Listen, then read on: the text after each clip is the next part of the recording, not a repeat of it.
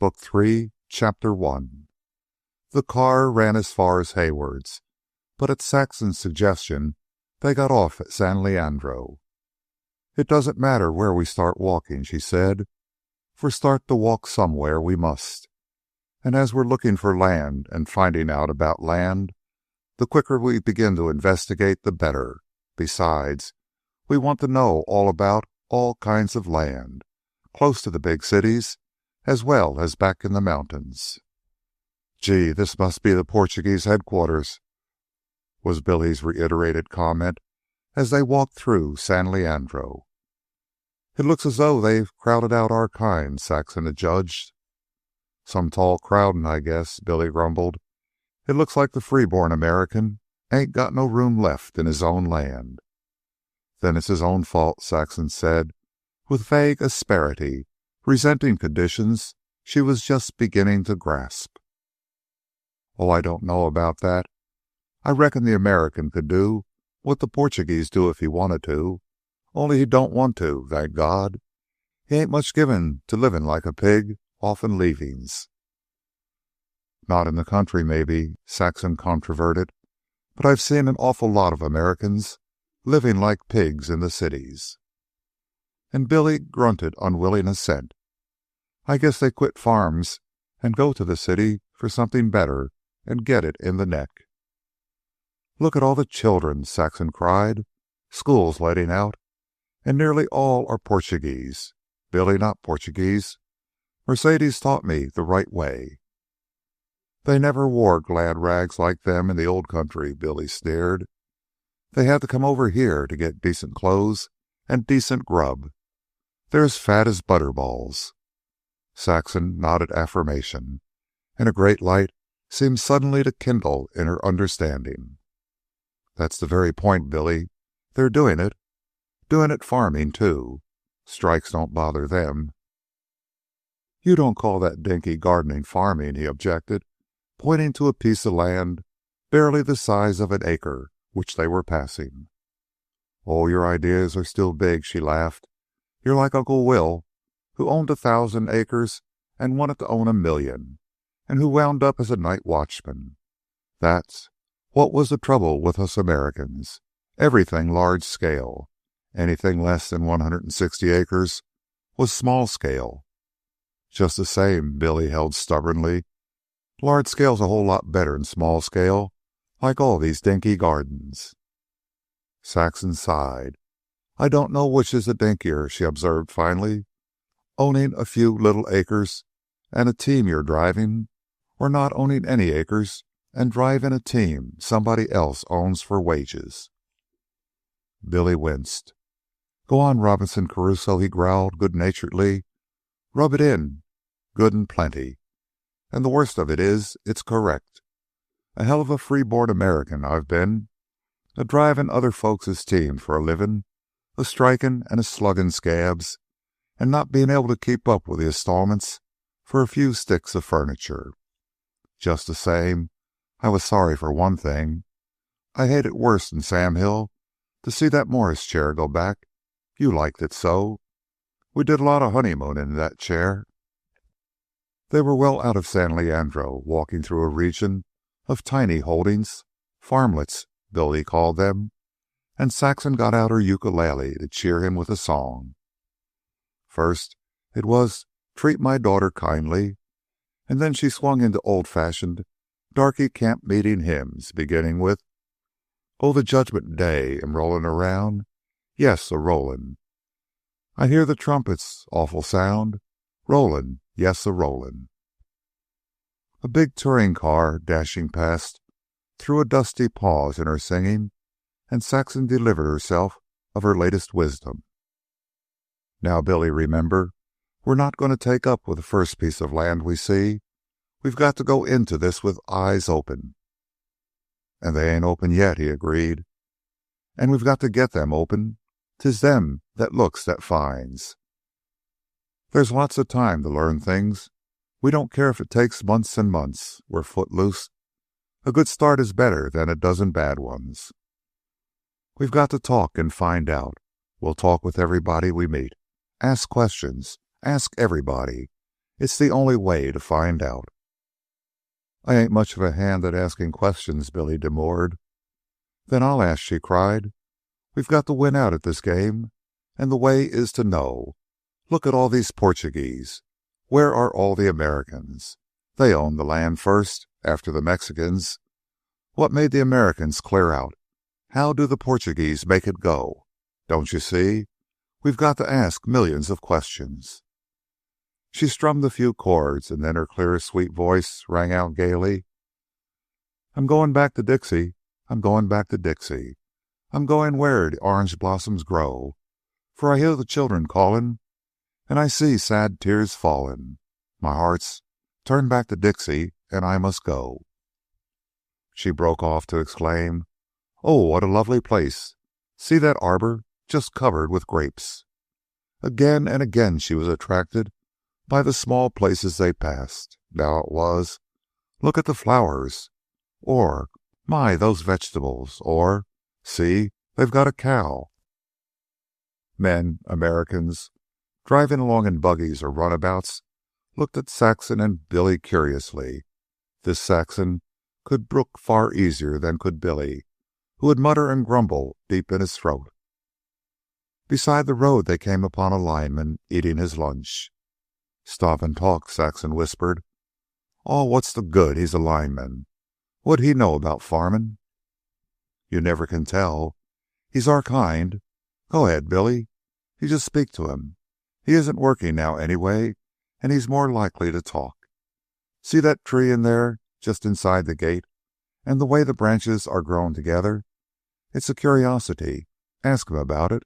That's a good way to get started." Billy stopped when they were alongside. "How do you do?" he said gruffly. The lineman, a young fellow, paused in the cracking of a hard-boiled egg to stare up at the couple. "How do you do?" he said. Billy swung his pack from his shoulders to the ground, and Saxon rested her telescope basket. "Peddling?" the young man asked, too discreet to put his question directly to Saxon, yet dividing it between her and Billy, and cocking his eye at the covered basket. "No," she spoke up quickly. "We're looking for land. Do you know of any around here?" Again he desisted from the egg, studying them with sharp eyes as if to fathom their financial status. "Do you know what land sells for around here?" he asked. "No," Saxon answered. "Do you?" "I guess I ought to. I was born here. And land like this all around you runs from $200 to $300 to $400 and $500 an acre." "Phew," Billy whistled. "I guess we don't want none of it." "But what makes it that high? Town lots?" Saxon wanted to know. "No, the Portuguese make it that high, I guess." "I thought it was pretty good land that fetched $100 an acre," Billy said. "Oh, them times is past. They used to give away land once, and if you was good, throw in all the cattle running on it." "How about government land around here?" was Billy's next query. "Ain't none and never was. This was old Mexican grants. My grandfather bought 1,600 of the best acres around here for $1,500, 500 down and the balance in 5 years without interest. But that was in the early days. He come west in '48, trying to find a country without chills and fever." "He found it all right," said Billy. "You bet he did. And if him and father had held on to the land, it'd been better than a gold mine, and I wouldn't be working for a living. What's your business?" "Teamster." "Been in the strike in Oakland?" "Sure thing. I've teamed there most of my life." Here the two men wandered off into a discussion of union affairs and the strike situation, but Saxon refused to be balked and brought back the talk to the land. "How was it the Portuguese ran up the price of the land?" she asked. The young fellow broke away from union matters with an effort, and for a moment regarded her with lackluster eyes until the question sank into his consciousness. "Because they worked the land overtime. Because they worked morning, noon, and night, all hands, women and kids. Because they could get more out of 20 acres than we could get out of 160. Look at old Silva, Antonio Silva. I've known him ever since I was a shaver. He didn't have the price of a square meal when he hit this section and begun leasing land from my folks. Look at him now, worth 250,000 cold, and I bet he's got credit for $1 million, and there's no telling what the rest of his family owns." "And he made all that out of your folks' land?" Saxon demanded. The young man nodded his head with evident reluctance. "Then why didn't your folks do it?" she pursued. The lineman shrugged his shoulders. "Search me," he said. "But the money was in the land," she persisted. "Blamed if it was," came the retort, tinged slightly with color. "We never saw it sticking out so as you could notice it. The money was in the hands of the Portuguese, I guess. They knew a few more than we did, that's all." Saxon showed such dissatisfaction with his explanation that he was stung to action. He got up wrathfully. "Come on, and I'll show you," he said. "I'll show you why I'm working for wages when I might have been a millionaire if my folks hadn't been mutts. That's what we old Americans are, mutts, with a capital M." He led them inside the gate to the fruit tree that had first attracted Saxon's attention. From the main crotch diverged 4 main branches of the tree. 2 feet above the crotch, the branches were connected, each to the ones on both sides, by braces of living wood. "You think it growed that way, huh? Well, it did. But it was old Silva that made it just the same. Caught 2 sprouts when the tree was young and twisted them together. Pretty slick, huh? You bet. That tree'll never blow down. It's a natural, springy brace, and it beats iron braces stiff. Look all along the rows. Every tree's that way, see? And that's just one trick of the Portuguese. They've got 1 million like it. Figure it out for yourself. They don't need props when the crop's heavy. Why, when we had a heavy crop, we used to use 5 props to a tree. Now take 10 acres of trees. That'd be some several thousand props, which cost money and labor to put in and take out every year. These here natural braces don't have to have a thing done. They're Johnny on the spot all the time. Why, the Portuguese has got us skinned a mile. Come on, I'll show you." Billy, with city notions of trespass, betrayed perturbation at the freedom they were making of the little farm. "Oh, it's all right, as long as you don't step on nothing," the lineman reassured him. "Besides, my grandfather used to own this. They know me. 40 years ago, old Silva came from the Azores, went sheep herding in the mountains for a couple of years, then blew into San Leandro. These 5 acres was the first land he leased. That was the beginning. Then he began leasing by the hundreds of acres and by the hundreds and sixties. And his sisters and uncles and his aunts began pouring in from the Azores. They're all related there, you know. And pretty soon San Leandro was a regular Portuguese settlement. And old Silva wound up by buying these 5 acres from grandfather. Pretty soon, and father by that time was in the hole to the neck, he was buying father's land by the 160s. And all the rest of his relations was doing the same thing. Father was always getting rich quick, and he wound up by dying in debt. But old Silva never overlooked a bet, no matter how dinky. And all the rest are just like him.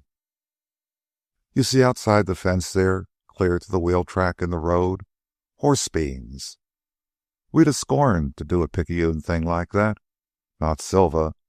Why, he's got a townhouse in San Leandro now, and he rides around in a $4,000 touring car. And just the same, his front door yard grows onions clear to the sidewalk. He clears $300 a year on that patch alone. I know 10 acres of land he bought last year, $1,000 an acre, they asked him, and he never batted an eye. He knew it was worth it, that's all. He knew he could make it pay. Back in the hills there, he's got a ranch of 580 acres. Bought it dirt cheap, too, and I want to tell you, I could travel around in a different touring car every day in the week, just out of the profits he makes on that ranch from horses, all the way from heavy drafts to fancy steppers." "But how did he get it all?" Saxon clamored. "By being wise to farming. Why, the whole blamed family works. They ain't ashamed to roll up their sleeves and dig. Sons and daughters-in-laws, old men, old women, and the babies. They have a saying that a kid 4 years old that can't pasture one cow on the county road and keep it fat ain't worth his salt. Why, the Silvas, the whole tribe of them, works 100 acres in peas, 80 in tomatoes, 30 in asparagus, 10 in pie plant, 40 in cucumbers, and, oh, stacks of other things." "But how do they do it?" Saxon continued to demand. "We've never been ashamed to work. We've worked hard all our lives. I can outwork any Portuguese woman ever born. And I've done it, too, in the jute mills. There were lots of Portuguese girls working at the looms all around me, and I could outweave them every day, and I did, too. It isn't a case of work. What is it?" The lineman looked at her in a troubled way. "Many's the time I asked myself the same question. We're better than these cheap immigrants, I say to myself. We was here first and owned the land. I can lick any dago that ever hatched in the Azores. I got a better education. Then how in thunder do they put it all over us, get our land, and start accounts in the banks? And the only answer I know is that we ain't got the sabe.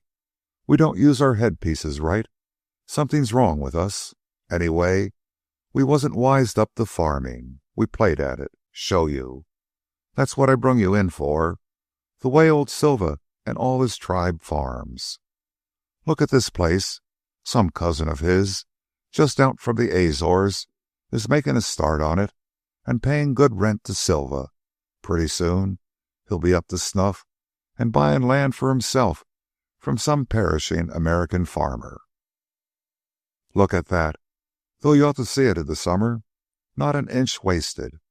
Where we got one thin crop, they get 4 fat crops. And look at the way they crowd it. Currants between the tree rows, beans between the currant rows, a row of beans close on each side of the trees, and rows of beans along the ends of the tree rows. Why, Silva wouldn't sell these 5 acres for 500 an acre cash down. He gave grandfather 50 an acre for it on long time, and here am I, working for the telephone company and putting in a telephone for old Silva's cousin from the Azores that can't speak American yet.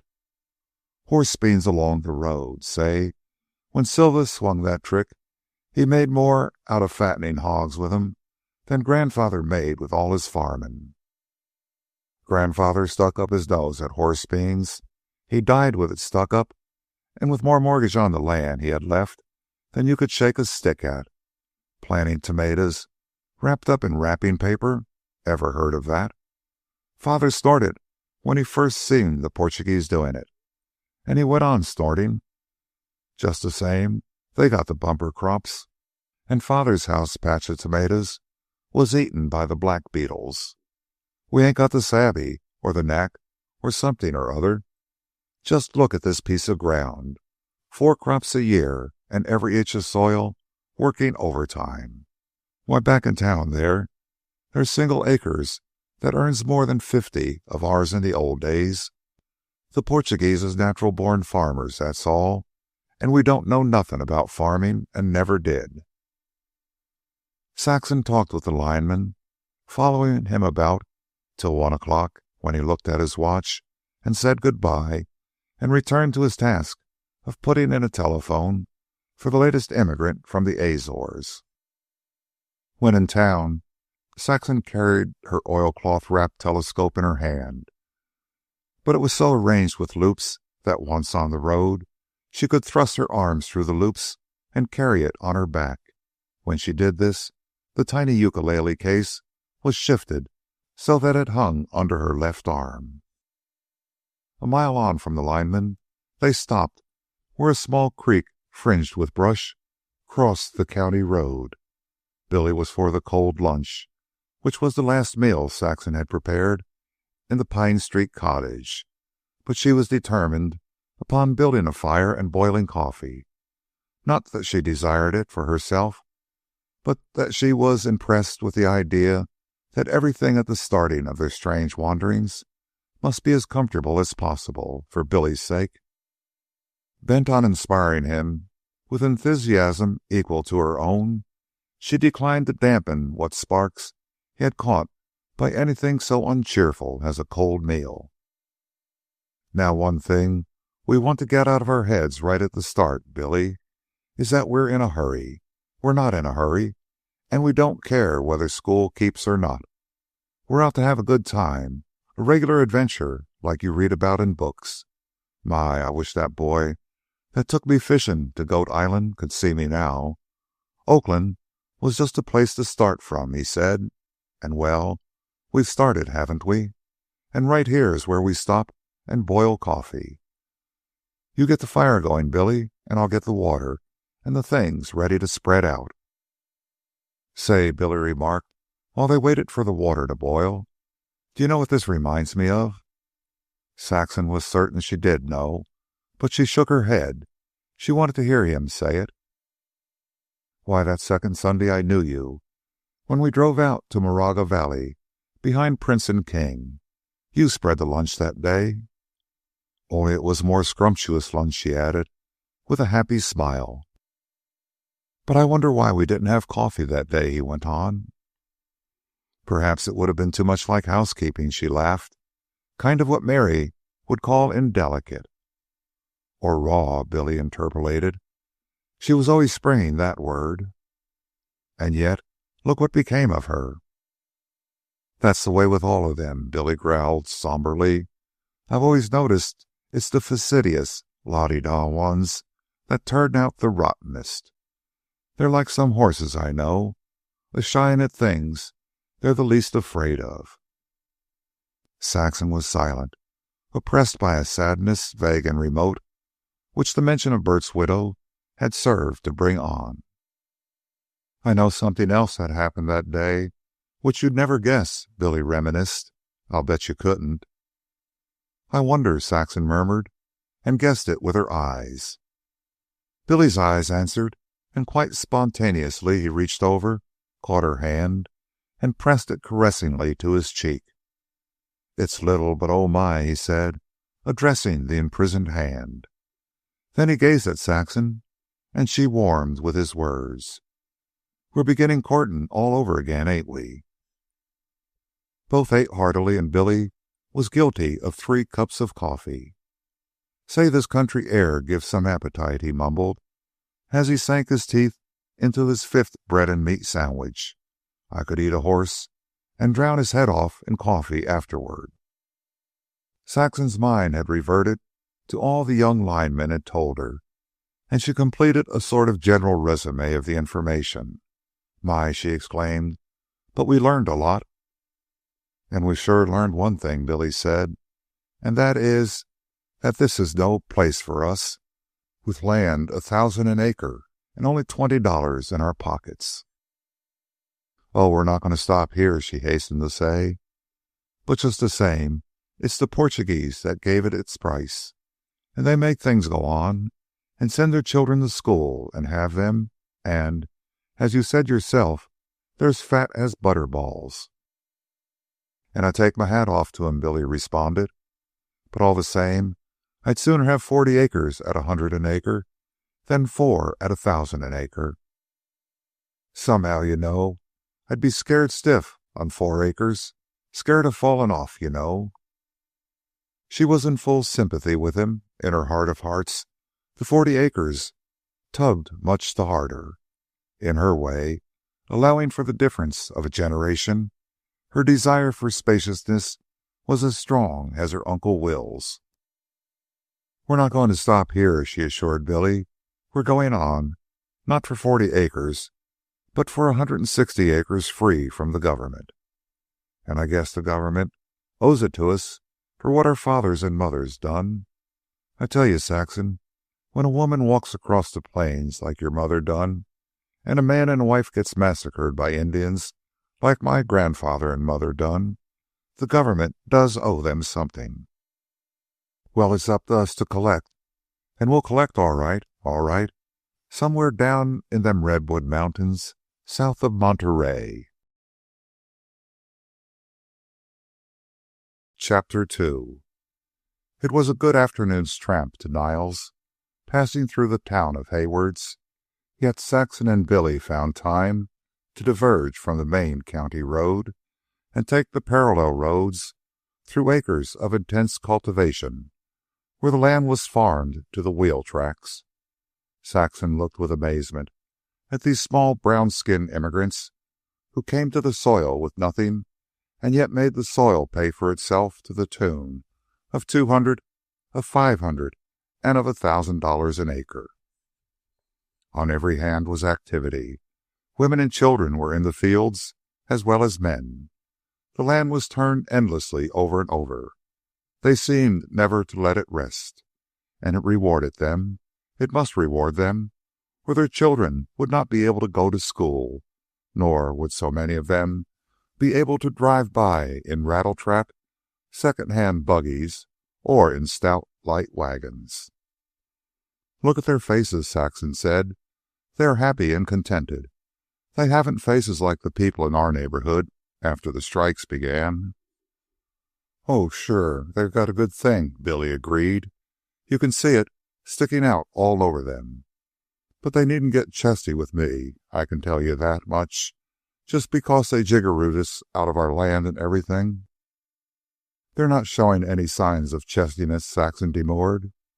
No, they're not, come to think of it. All the same, they ain't so wise. I bet I could tell 'em a few things about horses. It was sunset when they entered the little town of Niles. Billy, who had been silent for the last half-mile, hesitatingly ventured a suggestion. Say, I could put up for a room in a hotel just as well as not. What do you think? But Saxon shook her head emphatically. How long do you think our $20 will last at that rate? Besides, the only way to begin is to begin at the beginning. We didn't plan sleeping in hotels. All right, he gave in. I'm game. I was just thinking about you. Then you'd better think I'm game, too, she flashed forgivingly. And now we'll have to see about getting things for supper.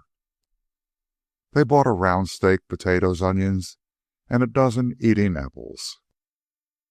Then went out from the town to the fringe of trees and brush that advertised a creek. Besides the trees on a sandy bank, they pitched camp. Plenty of dry wood lay about, and Billy whistled genially while he gathered and chopped. Saxon, keen to follow his every mood, was cheered by the atrocious discord on his lips. She smiled to herself as she spread the blankets, with the tarpaulin underneath for a table, having first removed all twigs from the sand. She had much to learn in the matter of cooking over a campfire, and made fair progress, discovering, first of all, that control of the fire meant far more than the size of it. When the coffee was boiled, she settled the grounds with a part cup of cold water, and placed the pot on the edge of the coals where it would keep hot and yet not boil. She fried potato dollars and onions in the same pan, but separately, and set them on top of the coffee pot in the tin plate she was going to eat from, covering it with Billy's inverted plate. On the dry, hot pan, in the way that delighted Billy, she fried the steak. This completed, and while Billy poured the coffee, she served the steak, putting the dollars and onions back in the frying pan for a moment to make them piping hot again. What more do you want than this? Billy challenged, with deep-toned satisfaction. In the pause after his final cup of coffee, while he rolled a cigarette, he lay on his side full length, resting on his elbow. The fire was burning brightly, and Saxon's color was heightened by the flickering flames. Now our folks, when they was on the move, had to be afraid for Indians and wild animals and all sorts of things. And here we are, safe as bugs in a rug. Take this sand. What better bed could you ask? Soft as feathers. Say, you look good to me, heap little squaw. I bet you don't look an inch over 16 right now, Mrs. Babe in the woods. Don't I? She glowed, with a flirt of the head sideways and a white flash of teeth. If you weren't smoking a cigarette, I'd ask you if your mother knew you're out, Mr. Babe in the sandbank. Say, he began, with transparently feigned seriousness. I want to ask you something, if you don't mind. Now, of course, I don't want to hurt your feelings or nothing, but just the same, there's something important I'd like to know. Well, what is it? She inquired, after a fruitless wait. Well, it's just this, Saxon. I like you like anything and all that, but here's night come on, and we're 1,000 miles from anywhere, and, well, what I want to know is, are we really and truly married, you and me? Really and truly, she assured him. Why? Oh, nothing. But I kind of forgotten, and I was getting embarrassed, you know, because if we wasn't, seeing the way I was brought up, this would be no place. That will do you, she said severely, and this is just the time and place for you to get in the firewood for morning while I wash up the dishes and put the kitchen in order. He started to obey, but paused to throw his arm about her and draw her close. Neither spoke, but when he went his way, Saxon's breast was fluttering, and a song of thanksgiving breathed on her lips. The night had come on, dim with the light of faint stars, but these had disappeared behind clouds that seemed to have arisen from nowhere. It was the beginning of California Indian summer. The air was warm, with just the first hint of evening chill, and there was no wind. I have a feeling as if we just started to live, Saxon said, when Billy, his firewood collected, joined her on the blanket before the fire. I've learned more today than 10 years in Oakland. She drew a long breath and braced her shoulders. Farming's a bigger subject than I thought. Billy said nothing. With steady eyes, he was staring into the fire, and she knew he was turning something over in his mind. What is it? She asked, when she saw he had reached the conclusion, at the same time resting her hand on the back of his. Just been framing up that ranch of ours, he answered. It's all well enough, these dinky farmlets. They'll do for foreigners, but we Americans just gotta have room. I want to be able to look at the hilltop and know it's my land, and know it's my land down the other side and up the next hilltop, and know that over beyond that, down alongside some creek, my mares are most likely grazing, and their little colts grazing with 'em or kicking up their heels. You know, there's money in raising horses, especially the big work horses that run to 1,800 or 2,000 pounds. They're paying for 'em in the cities every day in the year, 700 and 800 a pair, matched geldings, 4 years old. Good pasture and plenty of it in this kind of a climate is all they need, along with some sort of shelter and a little hay in long spells for bad weather. I never thought of it before, but let me tell you that this ranch proposition is beginning to look good to me. Saxon was all excited. Here was new information on the cherished subject, and best of all, Billy was the authority. Still better, he was taking an interest in himself.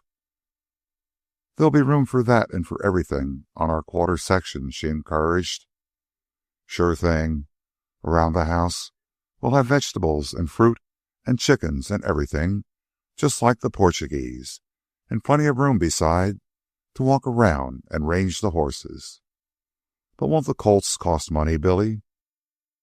Not much. The cobblestones eat horses up fast.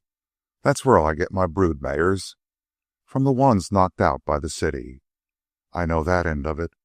They sell 'em at auction, and they're good for years and years, only no good on the cobblestones any more. There ensued a long pause. In the dying fire, both were busy visioning the farm to be. It's pretty still, ain't it? Billy said, rousing himself at last.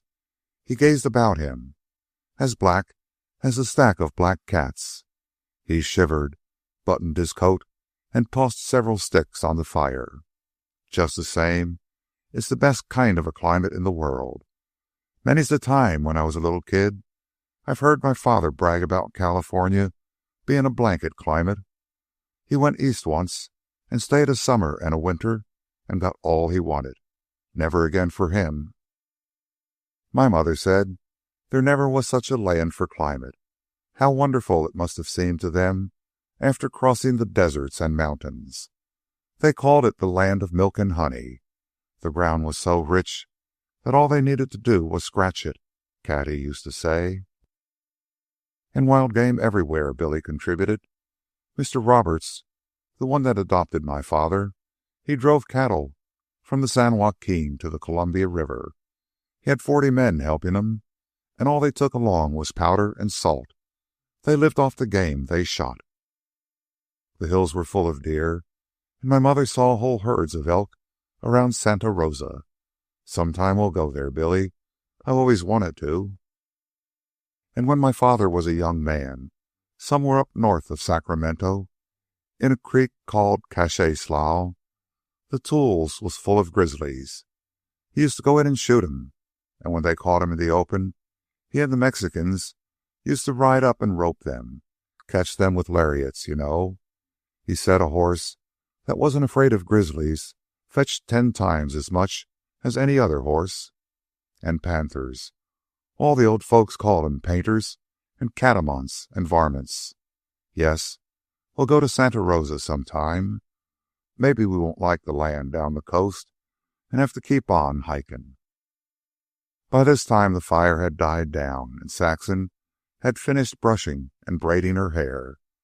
Their bed-going preliminaries were simple, and in a few minutes they were side by side under the blankets. Saxon closed her eyes but could not sleep. On the contrary, she had never been more wide awake. She had never slept out of doors in her life, and by no exertion of will could she overcome the strangeness of it. In addition, she was stiffened from the long trudge, and the sand, to her surprise, was anything but soft. An hour passed.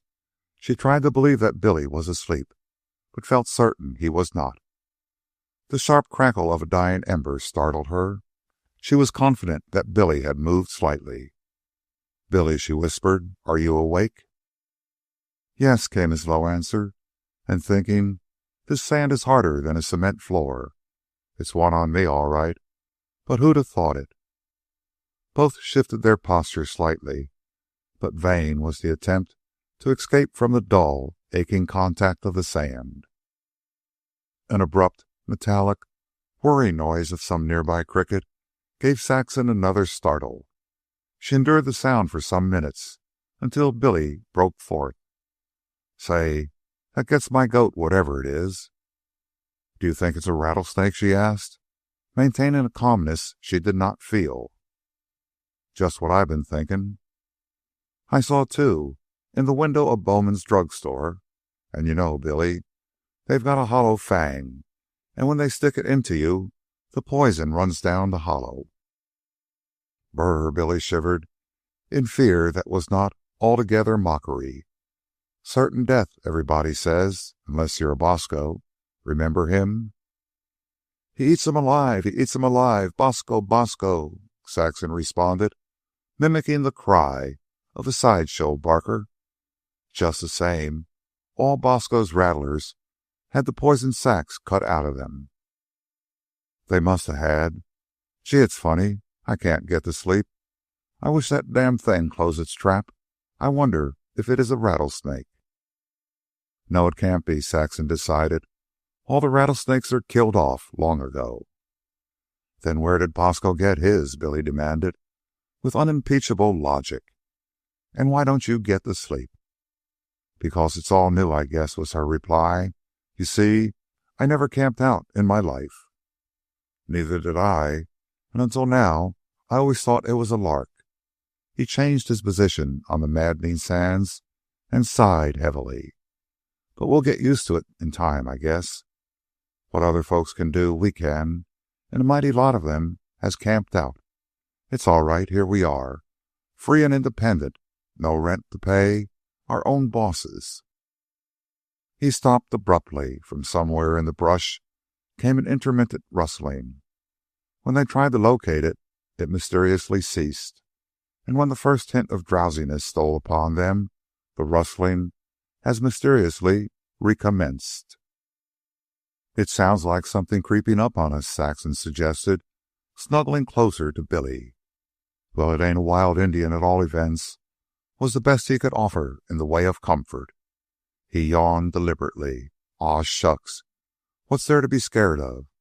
Think of what all the pioneers went through." Several minutes later, his shoulders began to shake, and Saxon knew he was giggling. "I was just thinking of a yarn my father used to tell about," he explained. "It was about old Susan Cleghorn, one of the Oregon pioneer women. Wall-eyed Susan, they used to call her. But she could shoot to beat the band. Once on the plains, the wagon train she was in was attacked by Indians. They got all the wagons in a circle and all hands and the oxen inside and drove the Indians off, killing a lot of them. They were too strong that way. So what did the Indians do to draw 'em out into the open but take 2 white girls captured from some other train and begin to torture 'em. They done it just out of gunshot, but so everybody could see. The idea was that the white men couldn't stand it and would rush out, and then the Indians would have 'em where they wanted 'em. The white men couldn't do a thing. If they rushed out to save the girls, they'd be finished. And then the Indians rushed the train. It meant death to everybody. But what does old Susan do but get out an old long-barreled Kentucky rifle? She rams down about 3 times the regular load of powder, takes aim at a big buck that's pretty busy at the torturing, and bangs away. It knocked her clean over backwards, and her shoulder was lame all the rest of the way to Oregon. But she dropped that big Indian deado. He never knew what struck him. But that wasn't the yarn I wanted to tell. It seems old Susan liked John Barleycorn.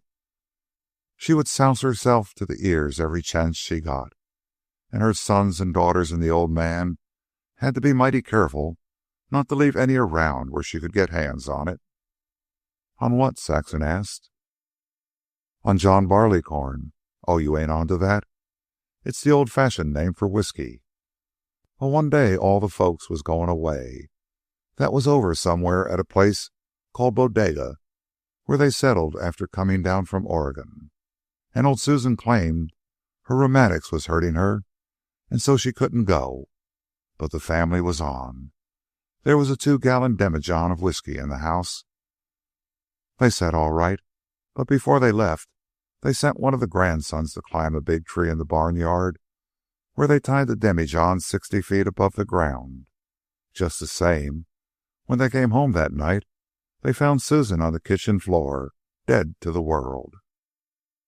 "And she had climbed that tree after all?" Saxon hazarded, when Billy had shown no inclination to go on. "Not on your life," he laughed jubilantly. "All she done was to put a washtub on the ground, square under the demijohn. Then she got out her old rifle and shot the demijohn to smithereens. And all she had to do was lap the whiskey out of the tub." Again Saxon was drowsing when the rustling was heard, this time closer. To her excited apprehension, there was something stealthy about it, and she imagined the beast of prey creeping upon them. "Billy," she whispered. "Yes, I'm a-listening to it," came his wide-awake answer. "Mightn't that be a panther or maybe a wildcat?" "It can't be. All the varmints was killed off long ago. This is peaceable farmin' country." The vagrant breeze sighed through the trees and made Saxon shiver. The mysterious cricket noise ceased with suspicious abruptness. Then, from the rustling noise, ensued a dull but heavy thump that caused both Saxon and Billy to sit up in the blankets. There were no further sounds, and they lay down again, though the very silence now seemed ominous. Huh, Billy muttered with relief, as though I don't know what it was. It was a rabbit. I heard tame ones bang their hind feet down on the floor that way. In vain, Saxon tried to win sleep. The sand grew harder with the passage of time. Her flesh and her bones ached from contact with it, and though her reason flouted any possibility of wild danger, her fancy went on picturing them with unflagging zeal. A new sound commenced. It was neither a rustling nor a rattling, and it tokened some large body passing through the brush. Sometimes twigs crackled and broke, and once they heard brush branches press aside and spring back into place. If that other thing was a panther, this is an elephant, was Billy's uncheering opinion. It's got weight, listen to that, and it's coming nearer. There were frequent stoppages, then the sounds would begin again, always louder, always closer. Billy sat up in the blankets once more, passing one arm around Saxon, who had also sat up. I ain't slept a week, he complained. There it goes again. I wish I could see. It makes a noise big enough for a grizzly, Saxon chattered, partly from nervousness, partly from the chill of the night. It ain't no grasshopper, that's sure. Billy started to leave the blankets, but Saxon caught his arm. What are you going to do? Oh, I ain't scared none, he answered, but honest to God, this is getting on my nerves. If I don't find out what that thing is, it'll give me the willies. I'm just going to reconnoiter. I won't go close. So intensely dark was the night that the moment Billy crawled beyond the reach of her hand, he was lost to sight. She sat and waited. The sound had ceased, though she could follow Billy's progress by the cracking of dry twigs and limbs. After a few moments, he returned and crawled under the blankets. I scared it away, I guess. It's got better ears, and when it heard me coming, it skinned out, most likely. I did my dangdest, too, not to make a sound. Oh, Lord, there it goes again. They sat up. Saxon nudged Billy. There, she warned, in the faintest of whispers. I can hear it breathing. It almost made a snort. A dead branch cracked loudly, and so near at hand that both of them jumped shamelessly. I ain't going to stand for any more of its fooling, Billy declared wrathfully. It'll be on top of us if I don't. What are you going to do? She queried anxiously. Yell the top of my head off. I'll get a fall out of whatever it is. He drew a deep breath and emitted a wild yell. The result far exceeded any expectation he could have entertained, and Saxon's heart leaped up in sheer panic. On the instant, the darkness erupted into terrible sound and movement. There were thrashings of underbrush and lunges and plunges of heavy bodies in different directions. Fortunately, for their ease of mind, all these sounds receded and died away. And what do you think of that? Billy broke the silence. Gee, all the fight fans used to say I was scared of nothing. Just the same, I'm glad they ain't seen me tonight. He groaned. I've got all I want of that blamed sand. I'm going to get up and start the fire. This was easy. Under the ashes were live embers, which quickly ignited the wood he threw on. A few stars were peeping out in the misty zenith. He looked up at them, deliberated, and started to move away. Where are you going now? Saxon called. Oh, I've got an idea, he replied noncommittally, and walked boldly away beyond the circle of the firelight. Saxon sat with the blankets drawn closely under her chin and admired his courage. He had not even taken the hatchet, and he was going in the direction in which the disturbance had died away. 10 minutes later, he came back chuckling. The sons of guns, they got my goat all right. I'll be scared of my own shadow next. What was they? Huh? You couldn't guess in 1,000 years. A bunch of half-grown calves. And they was worse scared than us. He smoked a cigarette by the fire, then rejoined Saxon under the blankets. A hell of a farmer I'll make, he chafed, when a lot of little calves can scare the stuffing out of me. I bet your father or mine wouldn't have batted an eye. The stock has gone to seed, that's what it has. No, it hasn't, Saxon defended. The stock is all right. We're just as able as our folks ever were, and we're healthier on top of it. We've been brought up different, that's all. We've lived in cities all our lives. We know the city sounds and thugs, but we don't know the country ones. Our training has been unnatural. That's the whole thing in a nutshell. Now we're going in for natural training. Give us a little time, and we'll sleep as sound out of doors as ever your father or mine did. But not on sand, Billy groaned. We won't try. That's one thing for good and all. We've learned the first time, and now hush up and go to sleep. Their fears had vanished, but the sand, receiving now their undivided attention, multiplied its unyieldingness. Billy dozed off first, and roosters were crowing somewhere in the distance when Saxon's eyes closed. But they could not escape the sand, and their sleep was fitful. At the first gray of dawn, Billy crawled out and built a roaring fire. Saxon drew up to it shiveringly. They were hollow-eyed and weary. Saxon began to laugh. Billy joined in sulkily, then brightened up as his eyes chanced upon the coffee pot, which he immediately put on to boil. Chapter 3. It is 40 miles from Oakland to San Jose, and Saxon and Billy accomplished it in 3 easy days. No more obliging and angrily garrulous linemen were encountered, and few were the opportunities for conversation with chance wayfarers. Numbers of tramps, carrying rolls of blankets, were met, traveling both north and south on the county road, and from talks with them Saxon quickly learned that they knew little or nothing about farming. They were mostly old men, feeble or besotted, and all they knew was work, where jobs might be good, where jobs had been good, but the places they mentioned were always a long way off. One thing she did glean from them, and that was that the district she and Billy were passing through was small farmer country in which labor was rarely hired, and that when it generally was Portuguese. The farmers themselves were unfriendly.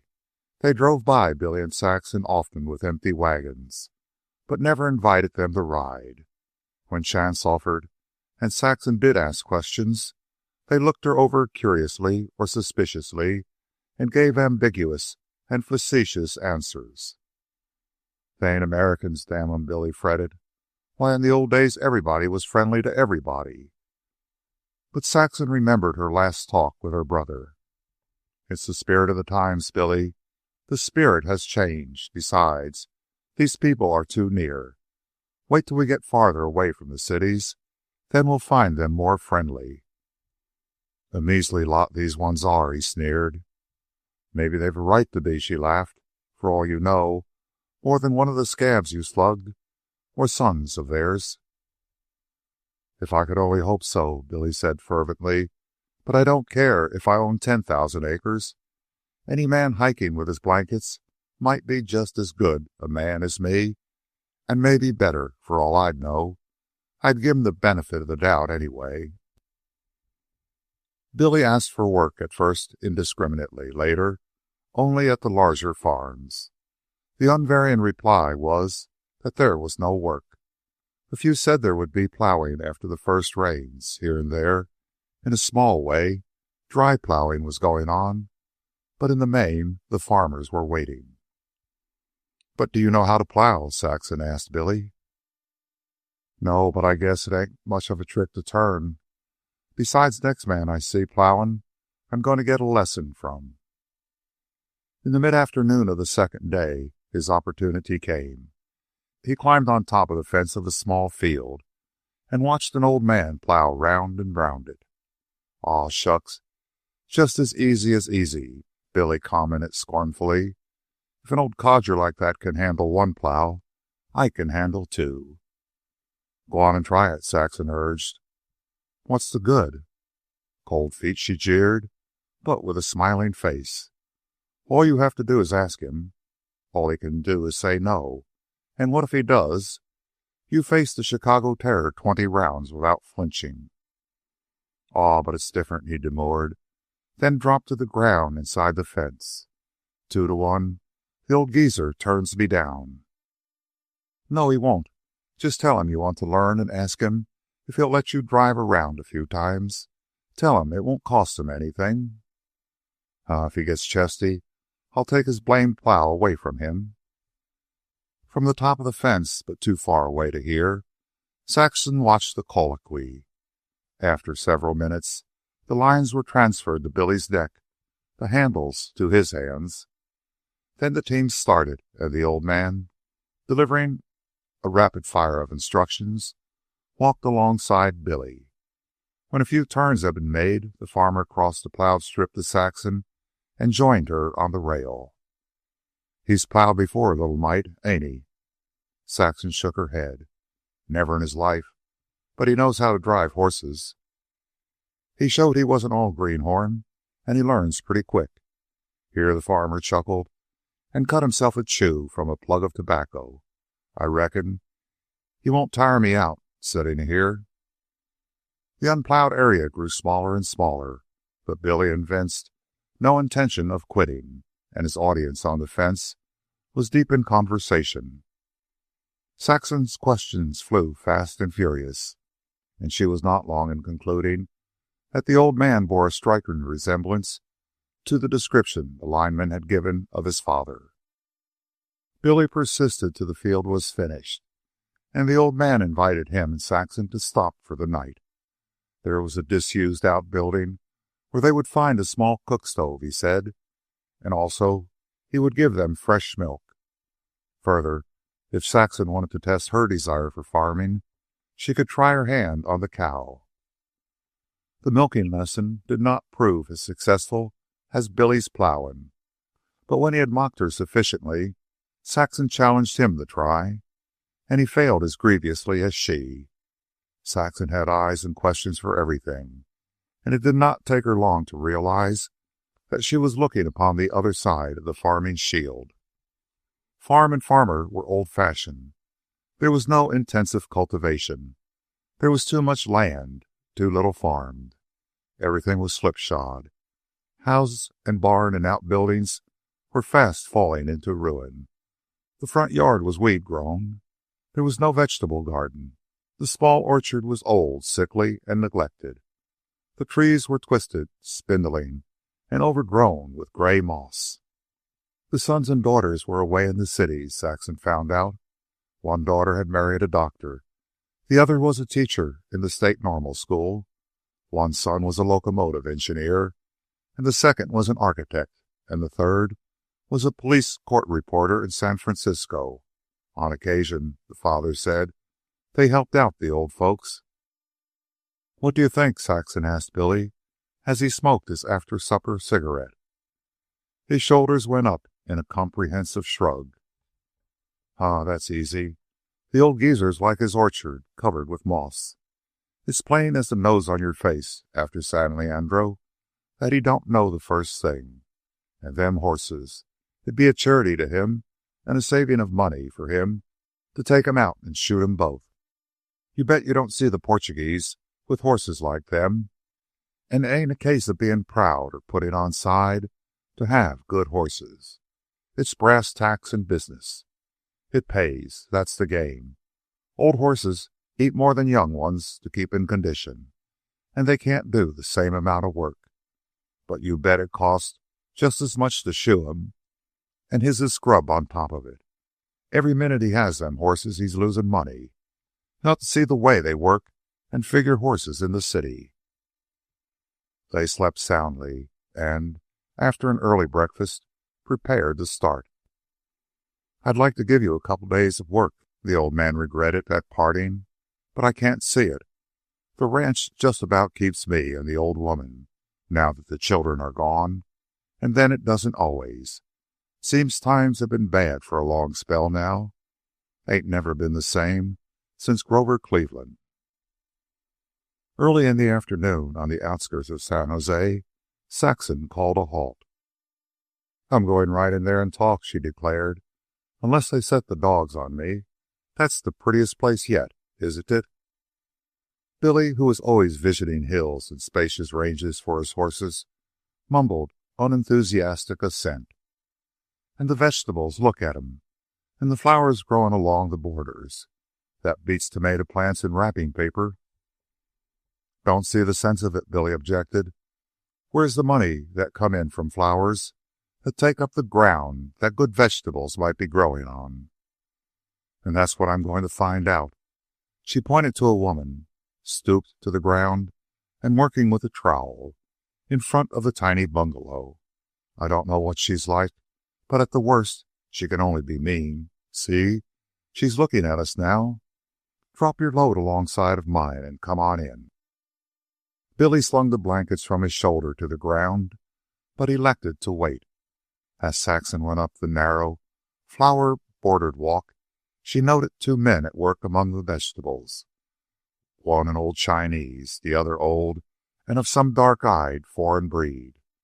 Here was neatness, efficiency, and intensive cultivation with a vengeance. Even her untrained eye could see that.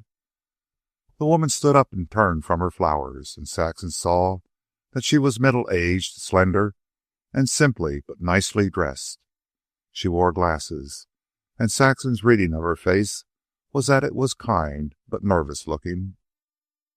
"I don't want anything today," she said, before Saxon could speak, administering the rebuff with a pleasant smile. Saxon groaned inwardly over the black-covered telescope basket.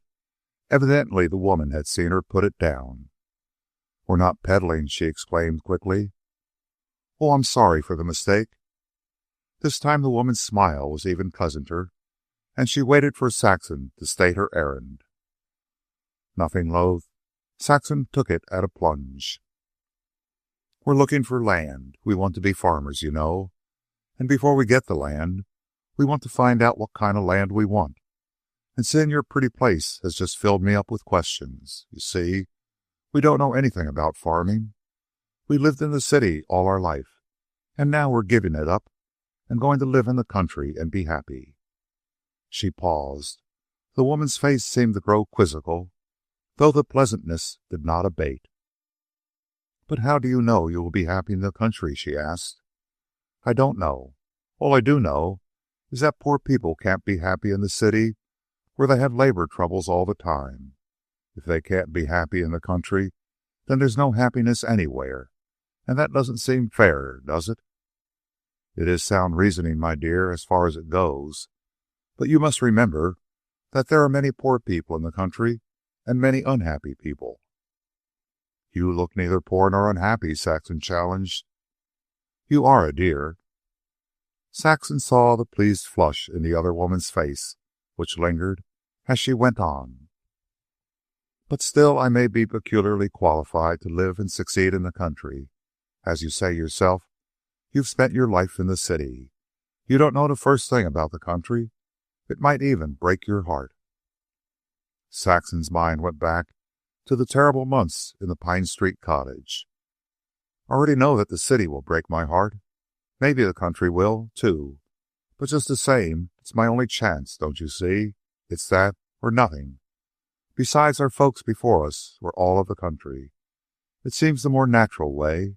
And better, here I am, which proves that way down inside I must want the country, must, as you call it, be peculiarly qualified for the country, or else I wouldn't be here." The other nodded approval and looked at her with growing interest. "The young man," she began, "is my husband. He was a teamster until the big strike came.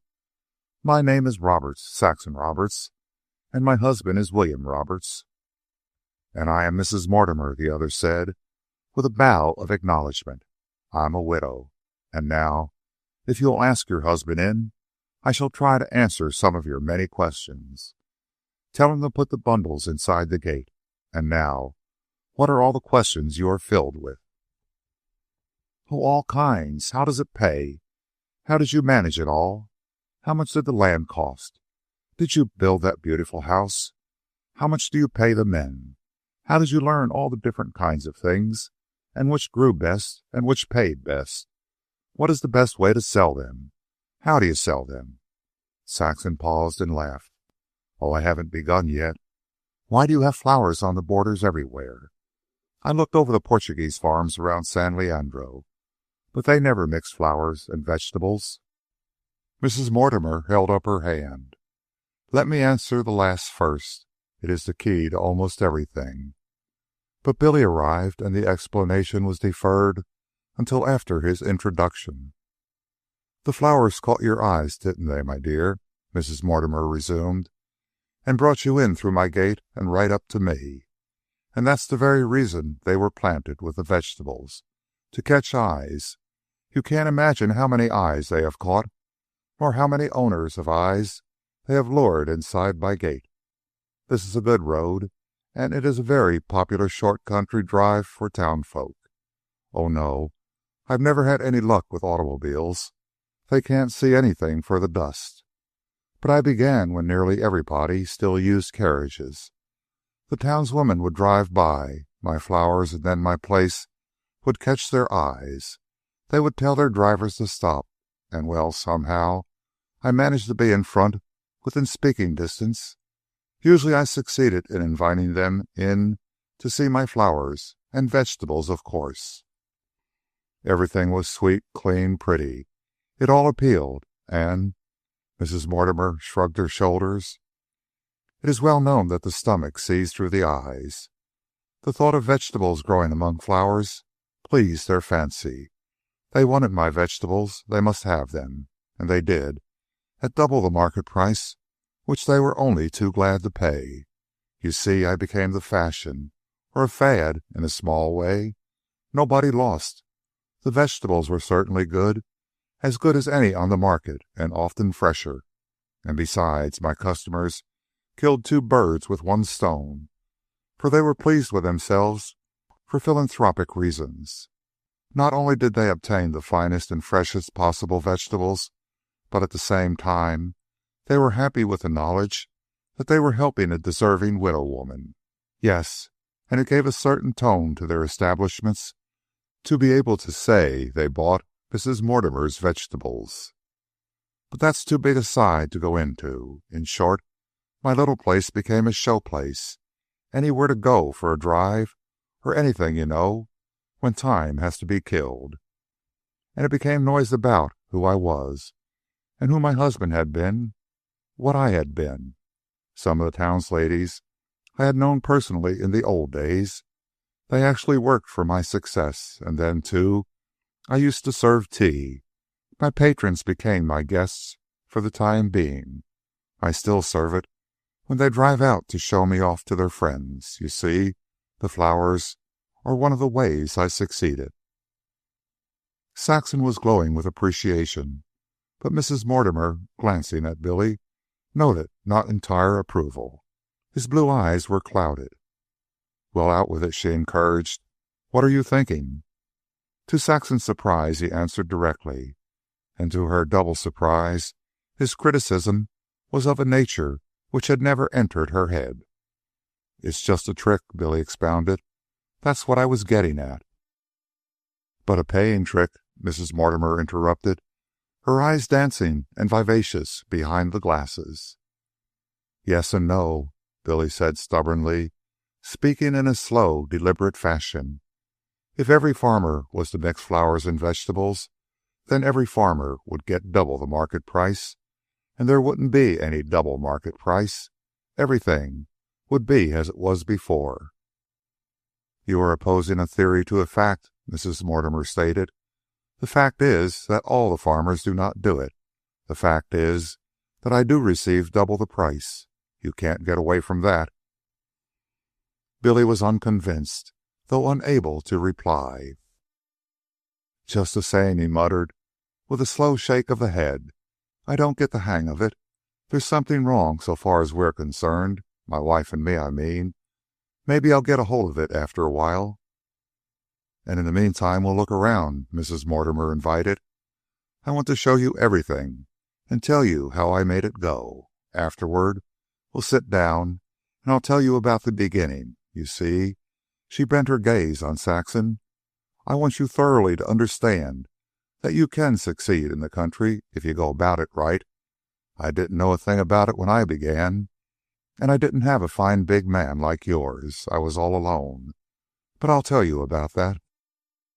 For the next hour, among vegetables, berry bushes, and fruit trees, Saxon stored her brain with a huge mass of information to be digested at her leisure. Billy, too, was interested, but he left the talking to Saxon, himself rarely asking a question. At the rear of the bungalow, where everything was as clean and orderly as the front, they were shown through the chicken yard. Here, in different runs, were kept several hundred small and snow-white hens. "White Leghorns," said Mrs. Mortimer. "You have no idea what they netted me this year. I never keep a hen a moment past the prime of her laying period." "Just what I was telling you, Saxon, about horses," Billy broke in.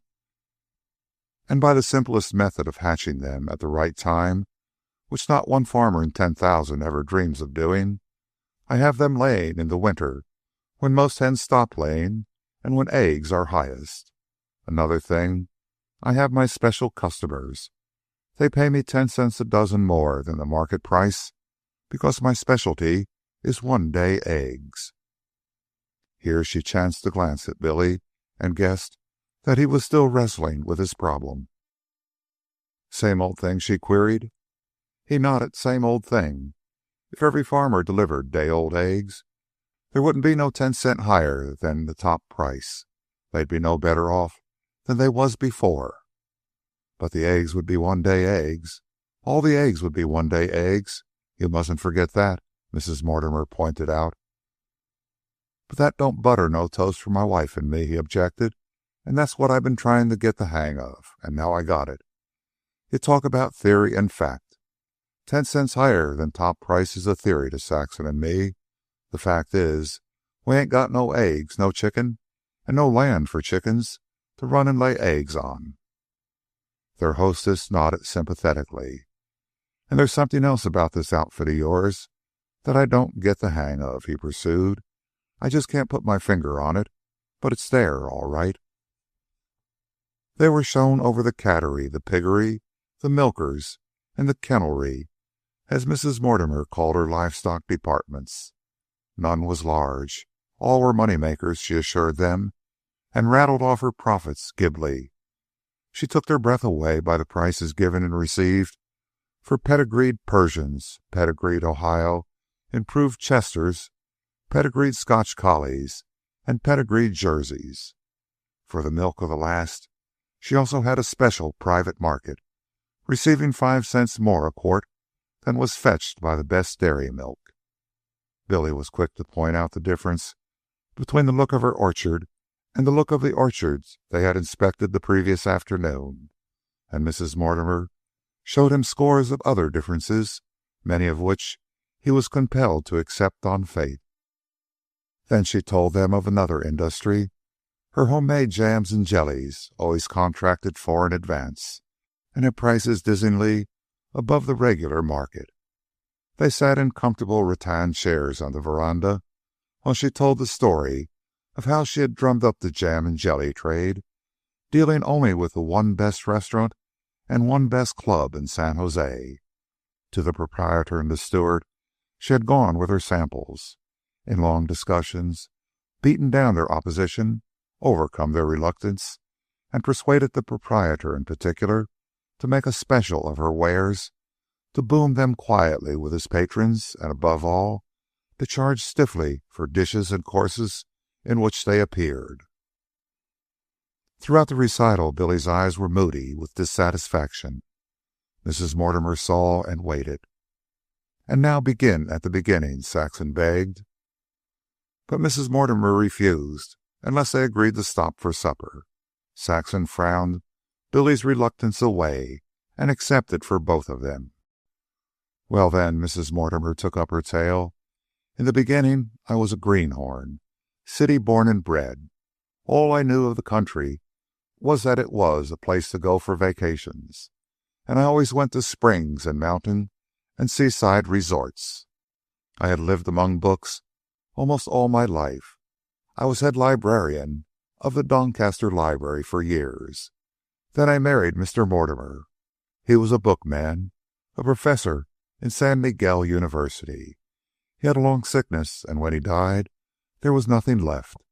Even his life insurance was eaten into before I could be free of creditors.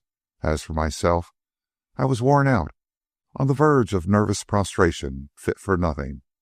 I had $5,000 left, however, and without going into the details, I decided to go farming. I found this place in a delightful climate close to San Jose. The end of the electric line is only a quarter of a mile on, and I bought it. I paid $2,000 cash and gave a mortgage for $2,000. It cost $200 an acre, you see. 20 acres, Saxon cried. Wasn't that pretty small? Billy ventured. Too large, oceans too large.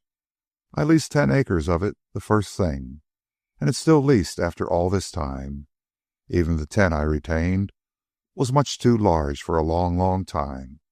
It's only now that I'm beginning to feel a tiny mite crowded. And 10 acres has supported you and 2 hired men? Billy demanded, amazed. Mrs. Mortimer clapped her hands delightedly. Listen, I had been a librarian. I knew my way among books. First of all, I'd read everything written on the subject and subscribed to some of the best farm magazines and papers. And you ask if my 10 acres have supported me and 2 hired men? Let me tell you, I have 4 hired men. The 10 acres certainly must support them, as it supports Hannah. She's a Swedish widow who runs the house, and who is a perfect Trojan during the jam and jelly season, and Hannah's daughter, who goes to school and lends a hand, and my nephew, whom I have taken to raise and educate. Also, the 10 acres have come pretty close to paying for the whole 20, as well as for this house and all the outbuildings and all the pedigreed stock. Saxon remembered what the young lineman had said about the Portuguese. The 10 acres didn't do a bit of it, she cried. It was your head that did it all, and you know it. And that's the point, my dear. It shows the right kind of person can succeed in the country. Remember, the soil is generous, but it must be treated generously, and that is something the old-style American farmer can't get into his head. So it is head that counts. Even when his starving acres have convinced him of the need for fertilizing, he can't see the difference between cheap fertilizer and good fertilizer. And that's something I want to know about, Saxon exclaimed. And I'll tell you all I know. But first, you must be very tired. I noticed you were limping. Let me take you in. Never mind your bundles. I'll send Chang for them. To Saxon, with her innate love of beauty and charm and all personal things, the interior of the bungalow was a revelation. Never before had she been inside a middle-class home, and what she saw not only far exceeded anything she had imagined, but was vastly different from her imaginings. Mrs. Mortimer noted her sparkling glance, which took in everything, and went out of her way to show Saxon around, doing it under the guise of gleeful boasting, stating the cost of the different materials, explaining how she had done things with her own hand, such as staining the doors, weathering the bookcases, and putting together the big Mission Morris chair. Billy stepped gingerly behind, and though it never entered his mind to ape the manner born, he succeeded in escaping conspicuous awkwardness, even at the table, when he and Saxon had the unique experience of being waited on in a private house by a servant. If only he'd come along next year, Mrs. Mortimer mourned, then I should have the spare room I had planned. That's all right, Billy spoke up. Thank you just the same. But we'll catch the electric cars into San Jose and get a room. Mrs. Mortimer was still disturbed at her inability to put them up for the night, and Saxon changed the conversation by pleading to be told more. You remember I told you I paid only $2,000 down on the land. Mrs. Mortimer complied. That left me with 3,000 to experiment with. And of course, all my friends and relatives prophesied failure. And of course, I made my mistakes, plenty of them, but I was saved from still more by the thorough study I had made and continued to make. She indicated shelves of farm books and files of farm magazines that lined the walls, and I continued to study. I was resolved to be up to date, and I sent for all the experiment station reports. I went almost entirely on the basis that whatever the old-type farmer did was wrong, and do you know, in doing that, I was not so far wrong myself. It's almost unthinkable, the stupidity of the old-fashioned farmers. Oh, I consulted with them, talked things over with them, challenged their stereotyped ways, demanded demonstration of their dogmatic and prejudiced beliefs, and quite succeeded in convincing the last of them that I was a fool and doomed to come to grief. But you didn't. Mrs. Mortimer smiled gratefully. Sometimes, even now, I'm amazed that I didn't. But I came of a hard-headed stock which had been away from the soil long enough to gain a new perspective. When a thing satisfied my judgment, I did it forthwith and downright, no matter how extravagant it seemed. Take the old orchard, worthless, worse than worthless. Old Calkins nearly died of heart disease when he saw the devastation I had wreaked upon it. And look at it now. There was an old rattle-trap ruin where the bungalow now stands. I put up with it, but I immediately pulled down the cow barn, the pigsties, the chicken house, everything, made a clean sweep. They shook their heads and groaned when they saw such wanton waste by a widow struggling to make a living. But worse was to come. They were paralyzed when I told them the price of the 3 beautiful OIC pigs, Chesters, which I bought, $60 for 3, and only just weaned. Then I hustled the nondescript chickens to market, replacing them with the white leghorns.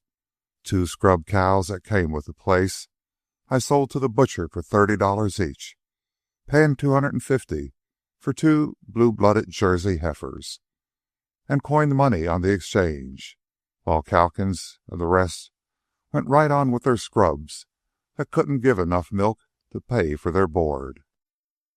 Billy nodded approval. Remember what I told you about horses?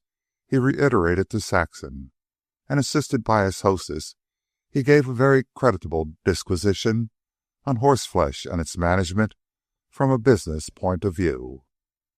When he went out to smoke, Mrs. Mortimer led Saxon into talking about herself and Billy, and betrayed not the slightest shock when she learned of his prize-fighting and scab-slugging proclivities.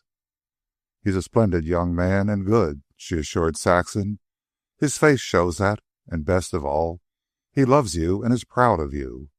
You can't imagine how I've enjoyed watching the way he looks at you, especially when you are talking. He respects your judgment. Why, he must, for here he is with you on this pilgrimage which is wholly your idea. Mrs. Mortimer sighed. You are very fortunate, dear child, very fortunate, and you don't yet know what a man's brain is. Wait till he is quite fired up with enthusiasm for your project. You will be astounded by the way he takes hold. You will have to exert yourself to keep up with him. In the meantime, you must lead. Remember, he is city-bred. It will be a struggle to wean him from the only life he's known. Oh, but he's disgusted with the city, too, Saxon began. But not as you are. Love is not the whole of man as it is of woman. The city hurt you more than it hurt him. It was you who lost the dear little babe. His interest, his connection, was no more than casual and incidental compared with the depth and vividness of yours. Mrs. Mortimer turned her head to Billy, who was just entering. Have you got the hang of what was bothering you? She asked. Pretty close to it, he answered, taking the indicated Big Moore's chair. It's this. One moment, Mrs. Mortimer checked him. This is a beautiful, big, strong chair, and so are you. At any rate, big and strong. And your little wife is very weary. No, no, sit down. It's your strength she needs. Yes, I insist. Open your arms." And to him she led Saxon, and into his arms placed her. "Now, sir, and you look delicious, the pair of you. Register your objections to my way of earning a living." "It ain't your way," Billy repudiated quickly. "Your way's all right. It's great. What I'm trying to get at is that your way don't fit us. We couldn't make a go of it your way. Why, you had pull, well-to-do acquaintances, people that knew you'd been a librarian, and your husband a professor. And you had—" here he floundered a moment, seeking definiteness for the idea he still vaguely grasped. "Well, you had a way we couldn't have. You were educated, and I don't know, I guess you knew society ways and business ways we couldn't know." "But, my dear boy, you could learn what was necessary," she contended. Billy shook his head. "No, you don't quite get me. Let's take it this way. Just suppose it's me, with jelly and jam, a-wading into that swell restaurant like you did to talk with the top guy. Why, I'd be out of place the moment I stepped into his office. Worse than that, I'd feel out of place. That'd make me have a chip on my shoulder and looking for trouble, which is a poor way to do business. Then, too, I'd be thinking he was thinking I was a whole lot of a husky to be peddling jam. What would happen? I'd be chesty at the drop of the hat. I'd be thinking he was thinking I was standing on my foot, and I'd beat him to it in telling him he was standing on his foot. Don't you see? It's because I was raised that way. It'd be take it or leave it with me, and no jam sold." "What you say is true," Mrs. Mortimer took up brightly. "But there's your wife. Just look at her. She'd make an impression on any businessman. He'd be only too willing to listen to her." Billy stiffened, a forbidding expression springing into his eyes. "What have I done now?" their hostess laughed. "Ain't got around yet to trading on my wife's looks," he rumbled gruffly. "Right you are. The only trouble is that you, both of you, are 50 years behind the times. You're old American. How you ever got here in the thick of modern conditions is a miracle. You're Rip Van Winkles. Who ever heard in this degenerate times of a young man and woman of the city putting their blankets on their backs and starting out in search of land? Why, it's the old Argonaut spirit. You're as like as peas in a pod to those yoked to their oxen and held west to the lands beyond the sunset. I'll wager your fathers and mothers, or grandfathers and grandmothers, were that very stock." Saxon's eyes were glistening, and Billy's were friendly once more. Both nodded their heads. "I'm of the old stock myself," Mrs. Mortimer went on proudly. "My grandmother was one of the survivors of the Donner Party. My grandfather, Jason Whitney, came round the Horn and took part in the raising of the Bear Flag at Sonoma. He was at Monterey when John Marshall discovered gold in Sutter's Mill Race. One of the streets in San Francisco is named after him." "I know it," Billy put in. "Whitney Street. It's near Russian Hill. Saxon's mother walked across the plains." "And Billy's grandfather and grandmother were massacred by the Indians," Saxon contributed. "His father was a little baby boy and lived with the Indians until captured by the whites. He didn't even know his name and was adopted by a Mr. Roberts." "Why, you two dear children, we're almost like relatives," Mrs. Mortimer beamed. "It's a breath of old times, alas, all forgotten in these fly-away days. I'm especially interested because I've catalogued and read everything covering those times. You," she indicated Billy, "you are historical, or at least your father is. I remember about him. The whole thing is in Bancroft's history. It was the Modoc Indians. There were 18 wagons. Your father was the only survivor, a mere baby at the time, with no knowledge of what happened. He was adopted by the leader of the whites." "That's right," said Billy. "It was the Modocs. His train must have been bound for Oregon. It was all wiped out. I wonder if you know anything about Saxon's mother. She used to write poetry in the early days." "Was any of it printed?" Yes, Saxon answered. In the old San Jose papers. And do you know any of it? Yes, there's one beginning. Sweet as the wind lute's airy strains, your gentle muse has learned to sing, and California's boundless plains prolong the soft notes echoing. It sounds familiar, Mrs. Mortimer said, pondering. And there was another, I remember, that began, I've stolen away from the crowd in the groves, where the nude statues stand, and the leaves point and shiver, and it run on like that. I don't understand it all. It was written to my father. A love poem, Mrs. Mortimer broke in. I remember it. Wait a minute. The da-da-da, the da-da-da, the da-da-da, da-da stands. In a spray of fountain, whose seeds amethyst tremble lightly, a moment on bosom and hands, then drip in their basin from bosom and wrists. I never forgotten the drip of the seed amethyst, though I don't remember your mother's name. It was Daisy, Saxon began. No, Dayella, Mrs. Mortimer corrected with quickening recollection. Oh, but nobody called her that. But it was signed that way. What is the rest?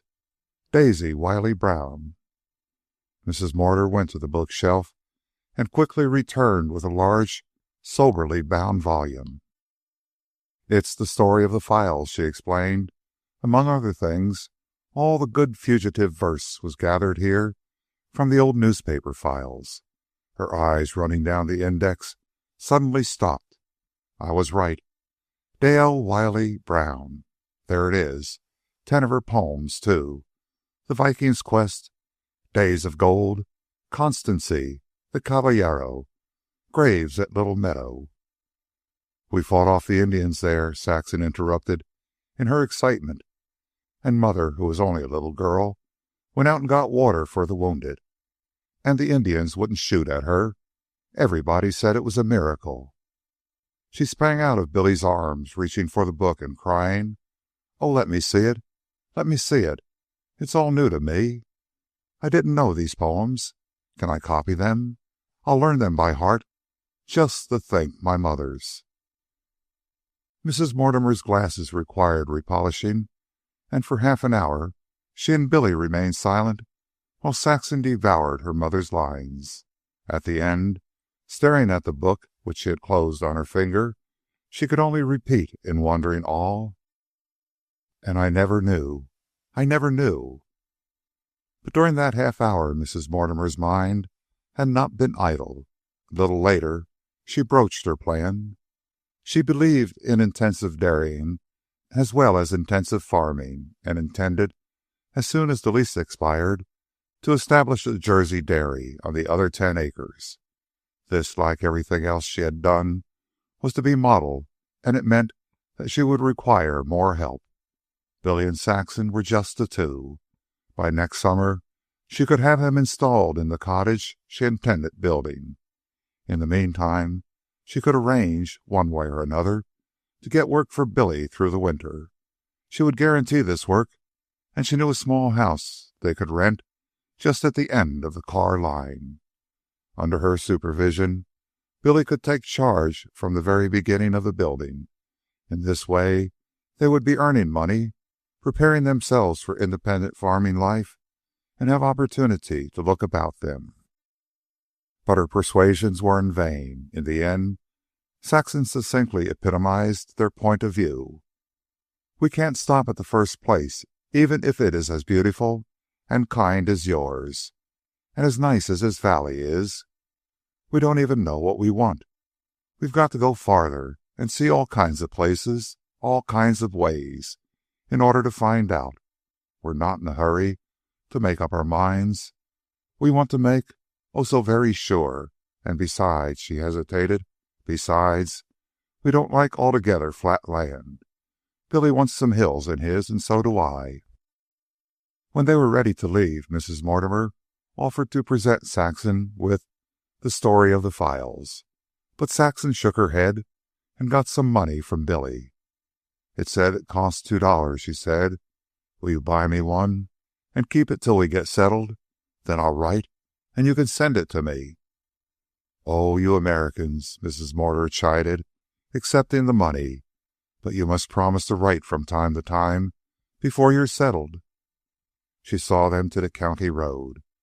"You are brave young thing," she said at parting. "I only wish I were going with you, my pack upon my back. You're perfectly glorious, the pair of you. If ever I could do anything for you, just let me know.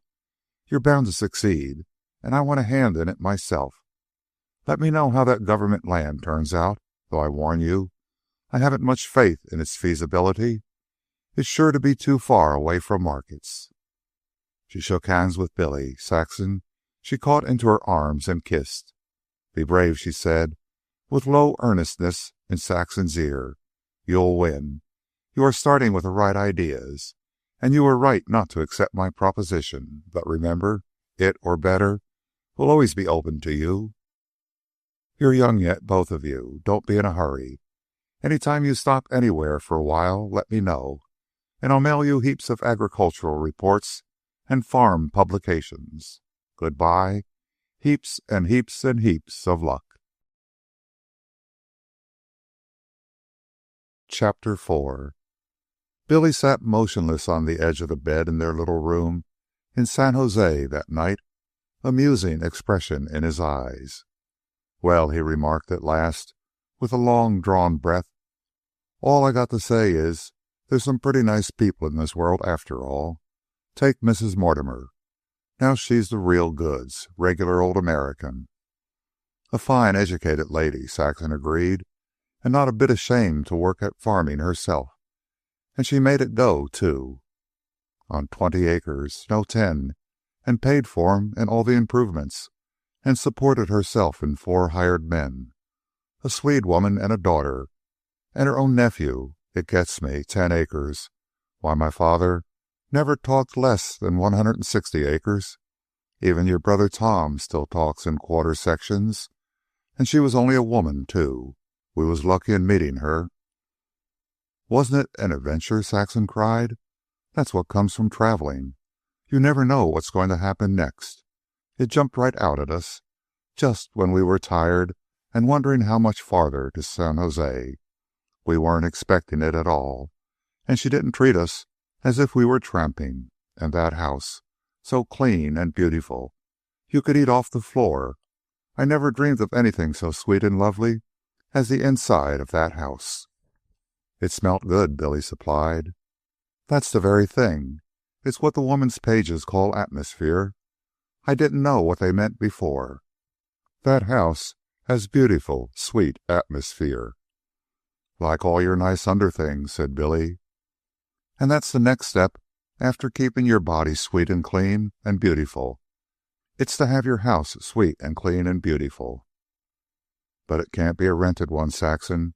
You've got to own it. Landlords don't build houses like that. Just the same, one thing stuck out plain. That house was not expensive. It wasn't the cost. It was the way. The wood was ordinary wood you can buy in any lumber yard. Why, our house on Pine Street was made out of the same kind of wood. But the way it was made was different. I can't explain, but you can see what I'm driving at." Saxon revisioned the little bungalow they had just left, repeated absently, "That's it, the way." The next morning they were early afoot, seeking through the suburbs of San Jose the road to San Juan and Monterey. Saxon's limp had increased. Beginning with a burst blister, the heel was skinning rapidly. Billy remembered his father's talks about care of the feet, and stopped at a butcher shop to buy 5 cents worth of mutton tallow. "That's the stuff," he told Saxon. "Clean foot gear, and the feet well greased. We'll put some on as soon as we're clear of town. And we might as well go easy for a couple of days. Now, if I could get a little work so you could rest up several days, it'd be just the thing. I'll keep my eye peeled." Almost on the outskirts of town, he left Saxon on the county road and went up a long driveway to what appeared a large farm. He came back beaming. "It's all hunky-dory," he called as he approached. "We'll just go down to that clump of trees by the creek and pitch camp. I start working in the morning. $2 a day and board myself. It'd been $1.50 if he furnished the board. I told him I liked the other way best, that I had my camp with me. The weather's fine, and we can make out a few days till your foot's in shape. Come on, we'll pitch a regular, decent camp. How did you get the job? Saxon asked, as they cast about, determining their campsite. Wait till we get fixed, and I'll tell you all about it. It was a dream, a cinch. Not until the bed was spread, the fire built, and a pot of beans boiling, did Billy throw down the last armful of wood and begin. In the first place, Benson's no old-fashioned geezer. You wouldn't think he was a farmer to look at him. He's up to date, sharp as tacks, talks and acts like a businessman. I could see that just by looking at his place before I seen him. He took about 15 seconds to size me up. Can you plow? Says he. Sure thing, I told him. No horses? I was hatched in a box stall, says I. And just then, you remember that 4-horse load of machinery that come in after me? Just then it drove up. How about 4 horses, he asks, casual like. Right to home. I can drive 'em to a plow, a sewing machine, or a merry-go-round. Jump up and take them lines, then, he says, quick and sharp, not wasting seconds. See that shed? Go round the barn to the right and back in for unloading.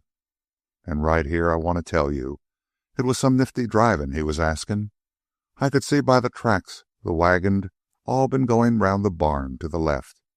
What he was asking me was too close work for comfort, a double turn, like an S, between a corner of a paddock and around the corner of the barn to the last swing. And to eat into the little room there were piles of manure just thrown out of the barn and not hauled away. But I wasn't letting on nothing. The driver gave me the lines, and I could see he was grinning, sure I'd make a mess of it. I bet he couldn't have done it himself. I never let on, and away we went, me not even knowing the horses. But say, if you'd seen me throw them leaders clean to the top of that manure, till the nigh horse was scraping the side of the barn to make it, and the off hind hub was cutting the corner post of the paddock to miss by 6 inches. It was the only way. And them horses was sure beauts. The leaders slacked back and damn near sat down on their singletree when I threw the back into the wheelers and slammed on the brake and stopped on the very precise spot. You'll do, Benson says. That was good work. Aw, shucks, I says, indifferent as hell. Give me something real hard. He smiles and understands. You done that well, he says, and I'm particular about who handles my horses. The road ain't no place for you. You must be a good man gone wrong. Just the same, you can plow with my horses, starting in tomorrow morning. Which shows how wise he wasn't. I hadn't showed I could plow.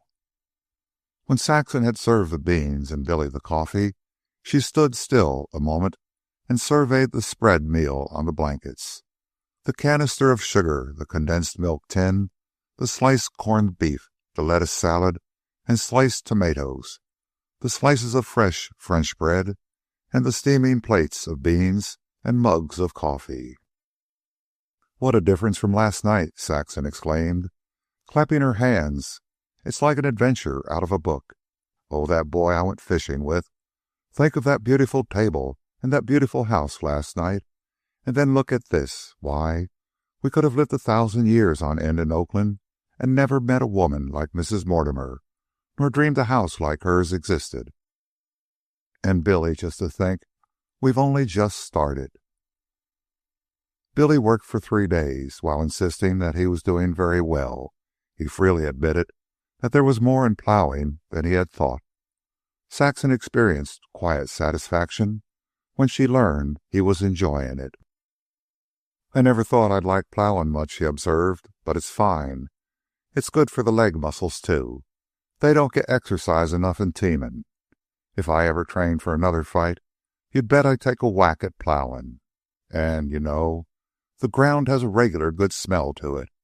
Turning over and turning over. Gosh, it's good enough to eat, that smell. and it just goes on turning up and over, fresh and thick and good all day long. And the horses are Joe dandies. They know their business as well as a man. That's one thing. Benson ain't got a scrub horse on the place.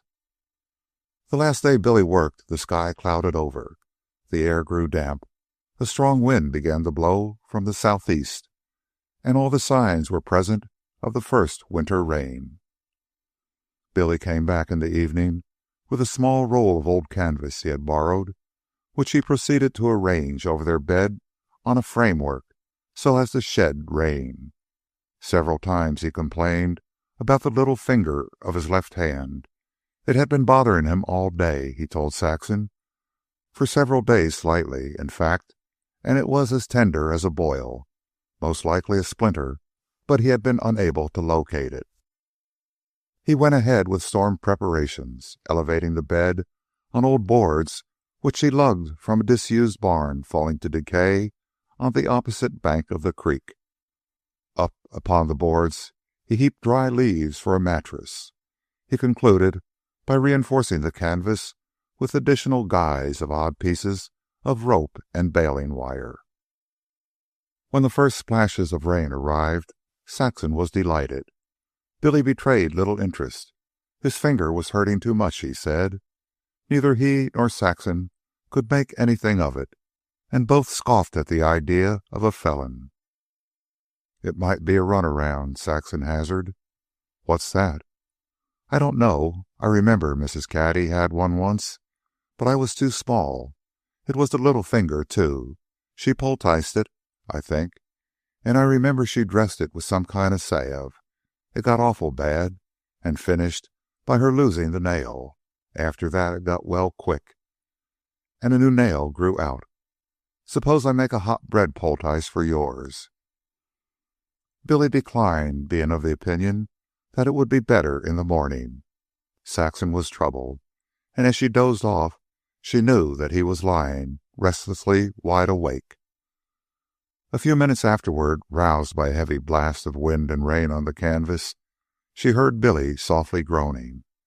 She raised herself on her elbow and with her free hand, in the way she knew, manipulating his forehead and the surfaces around his eyes, soothed him off to sleep.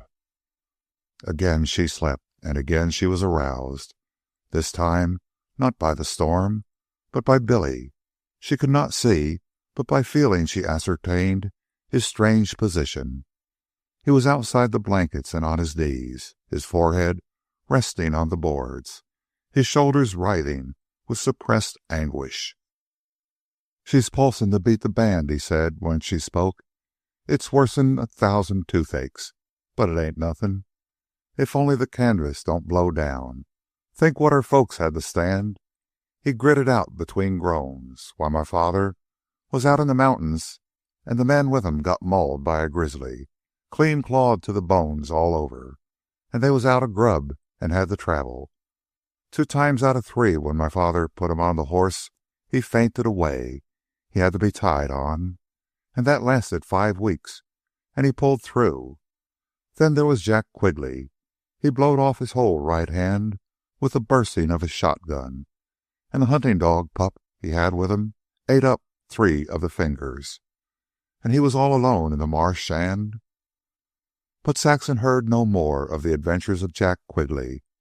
A terrific blast of wind parted several of the guys, collapsed the framework, and for a moment buried them under the canvas. The next moment, canvas, framework, and trailing guys were whisked away into the darkness, and Saxon and Billy were deluged with rain. "Only one thing to do," he yelled in her ear.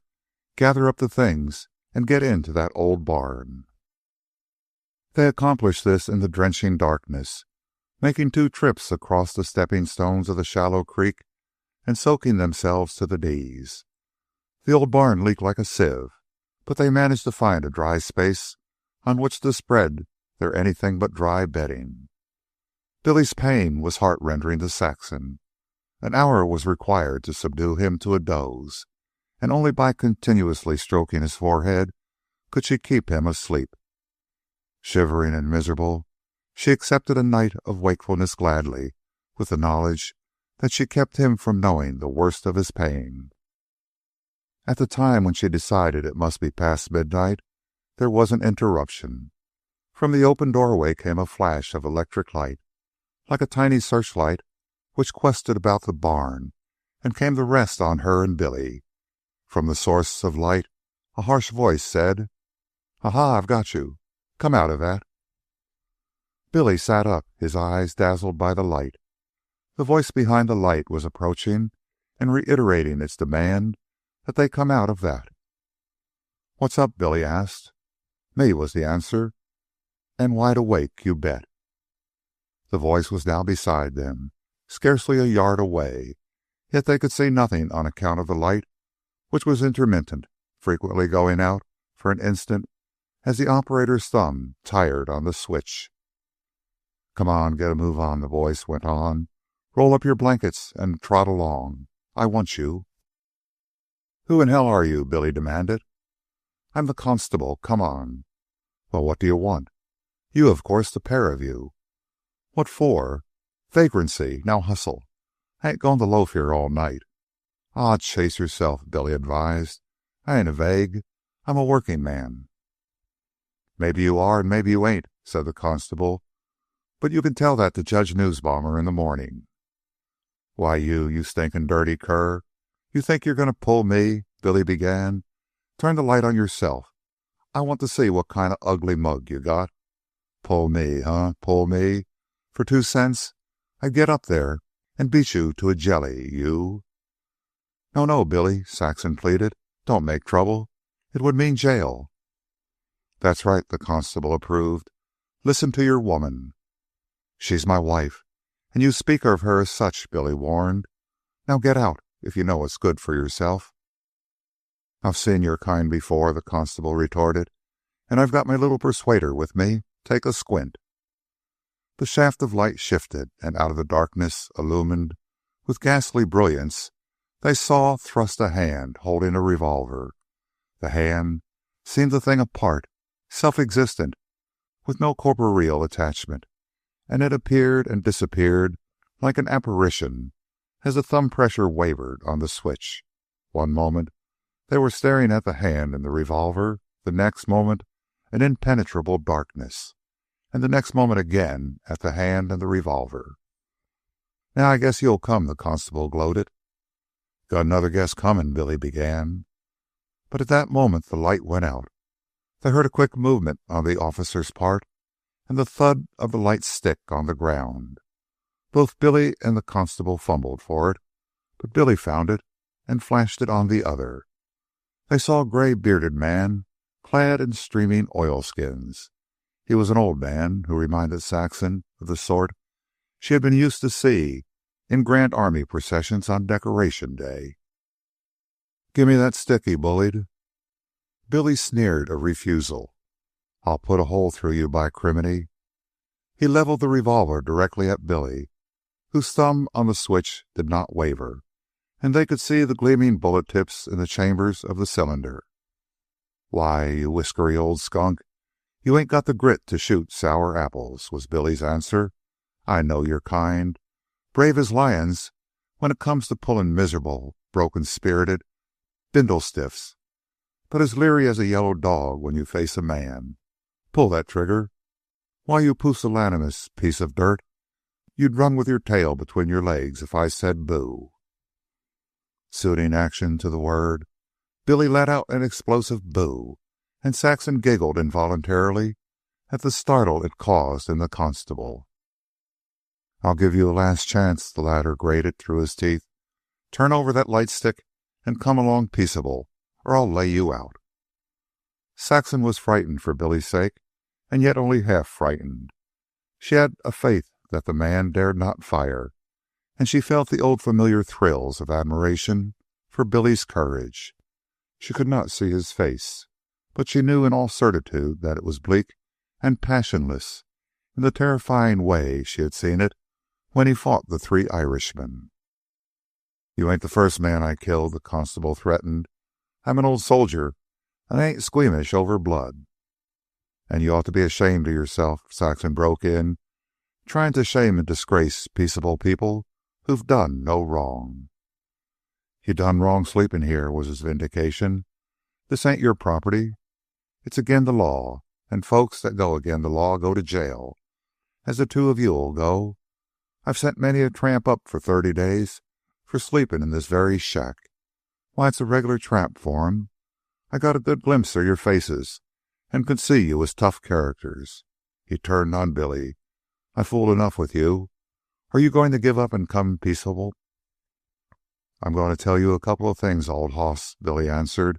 Number one, you ain't going to pull us. Number two, we're going to sleep the night out here. Give me that light stick, the constable demanded peremptorily. Go on, Whiskers. You're standing on your foot. Beat it. Pull your freight. As for your torch, you'll find it outside in the mud. Billy shifted the light until it illuminated the doorway, and then threw the stick as he would pitch a baseball. They were now in total darkness, and they could hear the intruder gritting his teeth in rage. Now start your shooting and see what'll happen to you, Billy advised menacingly. Saxon felt for Billy's hand and squeezed it proudly. The constable grumbled some threat. What's that? Billy demanded sharply. Ain't you gone yet? Now listen to me, Whiskers. I've put up with all your shenanigans. I'm going to. Now get out or I'll throw you out. And if you come monkeying around here again, you'll get yours. Now get. So great was the roar of the storm that they could hear nothing. Billy rolled a cigarette. When he lighted it, they saw the barn was empty. Billy chuckled. Say, I was so mad, I clean forgot my runaround. It's only just beginning to tune up again. Saxon made him lie down and receive her soothing ministrations. There's no use moving till morning, she said. Then, just as soon as it's light, we'll catch a car in the San Jose, rent a room, get a hot breakfast, and go to a drugstore for the proper stuff for poulticing or whatever treatment's needed. But Benson, Billy demurred. I'll telephone him from town.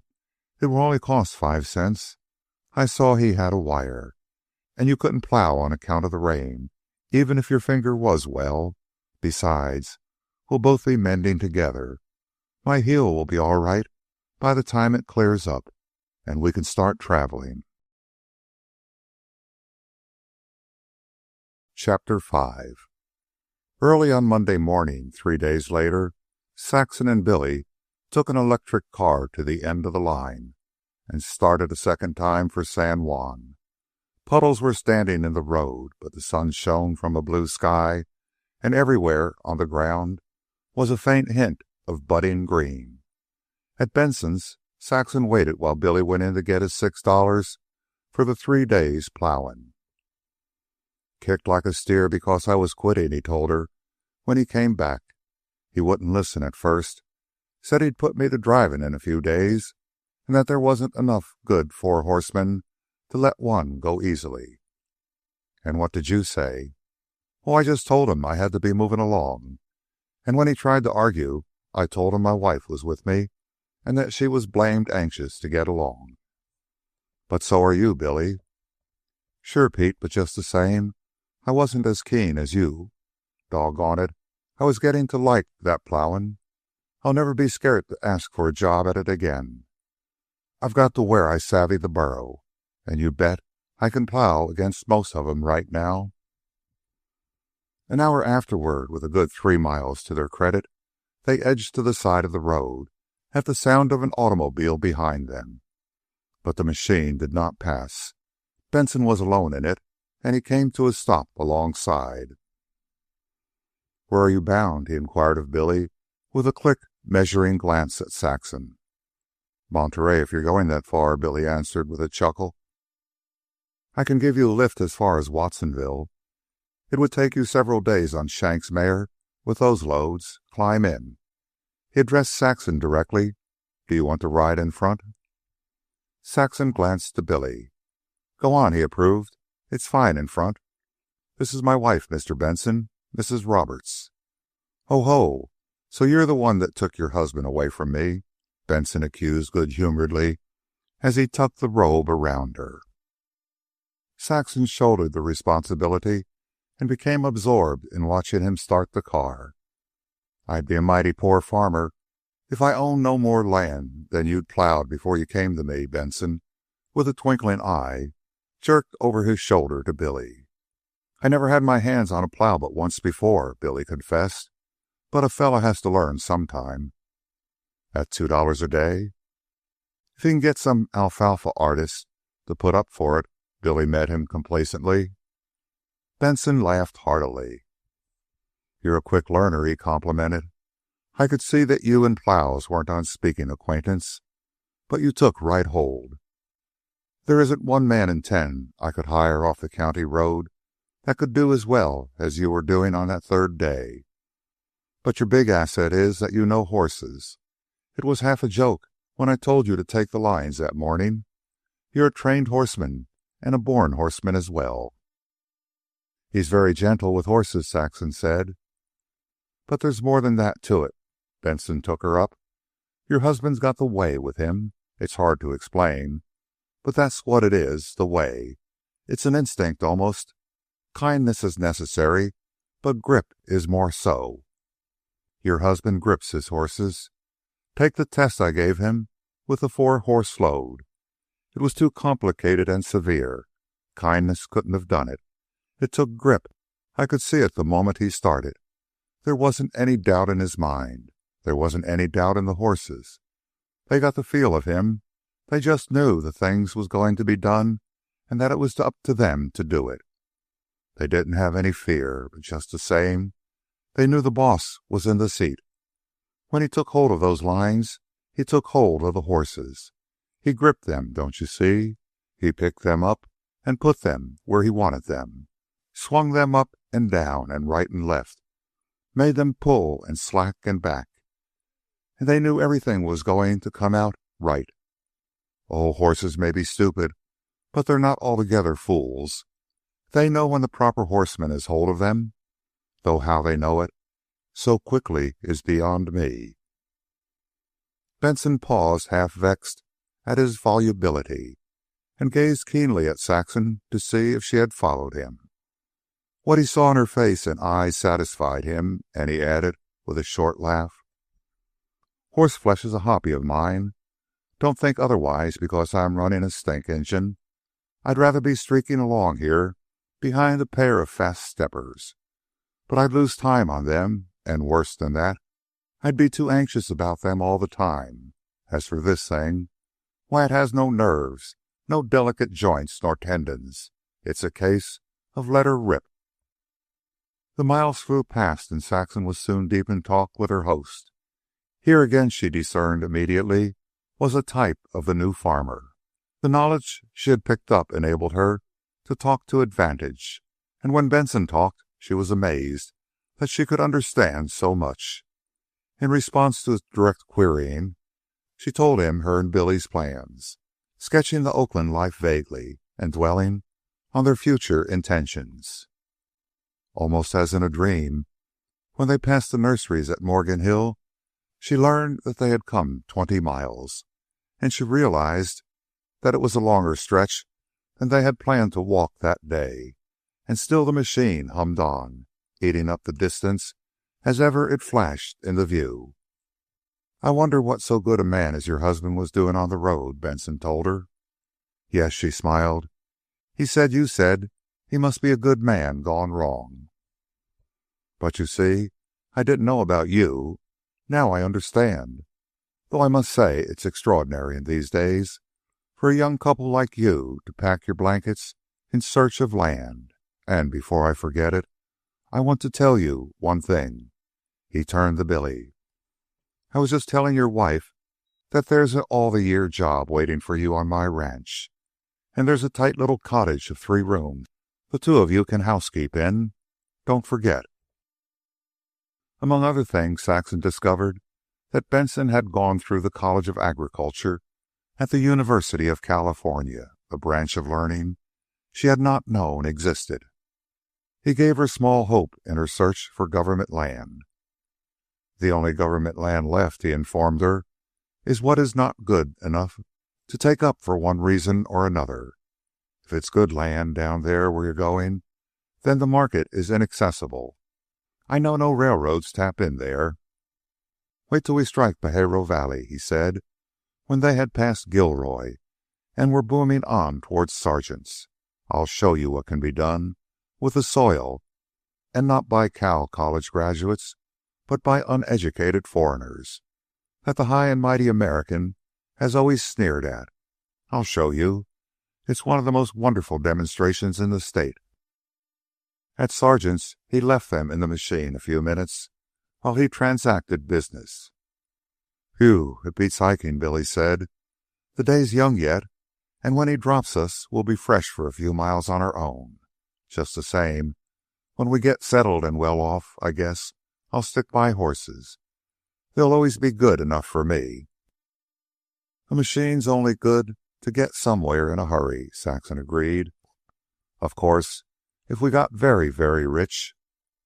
Say, Saxon, Billy broke in, suddenly struck with an idea. I've learned one thing. I ain't afraid any more of not getting work in the country. I was at first, but I didn't tell you. Just the same, I was dead leery when we pulled out on the San Leandro Pike. And here already is 2 places open. Mrs. Mortimer's and Benson's, and steady jobs, too. Yep, a man can get work in the country. Ah, Saxon amended, with a proud little smile. You haven't said it right. Any good man can get work in the country. The big farmers don't hire men out of charity. Sure, they ain't in it for their health, he grinned.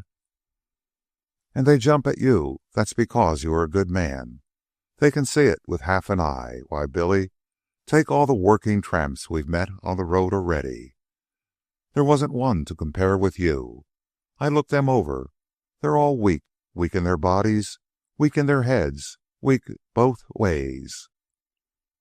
Yep, they are a pretty measly bunch, Billy admitted modestly. It's the wrong time of the year to see Pajaro Valley, Benson said, when he sat again beside Saxon, and Sargent's was a thing of the past.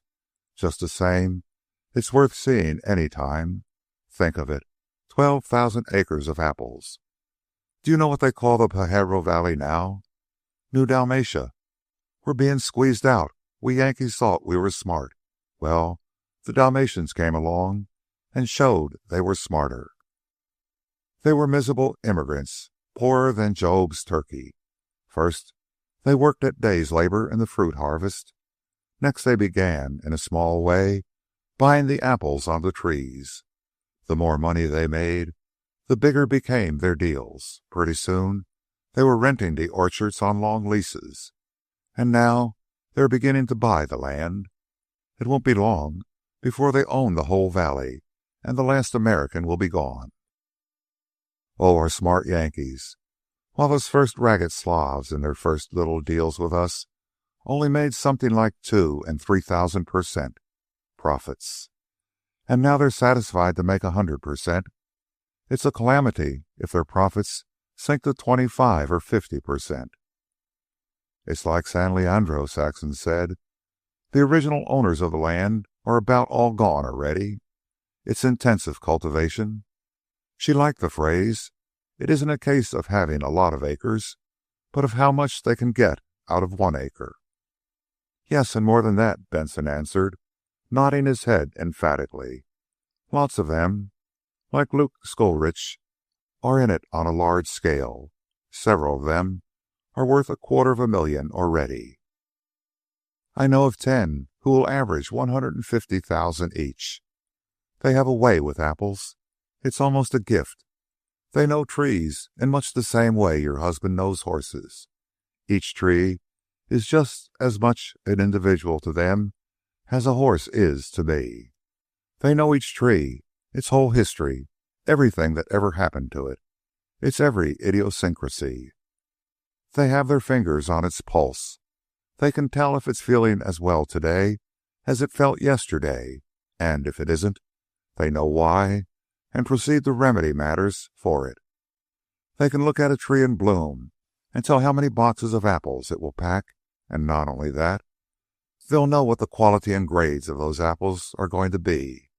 Why, they know each individual apple and they pick it tenderly with love, never hurting it, and pack it and ship it tenderly and with love.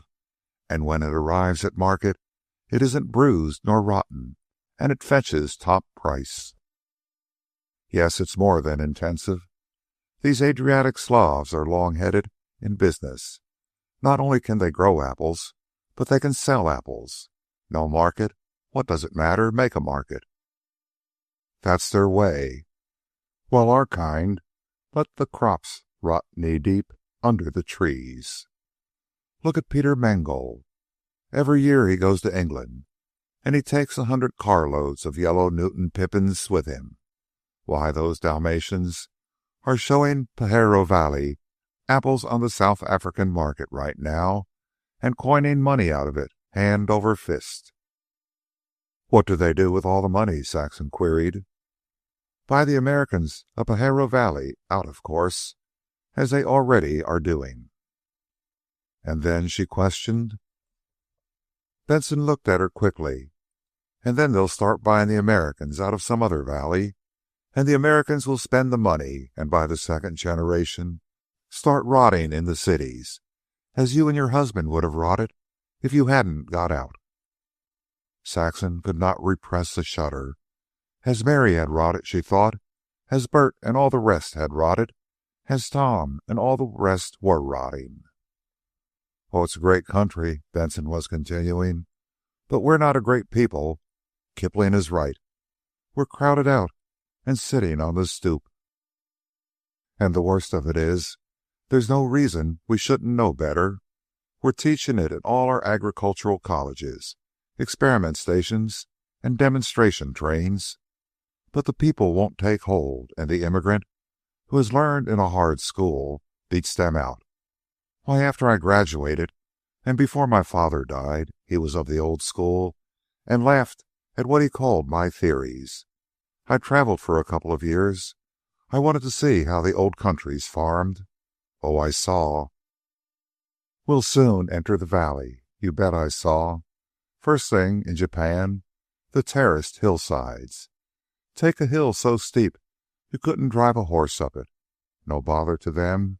They terraced it, a stone wall, and good masonry 6 feet high, a level terrace 6 feet wide, up and up, walls and terraces, the same thing all the way, straight into the air, walls upon walls, terraces upon terraces, until I've seen 10-foot walls built to make 3-foot terraces, and 20-foot walls for 4 and 5 feet of soil they could grow things on, and that soil packed up the mountainside in baskets on their backs. Same thing everywhere I went. In Greece, in Ireland, in Dalmatia. I went there, too. They went round and gathered every bit of soil they could find, gleaned it, and even stole it by the shovel or handful, and carried it up the mountains on their backs, and built farms, built them, made them, on the naked rock. Why, in France, I've seen hill peasants mining their stream beds for soil, as our fathers mined the streams of California for gold.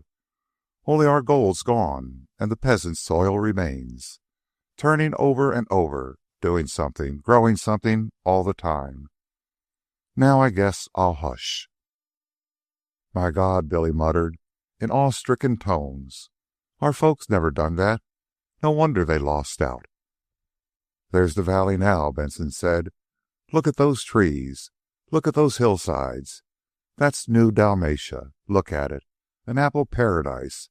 Look at that soil. Look at the way it's worked. It was not a large valley that Saxon saw, but everywhere, across the flat lands and up the low rolling hills, the industry of the Dalmatians was evident.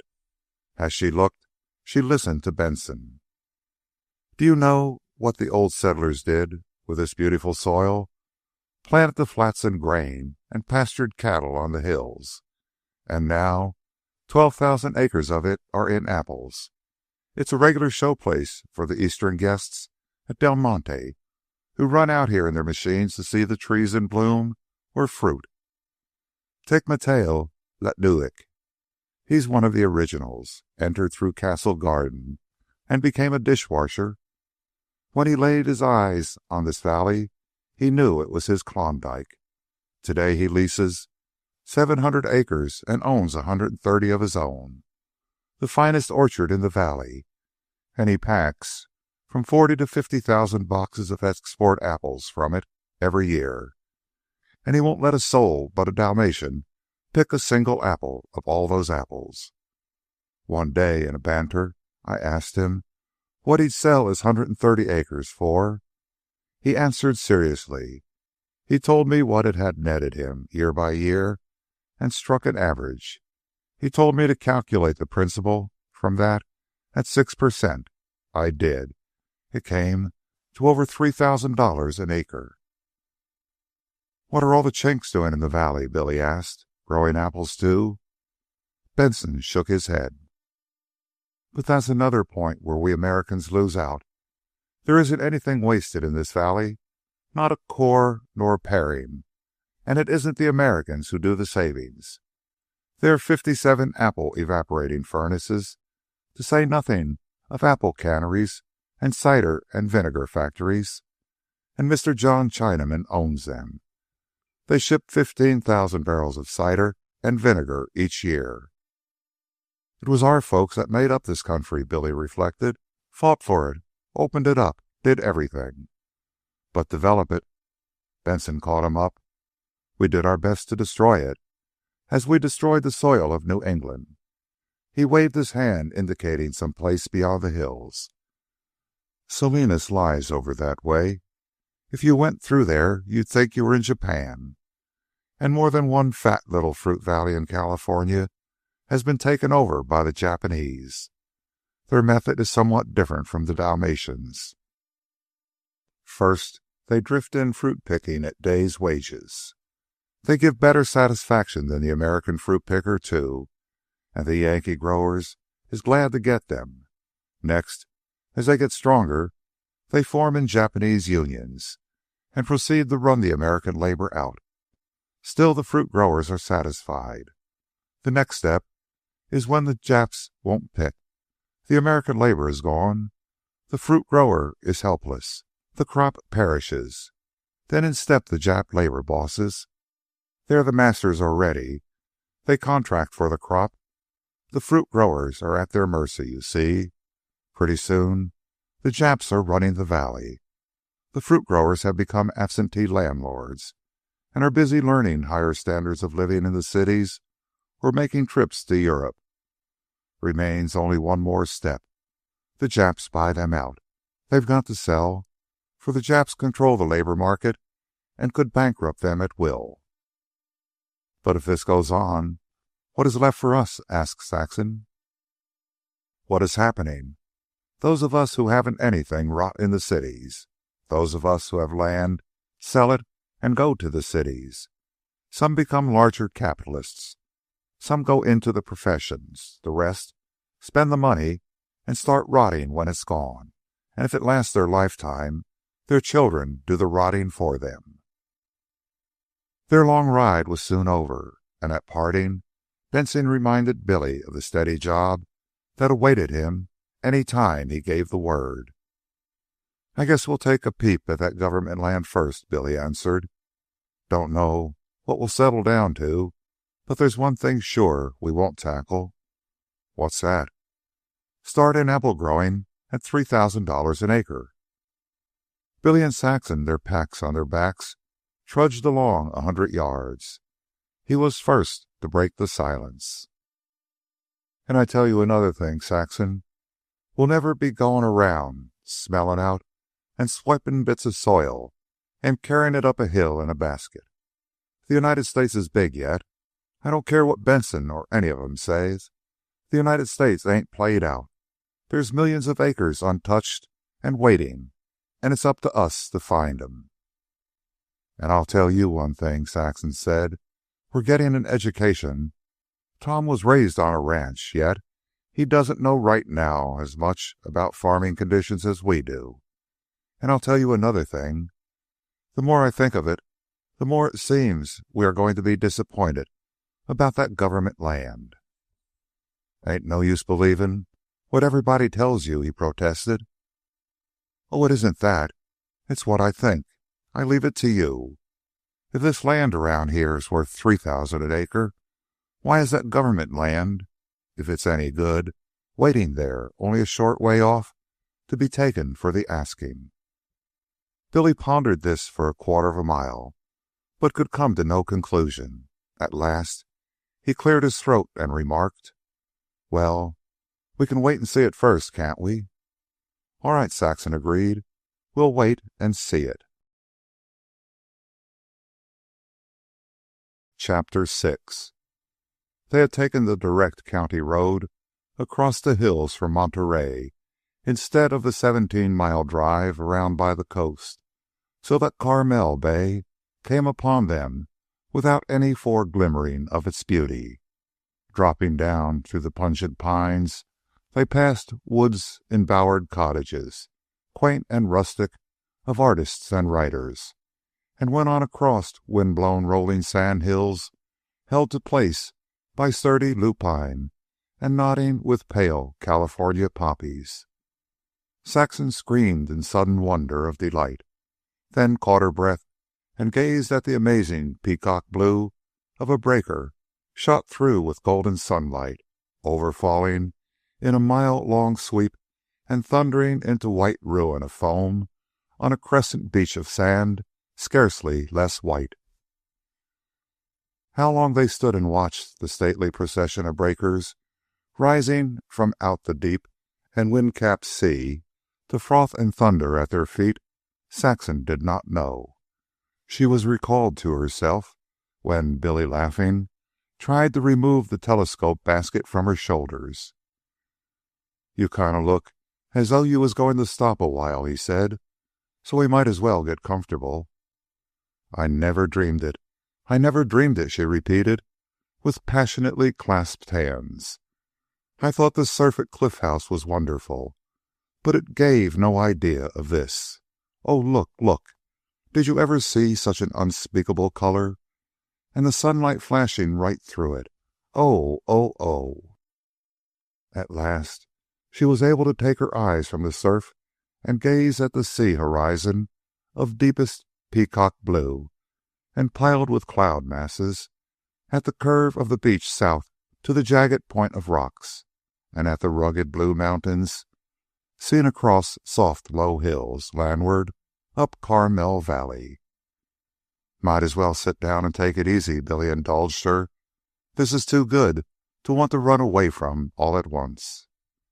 She assented, but began immediately to unlace her shoes. "You ain't going to?" Billy asked in surprised delight, then began unlacing his own.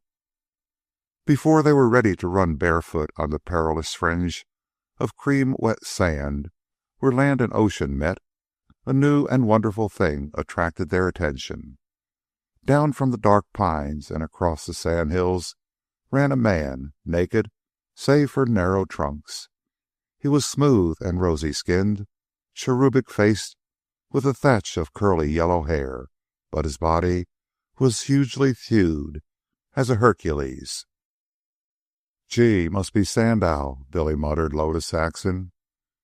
But she was thinking of the engraving in her mother's scrapbook and of the Vikings on the wet sands of England. The runner passed them a dozen feet away, crossed the wet sand, never pausing till the froth wash was to his knees, while above him, 10 feet at least, upreared a wall of overtopping water. Huge and powerful as his body had seemed, it was now white and fragile in the face of that imminent, great-handed buffet of the sea. Saxon gasped with anxiety, and she stole a look at Billy to note that he was tense with watching. But the stranger sprang to meet the blow, and just when it seemed he must be crushed, he dived into the face of the breaker and disappeared. The mighty mass of water fell in thunder on the beach, but beyond appeared a yellow head, one arm outreaching and a portion of a shoulder. Only a few strokes was he able to make when he was compelled to dive through another breaker. This was the battle to win seaward against the sweep of the shoreward hastening sea. Each time he dived and was lost to view, Saxon caught her breath and clenched her hands. Sometimes, after the passage of a breaker, they could not find him, and when they did, he would be scores of feet away, flung there like a chip by a smoke-bearded breaker. Often it seemed he must fail and be thrown upon the beach, but at the end of half an hour he was beyond the outer edge of the surf and swimming strong, no longer diving but topping the waves. Soon he was so far away that only at intervals could they find the speck of him. That, too, vanished, and Saxon and Billy looked at each other. She was amazement at the swimmer's valor, Billy with blue eyes flashing. Some swimmer, that boy, some swimmer, he praised. Nothing chicken-hearted about him. Say, I only know tank swimming and bay swimming, but now I'm going to learn ocean swimming. If I could do that, I'd be so proud you couldn't come within 40 feet of me. Why, Saxon, honest to God, I'd sooner do what he done than own 1,000 farms. Oh, I can swim, too. I'm telling you, like a fish. I swum one Sunday from the narrow gauge pier to Sessions Basin, and that's miles, and I never seen anything like that guy in the swimming line.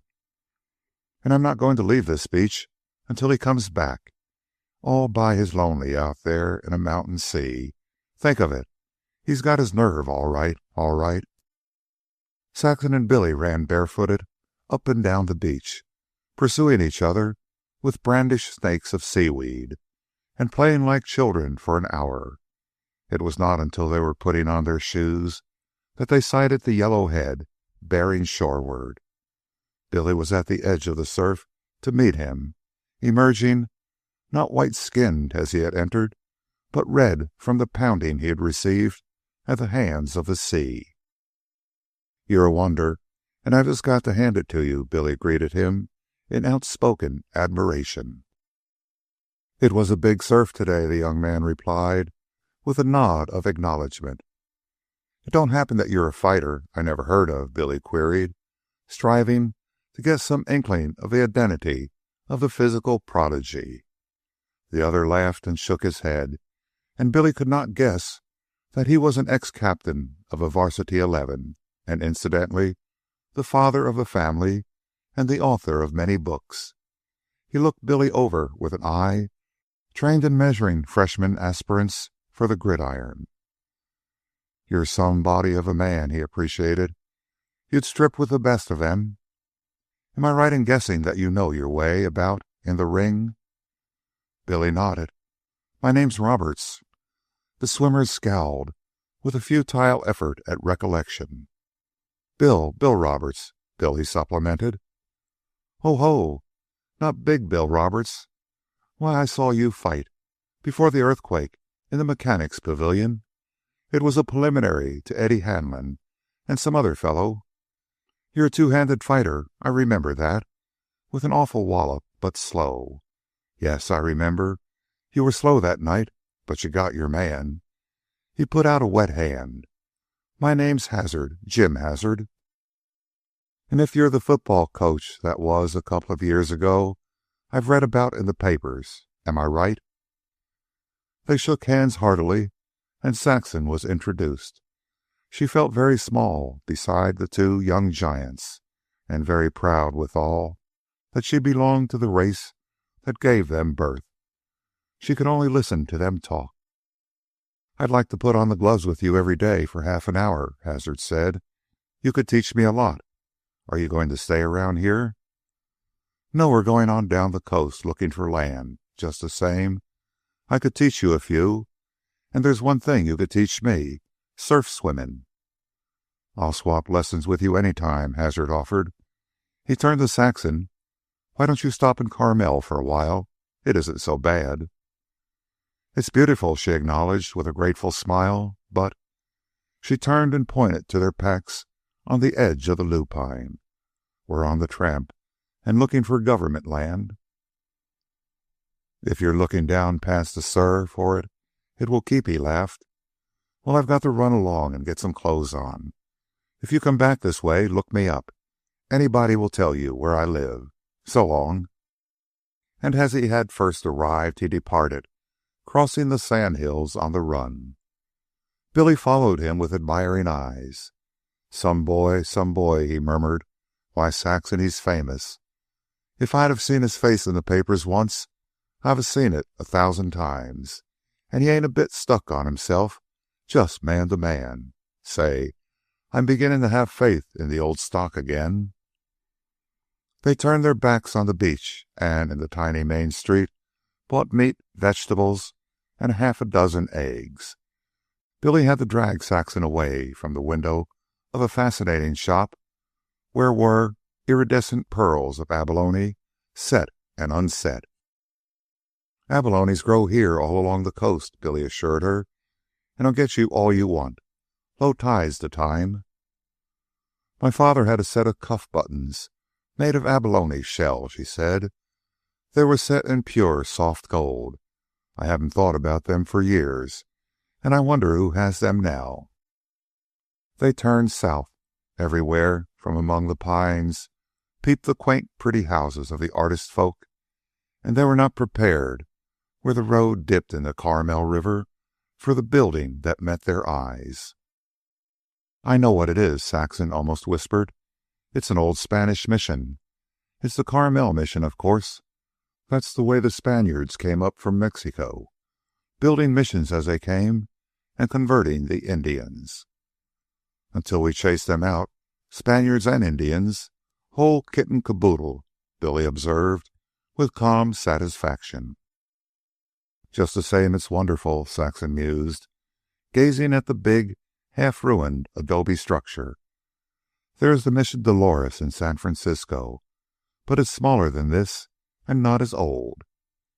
Hidden from the sea by low hillocks, forsaken by human being and human habitation, the church of sun-baked clay and straw and chalk rock stood hushed and breathless in the midst of the adobe ruins which once had housed its worshiping thousands." The spirit of the place descended upon Saxon and Billy, and they walked softly, speaking in whispers, almost afraid to go in through the open ports. There was neither priest nor worshiper, yet they found all the evidence of use by a congregation which Billy judged must be small from the number of benches. Later, they climbed the earthquake-racked belfry, noting the hand-hewn timbers, and in the gallery, discovering the pure quality of their voices. Saxon, trembling at her own temerity, softly sang the opening bars of "Jesus, Lover of My Soul."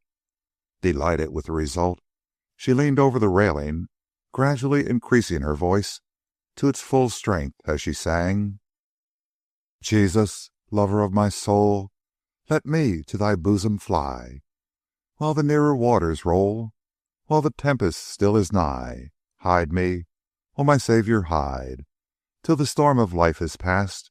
Safe into the haven guide, and receive my soul at last." Billy leaned against the ancient wall and loved her with his eyes, and when she had finished, he murmured, almost in a whisper, "That was beautiful, just beautiful. And you ought to seen your face when you sang. It was as beautiful as your voice. Ain't it funny? I never think of religion, except when I think of you." They camped in the willow bottom, cooked dinner, and spent the afternoon on the point of low rocks north of the mouth of the river. They had not intended to spend the afternoon, but found themselves too fascinated to turn away from the breakers bursting upon the rocks and from the many kinds of colorful sea life: starfish, crabs, mussels, sea anemones, and once, in a rock pool, a small devilfish that chilled their blood when it cast the hooded net of its body around the small crabs they tossed to it. As the tide grew lower, they gathered a mess of mussels, huge fellows, 5 and 6 inches long, and bearded like patriarchs. Then, while Billy wandered in a vain search for abalones, Saxon lay and dabbled in the crystal clear water of a rock pool, dipping up handfuls of glistening jewels, ground bits of shell and pebble, of flashing rose and blue and green and violet. Billy came back and lay beside her, lazing in the sea-cooled sunshine, and together they watched the sun sink into the horizon where the ocean was deepest peacock blue. She reached out her hand to Billy's and sighed with sheer repletion of content. It seemed she had never lived such a wonderful day. It was as if all old dreams were coming true. Such beauty of the world she had never guessed in her fondest imagining. Billy pressed her hand tenderly. "What was you thinking of?" he asked, as they arose finally to go. "Oh, I don't know, Billy. Perhaps that it was better one day like this than 10,000 years in Oakland." Chapter 7. They left Carmel River and Carmel Valley behind, and with the rising sun went south across the hills between the mountains and the sea. The road was badly washed and gullied, and showed little sign of travel. "It peters out altogether further down," Billy said. "From there on, it's only horse trails, but I don't see much signs of timber. And this soil's none so good. It's only used for pasture, no farming to speak of." The hills were bare and grassy. Only the canyons were wooded, while the higher and more distant hills were furry with chaparral.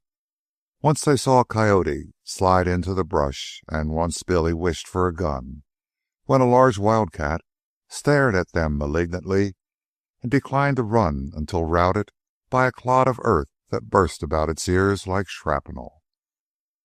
Several miles along, Saxon complained of thirst. Where the road dipped nearly at sea level to cross a small gulch, Billy looked for water.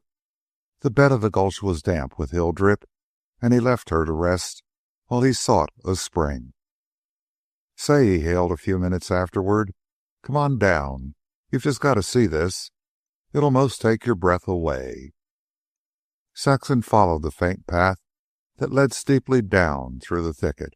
Midway along, where a barbed wire fence was strung high across the mouth of the gulch and weighted down with big rocks, she caught her first glimpse of the tiny beach.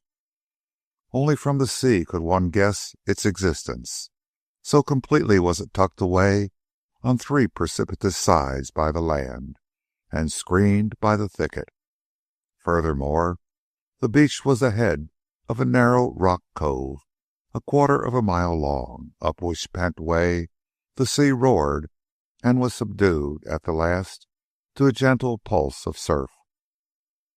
Beyond the mouth, many detached rocks, meeting the full force of the breakers, sprouted foam and spray high in the air. The knees of these rocks, seen between the surges, were black with mussels.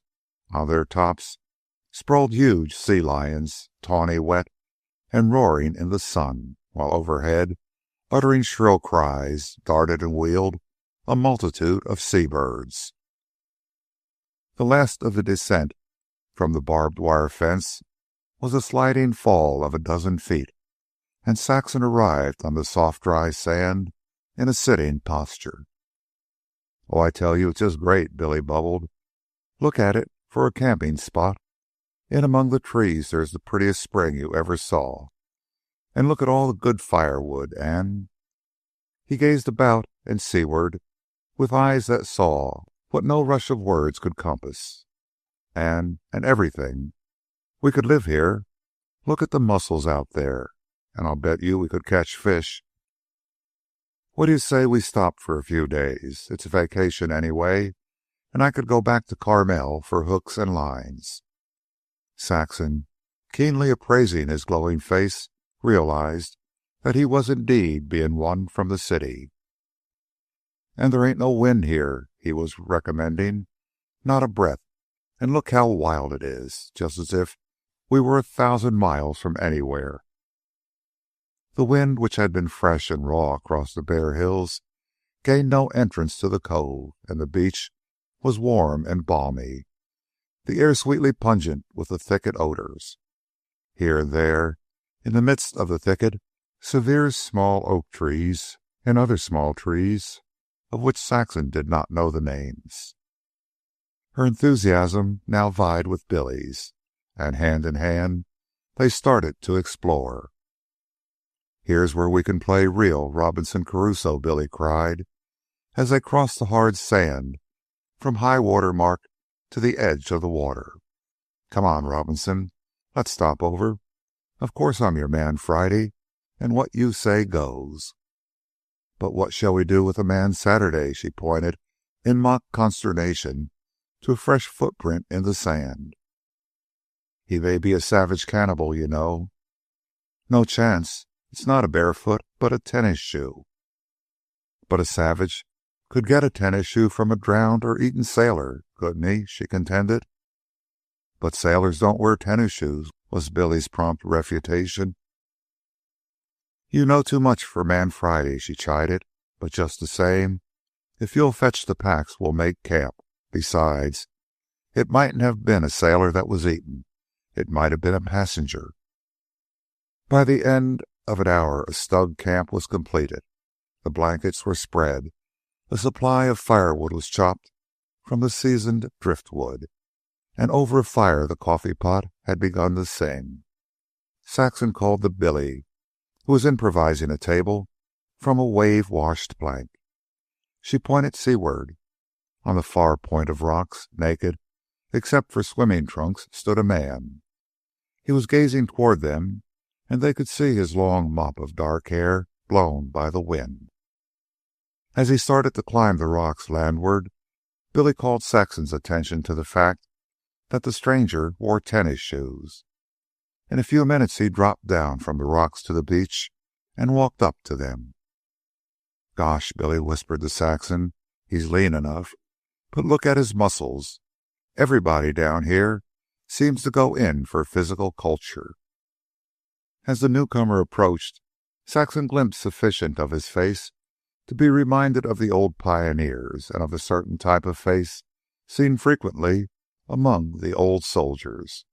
Young though he was, not more than 30, she decided, this man had the same long and narrow face, with the high cheekbones, high and slender forehead, and nose high, lean, and almost beaked.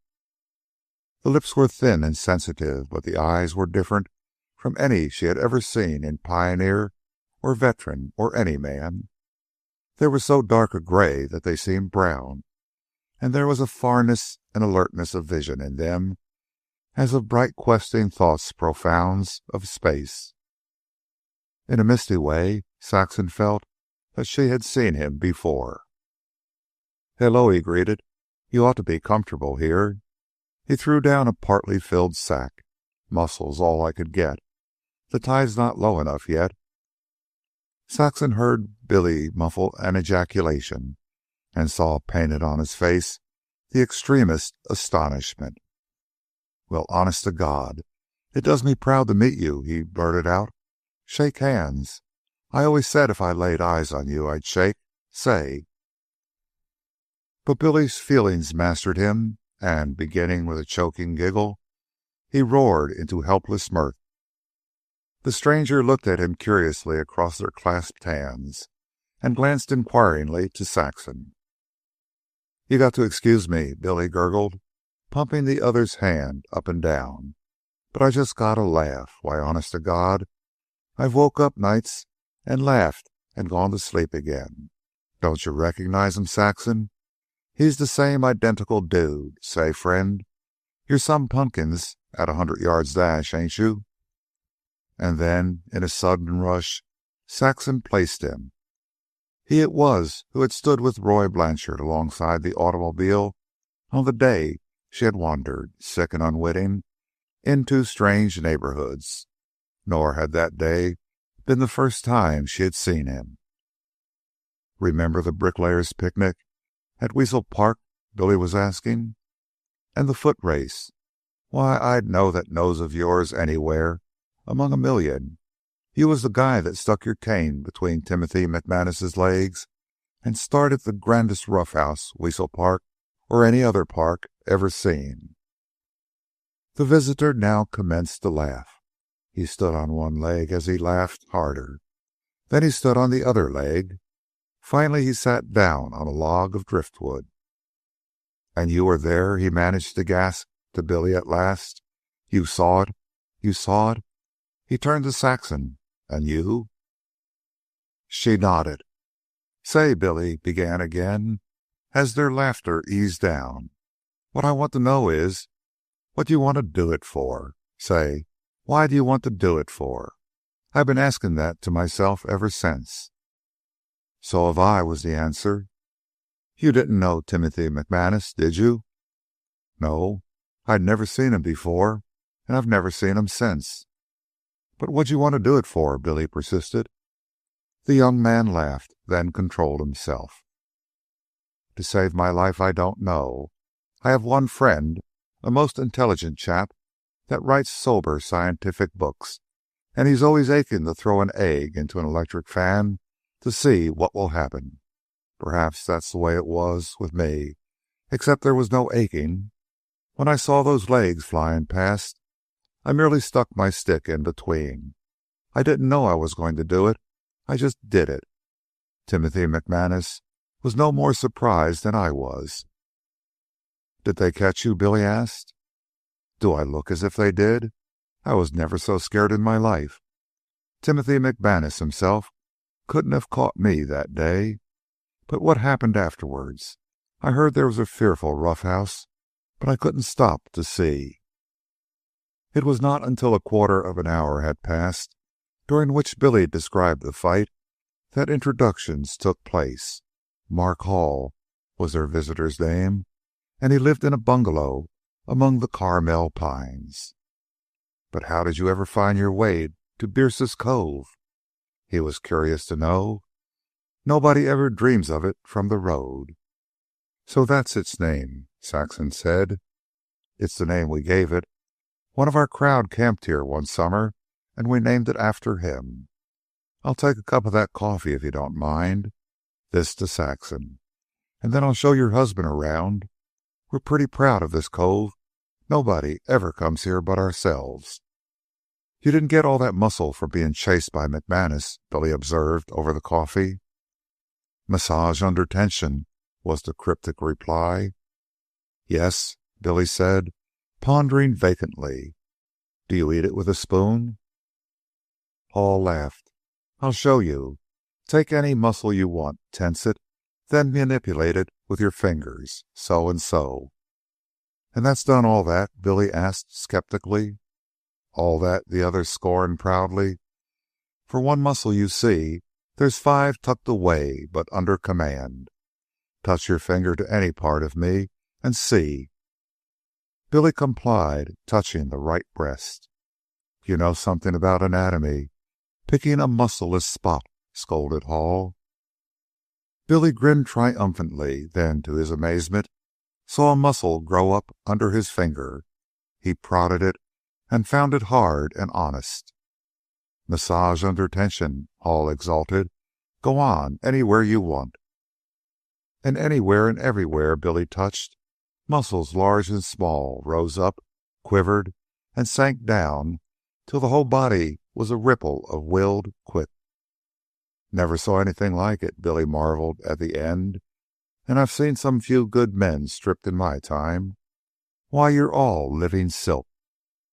"Massage under tension did it, my friend. The doctors gave me up. My friends called me the sick rat, and the mangy poet, and all that. Then I quit the city, came down to Carmel, and went in for the open air, and massage under tension."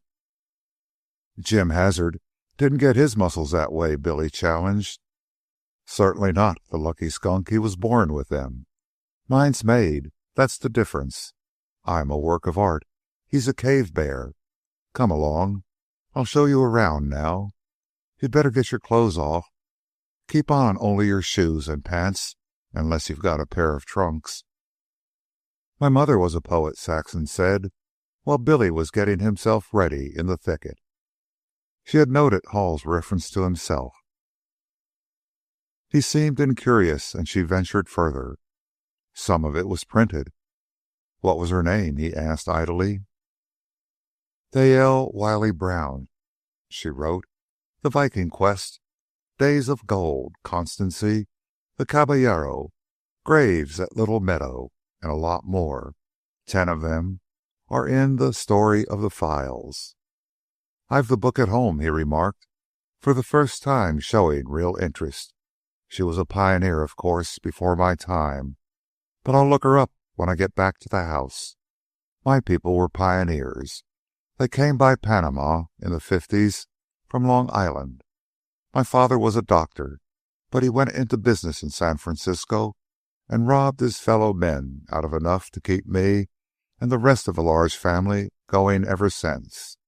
Say, where are you and your husband bound? When Saxon had told him of their attempt to get away from Oakland and of their quest for land, he sympathized with the first and shook his head over the second. It's beautiful down beyond the Sur, he told her. I've been all over these redwood canyons, and the place is alive with game. The government land is there, too, but you'd be foolish to settle. It's too remote, and it isn't good farming land, except in patches in the canyons. I know a Mexican there who is wild to sell his 500 acres for $1,500, $3 an acre. And what does that mean? That it isn't worth more. That it isn't worth so much, because he can find no takers. Land, you know, is worth what they buy and sell it for. Billy, emerging from the thicket only in shoes and in pants rolled to the knees, put an end to the conversation, and Saxon watched the two men, physically so dissimilar, climb the rocks and start out the south side of the cove. At first her eyes followed them lazily, but soon she grew interested and worried. Hall was leading Billy up what seemed a perpendicular wall in order to gain the backbone of the rock. Billy went slowly, displaying extreme caution.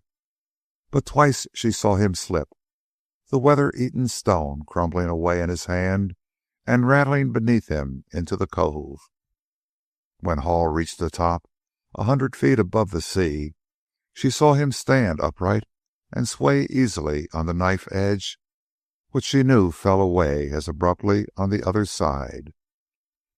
Billy, once on top, contented himself with crouching on hands and knees. The leader went on, upright, walking as easily as on a level floor. Billy abandoned the hands and knees position, but crouched closely and often helped himself with his hands.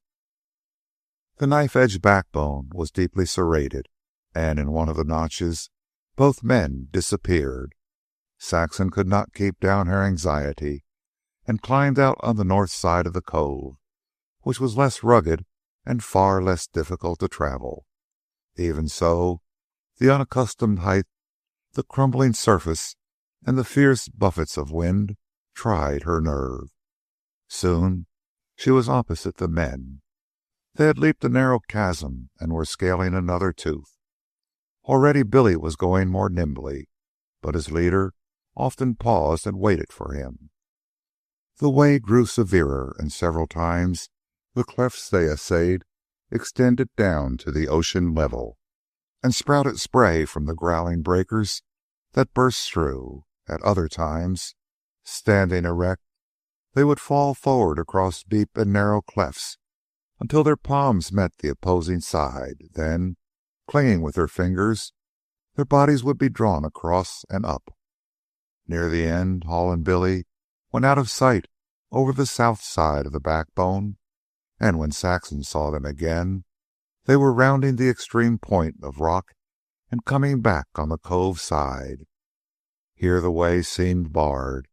A wide fissure with hopelessly vertical sides yawned skyward from a foam-white vortex where the mad waters shot their level a dozen feet upward and dropped it as abruptly to the black depths of the battered rocks and writhing weed.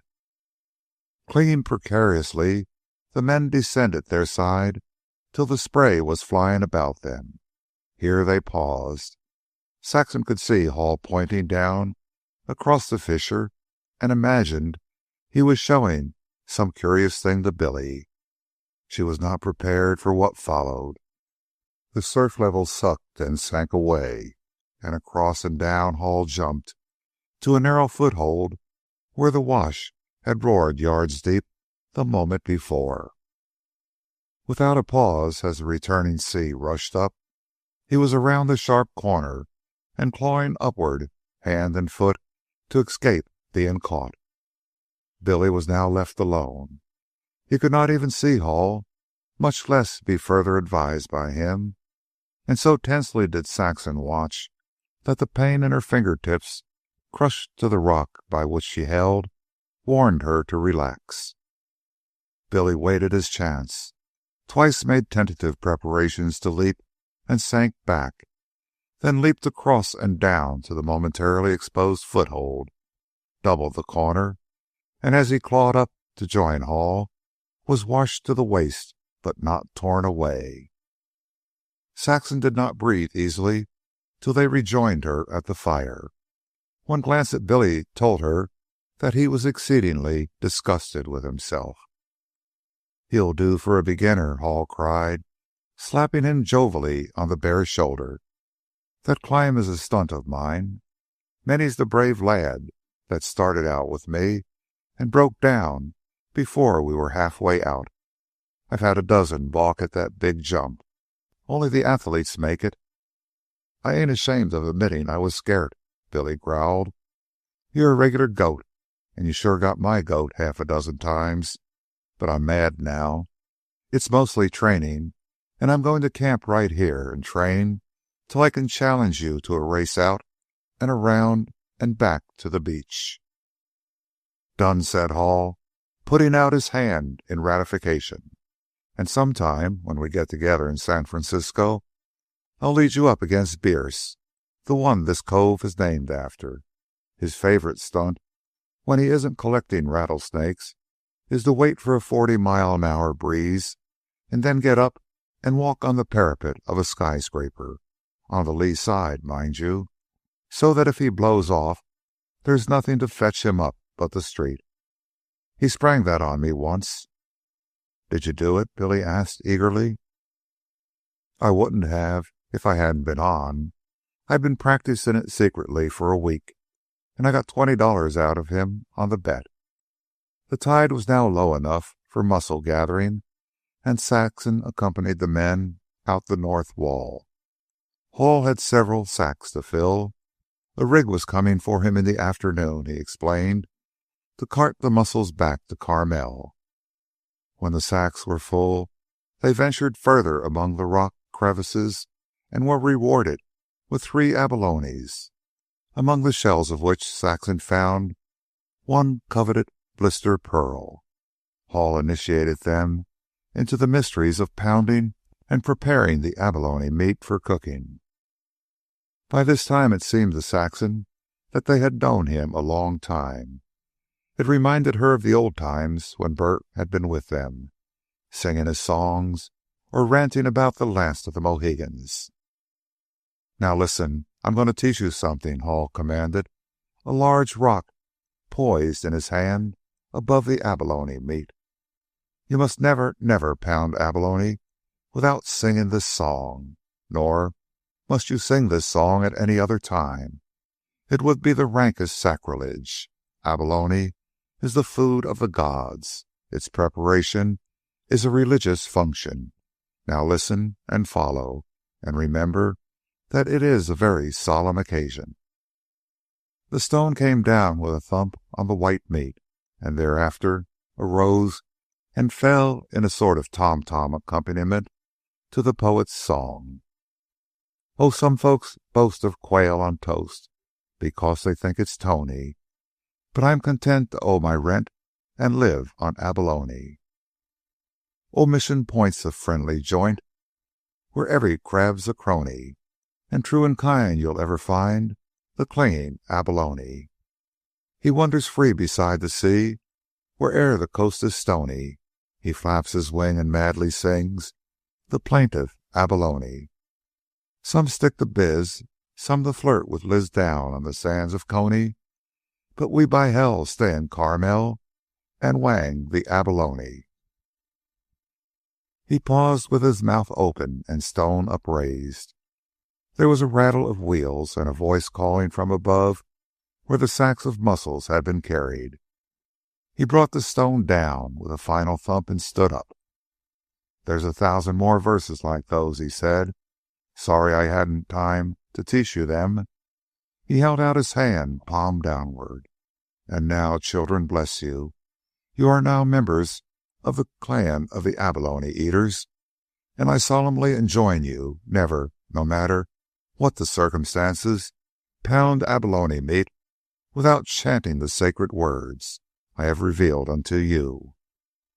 "But we can't remember the words from only one hearing," Saxon expostulated. "That shall be attended to. Next Sunday the tribe of abalone eaters will descend upon you here in Bierce's Cove, and you will be able to see the rites, the writers, and the writeresses, down even to the Iron Man with the basilisk eyes, vulgarly known as the king of the sacerdotal lizards. "Will Jim Hazard come?" Billy called, as Hall disappeared into the thicket. "He certainly will come. Is he not the cave bear, pot walloper, and gridironer, the most fearsome, and, next to me, the most exalted of all the abalone eaters?" Saxon and Billy could only look at each other till they heard the wheels rattle away. "Well, I'll be doggone," Billy let out. "He's some boy, that. Nothing stuck up about him. Just like Jim Hazard comes along and makes himself at home. You're as good as he is, and he's as good as you, and we're all friends together, just like that, right off the bat." "He's old stock, too," Saxon said. "He told me while you were undressing. His folks came by Panama before the railroad was built, and from what he said, I guess he's got plenty of money." "He sure don't act like it." "And isn't he full of fun?" Saxon cried. "A regular josher, and him a poet." "Oh, I don't know, Billy.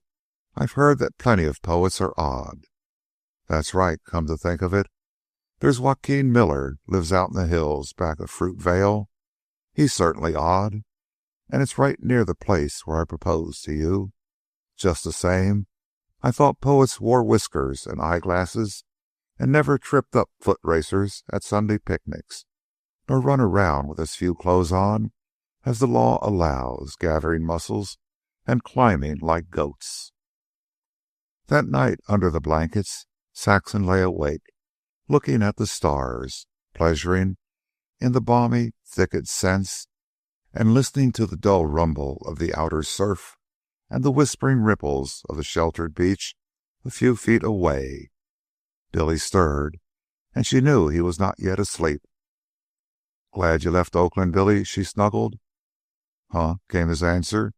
"Is a clam happy?" Chapter 8. Every half-tide, Billy raced out the south wall over the dangerous course he and Hall had traveled, and each trial found him doing it in faster time. "Wait till Sunday," he said to Saxon. "I'll give that poet a run for his money. Why, there ain't a place that bothers me now. I've got the head confidence. I run where I went on hands and knees. I figured it out this way. Suppose you had a foot to fall on each side, and it was soft hay. There'd be nothing to stop you. You wouldn't fall. You'd go like a streak. Then it's just the same if it's a mile down on each side. That ain't your concern. Your concern is to stay on top and go like a streak. And you know, Saxon, when I went at it that way, it never bothered me at all. Wait till he comes with his crowd Sunday. I'm ready for him." "I wonder what the crowd will be like," Saxon speculated. "Like him, of course. Birds of a feather flock together. They won't be stuck up, any of them. You'll see." Hall had sent out fish lines and a swimming suit by a Mexican cowboy, bound south to his ranch, and from the latter they learned much of the government land and how to get it. The week flew by. Each day Saxon sighed a farewell of happiness to the sun. Each morning they greeted its return with laughter of joy in that another happy day had begun. They made no plans, but fished, gathered mussels and abalones, and climbed among the rocks as the moment moved them. The abalone meat they pounded religiously to a verse of doggerel improvised by Saxon. Billy prospered. Saxon had never seen him at so keen a pitch of health. As for herself, she scarcely needed the little hand mirror to know that never, since she was a young girl, had there been such color in her cheeks, such spontaneity of vivacity. "It's the first time in my life I ever had real play," Billy said. "And you and me never played at all the time we was married. This beats being any kind of a millionaire." "No 7 o'clock whistle," Saxon exulted. "I'd lie abed in the morning on purpose, only everything is too good not to be up. And now you just play at chopping some firewood and catching a nice big perch, Man Friday, if you expect to get any dinner." Billy got up, hatchet in hand, from where he had been lying prone, digging holes in the sand with his bare toes. "But it ain't going to last," he said, with a deep sigh of regret. "The rains'll come any time now. The good weather's hanging on something wonderful." On Saturday morning, returning from his run out the south wall, he missed Saxon. After helloing for her without result, he climbed to the road. Half a mile away, he saw her astride an unsaddled, unbridled horse that moved unwillingly at a slow walk across the pasture. "Lucky for you, it was an old mare that had been used to riding. See them saddle marks," he grumbled, when at last she drew to a halt beside him and allowed him to help her down. "Oh, Billy," she sparkled, "I was never on a horse before. It was glorious. I felt so helpless, too, and so brave." "I'm proud of you just the same," he said, in more grumbling tones than before. "'Tain't every married woman tackle a strange horse that way, especially if she's never been on one. And I ain't forgot that you're going to have a saddle animal all to yourself some day, a regular Joe Dandy." The abalone eaters in 2 rigs and on a number of horses descended in force on Bierce's Cove. There were half a score of men and almost as many women. All were young, between the ages of 25 and 40, and all seemed good friends. Most of them were married. They arrived in a roar of good spirits, tripping one another down the slippery trail and engulfing Saxon and Billy in a comradeship as artless and warm as the sunshine itself. Saxon was appropriated by the girls. She could not realize them women, and they made much of her, praising her camping and traveling equipment and insisting on hearing some of her tale. They were experienced campers themselves, as she quickly discovered when she saw the pots and pans and clothes boilers for the mussels which they had brought. In the meantime, Billy and the men had undressed and scattered out after mussels and abalones. The girls lighted on Saxon's ukulele, and nothing would do but she must play and sing. Several of them had been to Honolulu and knew the instrument, confirming Mercedes' definition of ukulele as jumping flea. Also, they knew Hawaiian songs she had learned from Mercedes, and soon, to her accompaniment, all were singing Aloha O, Honolulu Tomboy, and Sweet Leilani. Saxon was genuinely shocked when some of them, even the more matronly, danced hulas on the sand. When the men returned, burdened with sacks of shellfish, Mark Hall, as high priest, commanded the due and solemn rite of the tribe. At a wave of his hand, the many poised stones came down in unison on the white meat, and all voices were uplifted in the hymn to the abalone. All verses all sang. Occasionally some sang a fresh verse alone, whereupon it was repeated in chorus. Billy betrayed Saxon by begging her in an undertone to sing the verse she had made, and her pretty voice was timidly raised in We sit around and gaily pound, and bear no acrimony, because of our object is a gob of sizzling abalone. Great, cried the poet, who had winced at object. She speaks the language of the tribe. Come on, children, now. All chanted Saxon's lines. Then Jim Hazard had a new verse, and one of the girls and the Iron Man, with the basilisk eyes of greenish gray, whom Saxon recognized from Hall's description. To her it seemed he had the face of a priest. Oh, like some ham, and some like lamb, and some like macaroni, but bring me a pail of gin and a tub of abalone. Oh, some drink rain, and some champagne, or brandy by the pony, but I will try a little rye with a dash of abalone. Some live on hope, and some on dope, and some on alimony, but our tomcat, he lives on fat and tender abalone. A black-haired, black-eyed man, with a roguish face of a satyr, who Saxon learned was an artist who sold his paintings at 500 apiece, brought on himself universal execration and acclamation by singing, "The more we take, the more they make in deep-sea matrimony. Race suicide cannot betide the fertile abalone." And so it went, verses new and old, verses without end, all in glorification of the succulent shellfish of Carmel. Saxon's enjoyment was keen, almost ecstatic, and she had difficulty in convincing herself of the reality of it all. It seemed like some fairy tale or book story come true. Again, it seemed more like a stage, and these the actors, she and Billy having blundered into the scene in some incomprehensible way. Much of which she sensed, which she did not understand. Much she did understand, and she was aware that brains were playing as she had never seen brains play before. The Puritan streak in her training was astonished and shocked by some of the broadness, but she refused to sit in judgment. They seemed good, these light-hearted young people. They certainly were not rough or gross, as were many of the crowds she had been with on Sunday picnics. None of the men got drunk, although there were cocktails in vacuum bottles and red wine in a huge demijohn. What impressed Saxon most was their excessive jollity, their childlike joy, and the childlike things they did.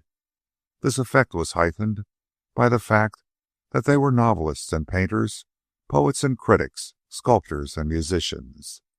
One man, with a refined and delicate face, a dramatic critic on a great San Francisco daily, she was told, introduced a feat which all the men tried and failed at most ludicrously. On the beach at regular intervals, planks were placed as obstacles. Then the dramatic critic, on all fours, galloped along the sand for all the world like a horse, and for all the world like a horse, taking hurdles, he jumped the planks to the end of the course. Quoits had been brought along, and for a while these were pitched with zest. Then jumping was started, and game slid into game. Billy took part in everything, but did not win first place as often as he had expected. An English rider beat him a dozen feet at tossing the K-bear. Jim Hazard beat him in putting the heavy rock. Mark Hall outjumped him standing and running. But at the standing high back jump, Billy did come first. Despite the handicap of his weight, this victory was due to his splendid back and abdominal lifting muscles. Immediately after this, however, he was brought to grief by Mark Hall's sister, a strapping young Amazon in cross-saddle riding costume, who 3 times tumbled him ignominiously, heels over head, in a bout of Indian wrestling. "You're easy," jeered the Iron Man, whose name they had learned was Pete Bideau. "I can put you down myself, catch as catch can." Billy accepted the challenge and found in all truth that the other was rightly nicknamed. In the training camps, Billy had sparred and clinched with giant champions like Jim Jeffries and Jack Johnson, and met the weight of their strength. But never had he encountered strength like this of the Iron Man. Do what he could, Billy was powerless, and twice his shoulders were ground into the sand in defeat. "You'll get a chance back at him," Hazard whispered to Billy, off at one side. "I've brought the gloves along. Of course, you have no chance with him at his own game. He wrestled in music halls in London with Hackenschmidt. Now, you keep quiet, and we'll lead up to it in a casual sort of way. He doesn't know about you." Soon the Englishman who had tossed the caber was sparring with the dramatic critic. Hazard and Hall boxed in fantastic burlesque. Then, gloves in hand, looked for the next appropriately matched couple. The choice of Bideau and Billy was obvious. "He's liable to get nasty if he's hurt," Hazard warned Billy as he tried on the gloves for him. "He's old American French, and he's got a devil of a temper. But just keep your head and tap him. Whatever you do, keep tapping him." "Easy sparring now. No roughhouse, Bideau.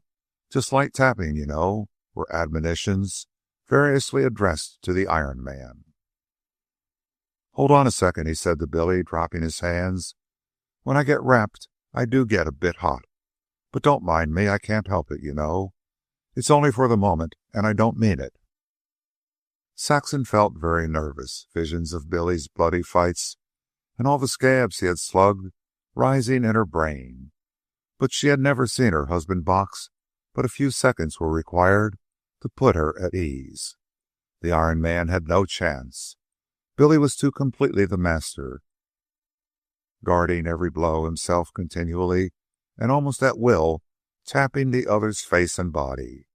There was no weight in Billy's blows, only a light and snappy tingle. But their incessant iteration told on the Iron Man's temper. In vain the onlookers warned him to go easy. His face purpled with anger, and his blows became savage. But Billy went on, tap, tap, tap, calmly, gently, imperturbably. The Iron Man lost control and rushed and plunged, delivering great swings and uppercuts of man-killing quality.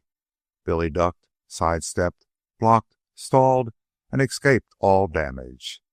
In the clinches, which were unavoidable, he locked the Iron Man's arms, and in the clinches, the Iron Man invariably laughed and apologized, only to lose his head with the first tap the instant they separated, and be more infuriated than ever. And when it was over, and Billy's identity had been divulged, the Iron Man accepted the joke on himself with the best of humor. It had been a splendid exhibition on Billy's part. His mastery of the sport, coupled with his self-control, had most favorably impressed the crowd, and Saxon, very proud of her man-boy, could not but see the admiration all had for him. Nor did she prove in any way a social failure. When the tired and sweating players lay down in the dry sand to cool off, she was persuaded into accompanying their nonsense songs with the ukulele. Nor was it long, catching their spirit, ere she was singing to them and teaching them quaint songs of early days, which she herself had learned as a little girl from Caddy the saloon keeper, pioneer and ex-cavalryman, who had been a bullwhacker on the Salt Intake Trail in the days before the railroad. One song, which became an immediate favorite, was "Old Times on Bitter Creek, They Never Can Be Beat.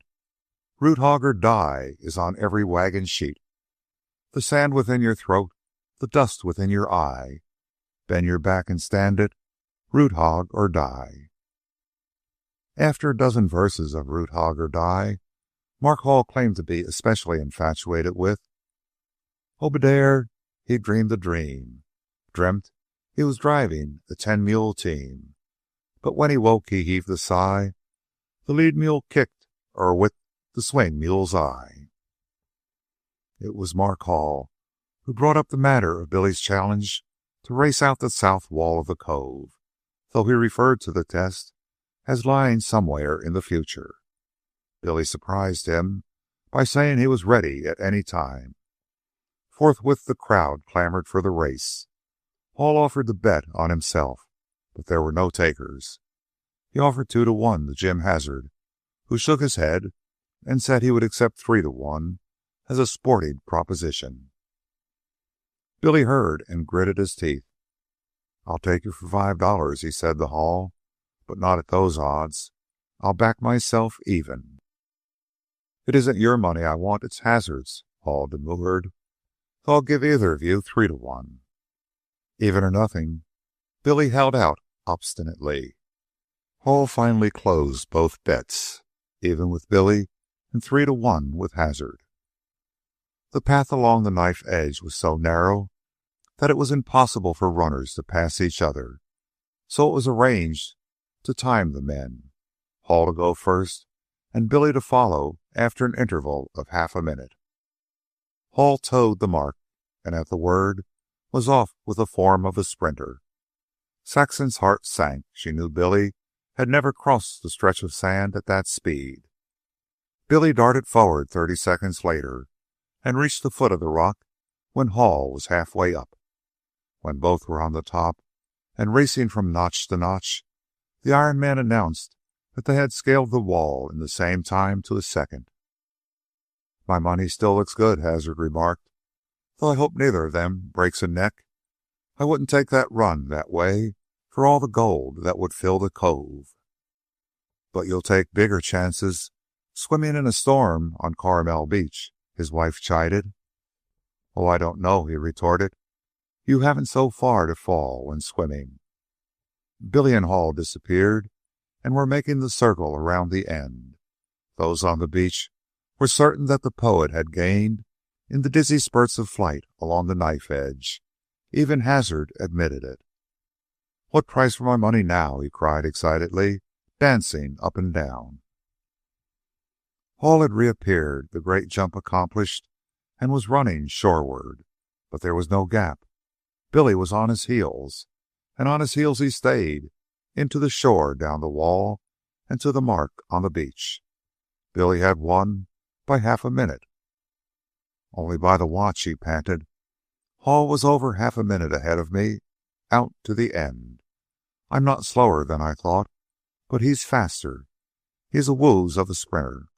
He could beat me 10 times out of 10, except for accident. He was hung up at the jump by a big sea. That's where I caught him. I jumped right after him on the same sea. Then he set the pace home, and all I had to do was to take it."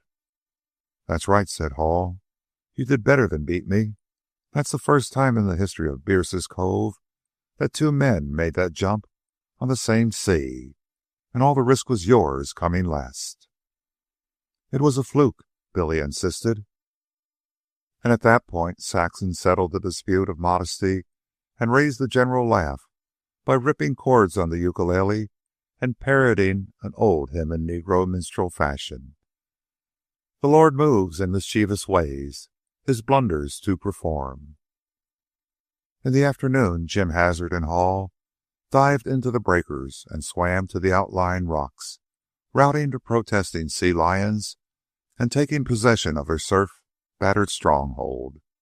Billy followed the swimmers with his eyes, yearning after them so undisguisedly that Mrs. Hazard said to him, "Why don't you stop in Carmel this winter? Jim will teach you all he knows about the surf. And he's wild to box with you. He works long hours at his desk, and he really needs exercise."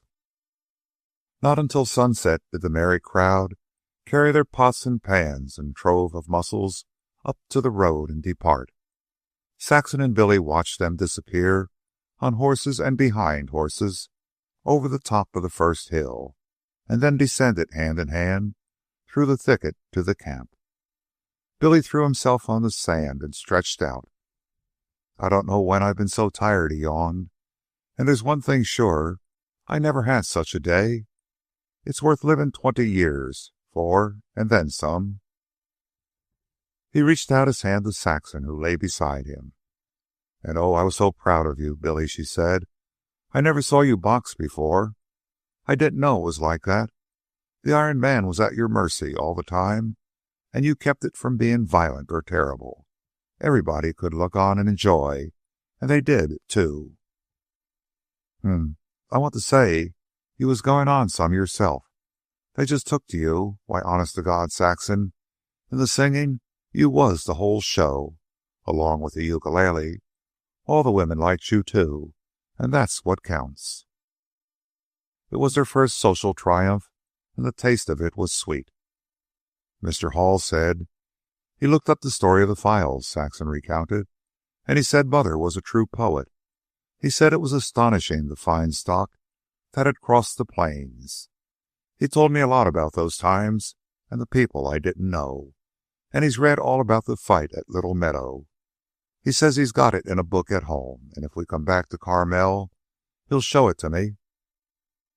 He wants us to come back, all right. Did you know what he said to me, Saxon?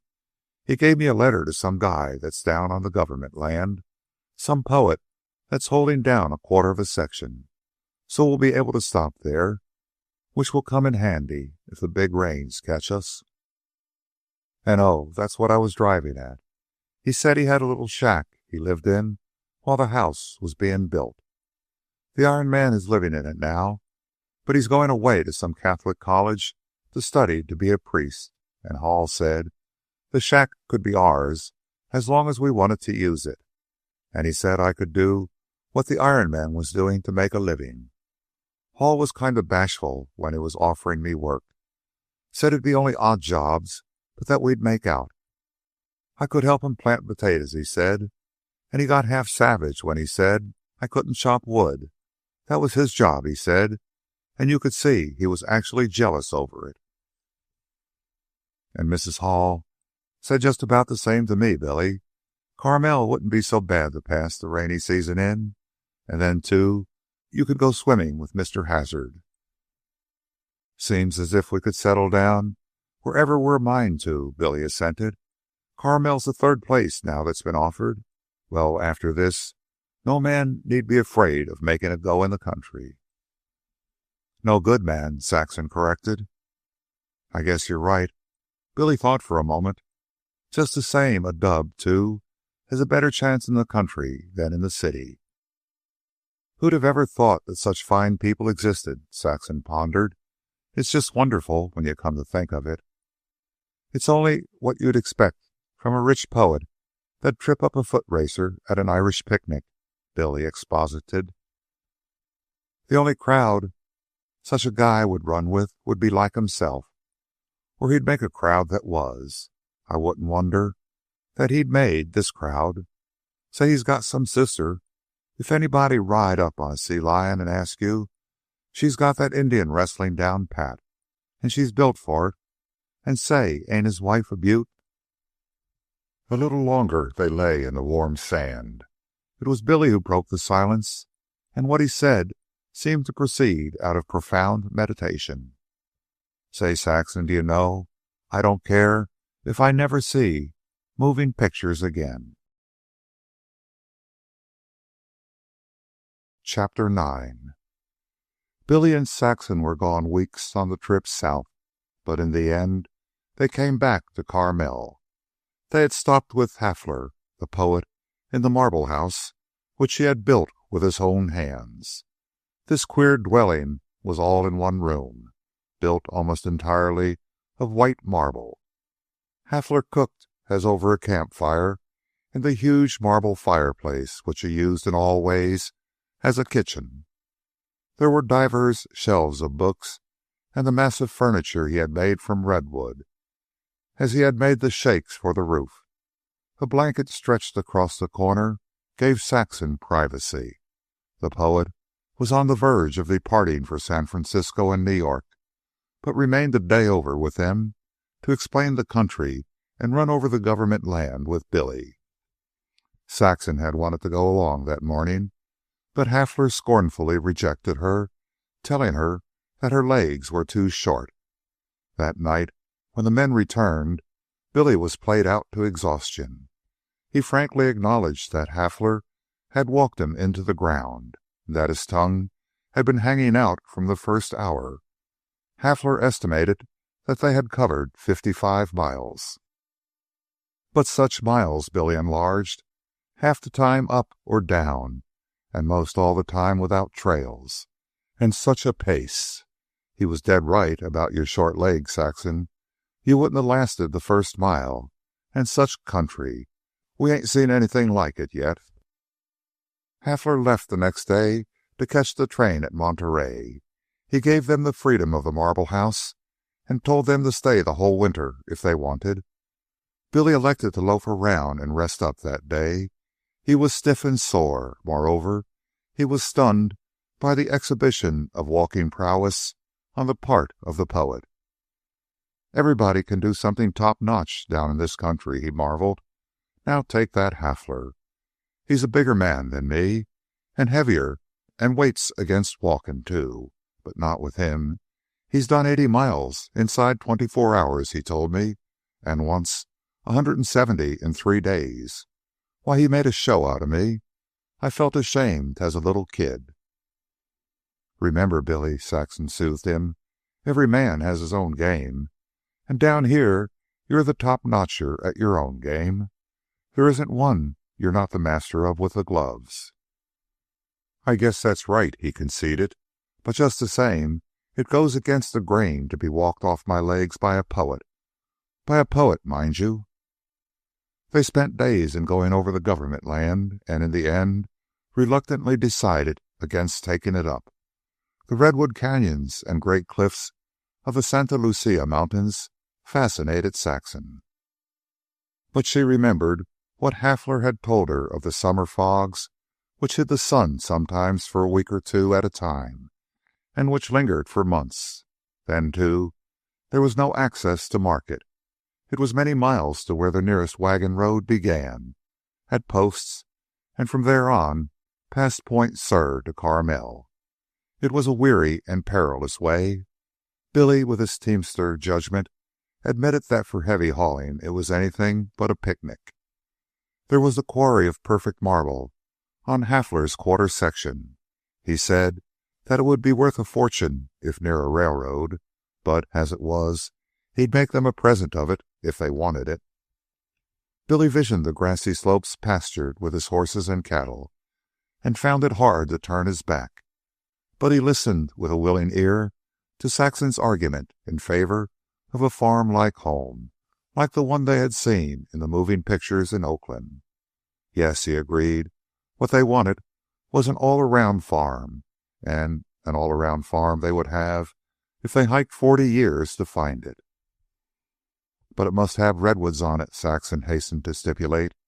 I've fallen in love with them, and we can get along without fog. And there must be good wagon roads and a railroad not more than 1,000 miles away. Heavy winter rains held them prisoner for 2 weeks in the Marble House. Saxon browsed among Hafler's books, though most of them were depressingly beyond her, while Billy hunted with Hafler's guns. But he was a poor shot and a worse hunter. His only success was with rabbits, which he managed to kill on occasion when they stood still. With a rifle he got nothing, although he fired at 6 different deer, and once at a huge cat creature with a long tail, which he was certain was a mountain lion. Despite the way he grumbled at himself, Saxon could see the keen joy he was taking. This belated arousal of a hunting instinct seemed to make almost another man of him. He was out early and late, compassing prodigious climbs and tramps, once reaching as far as the gold mines Tom had spoken of, and being away 2 days. Talking about plugging away at a job in the city and going to moving pictures and Sunday picnics for amusement, he would burst out. I can't see what was eating me that I ever put up with such truck. Here's where I ought to been all the time, or someplace like it.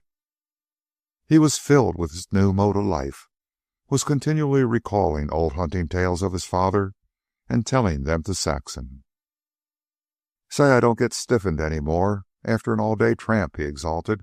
I'm broke in, and some day, if I meet up with that Hafler, I'll challenge him to a tramp that'll break his heart. Foolish boy, always wanting to play everybody's game and beat them at it, Saxon laughed delightedly. "Oh, I guess you're right," he growled. "Hafler can always outwalk me. He's made that way. But some day, just the same, if I ever see him again, I'll invite him to put on the gloves, though I won't be mean enough to make him as sore as he made me." After they left posts on the way back to Carmel, the condition of the road proved the wisdom of their rejection of the government land. They passed a rancher's wagon overturned, a second wagon with a broken axle, and the stage 100 yards down the mountainside where it had fallen, passengers, horses, road, and all. "I guess they just about quit trying to use this road in the winter," Billy said.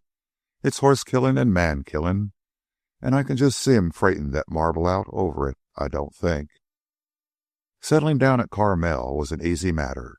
The Iron Man had already departed to his Catholic college, and the shack turned out to be a 3-roomed house comfortably furnished for housekeeping. Hall put Billy to work on the potato patch, a matter of 3 acres which the poet farmed erratically, to the huge delight of his crowd. He planted at all seasons, and it was accepted by the community that what did not rot in the ground was evenly divided between the gophers and trespassing cows. A plow was borrowed, a team of horses hired, and Billy took hold. Also, he built a fence around the patch, and after that was set to staining the shingled roof of the bungalow. Hall climbed to the ridgepole to repeat his warning that Billy must keep away from his woodpile. One morning Hall came over and watched Billy chopping wood for Saxon. The poet looked on covetously as long as he could restrain himself. "It's plain you don't know how to use an axe," he sneered. "Here, let me show you." He worked away for an hour, all the while delivering an exposition on the art of chopping wood. "Here," Billy expostulated at last, taking hold of the axe. "I'll have to chop a cord of yours now in order to make this up to you." Hall surrendered the axe reluctantly. "Don't let me catch you round my woodpile, that's all," he threatened. "My woodpile is my castle, and you've got to understand that." From a financial standpoint, Saxon and Billy were putting aside much money. They paid no rent, their simple living was cheap, and Billy had all the work he cared to accept. The various members of the crowd seemed in a conspiracy to keep him busy. It was all odd jobs, but he preferred it so, for it enabled him to suit his time to Jim Hazard's. Each day they boxed and took a long swim through the surf. When Hazard finished his morning's writing, he would whoop through the pines to Billy, who dropped whatever work he was doing. After the swim, they would take a fresh shower at Hazard's house, rub each other down in training camp style, and be ready for the noon meal. In the afternoon, Hazard returned to his desk, and Billy to his outdoor work, although still later they often met for a few miles' run over the hills. Training was a matter of habit to both men. Hazard, when he had finished with 7 years of football, knowing the dire death that awaits the big-muscled athletes who cease training abruptly, had been compelled to keep it up. Not only was it a necessity, but he had grown to like it. Billy also liked it, for he took great delight in the silk of his body. Often in the early morning, gun in hand, he was off with Mark Hall, who taught him to shoot and hunt. Hall had dragged a shotgun around from the days when he wore knee pants, and his keen observing eyes and knowledge of the habits of wild life were a revelation to Billy. This part of the country was too settled for large game, but Billy kept Saxon supplied with squirrels and quail, cottontails and jackrabbits, snipe and wild ducks. And they learned to eat roasted mallard and canvasback in the California style of 16 minutes in a hot oven. And he became expert with shotgun and rifle. He began to regret the deer and the mountain lion he had missed down below the Sur, and to the requirements of the farm he and Saxon sought he added plenty of game. But it was not all play in Carmel. That portion of the community which Saxon and Billy came to know, the crowd, was hard working. Some worked regularly in the morning or late at night. Others worked spasmodically, like the wild Irish playwright who would shut himself up for a week at a time, then emerge pale and drawn, to play like a madman against the time of his next retirement. The pale and youthful father of a family, with the face of Shelley, who wrote vaudeville turns for a living and blank verse tragedies and sonnet cycles for the despair of managers and publishers, hid himself in a concrete cell with 3-foot walls so piped that by turning a lever the whole structure sprouted water upon the impending intruder. But in the main they respected each other's work time. They drifted into one another's houses as the spirit prompted, but if they found a man at work, they went their way. This obtained to all except Mark Hall, who did not have to work for a living, and he climbed trees to get away from popularity and compose in peace. The crowd was unique in its democracy and solidarity. It had little intercourse with the sober and conventional part of Carmel. This section constituted the aristocracy of art and letters, and was sneered at as bourgeois. In return, it looked askance at the crowd with its rampant bohemianism. The taboo extended to Billy and Saxon. Billy took up the attitude of the clan and sought no work from the other camp, nor was work offered him. Hall kept open house. The big living room, with its huge fireplace, divans, shelves, and tables of books and magazines, was the center of things. Here Billy and Saxon were expected to be, and in truth found themselves to be, as much at home as anybody. Here, when wordy discussions on all subjects under the sun were not being waged, Billy played at cutthroat Pedro, horrible fives, bridge, and pinochle. Saxon, the favorite of the young women, sewed with them, teaching them pretties and being taught in fair measure in return. It was Billy, before they had been in Carmel a week, who said shyly to Saxon, "Say you can't guess how I'm missing all your nice things. What's the matter with writing Tom to express 'em down? When we start tramping again, we'll express 'em back." Saxon wrote the letter, and all that day her heart was singing. Her man was still her lover, and there were in his eyes all the old lights which had been blotted out during the nightmare period of the strike. "Some pretty nifty skirts around here, but you got 'em all beat, or I'm no judge," he told her, and again, "Oh, I love you to death anyway, but if them things ain't shipped down, there'll be a funeral." Hall and his wife owned a pair of saddle horses which were kept at the livery stable, and here Billy naturally gravitated. The stable operated the stage and carried the mails between Carmel and Monterey.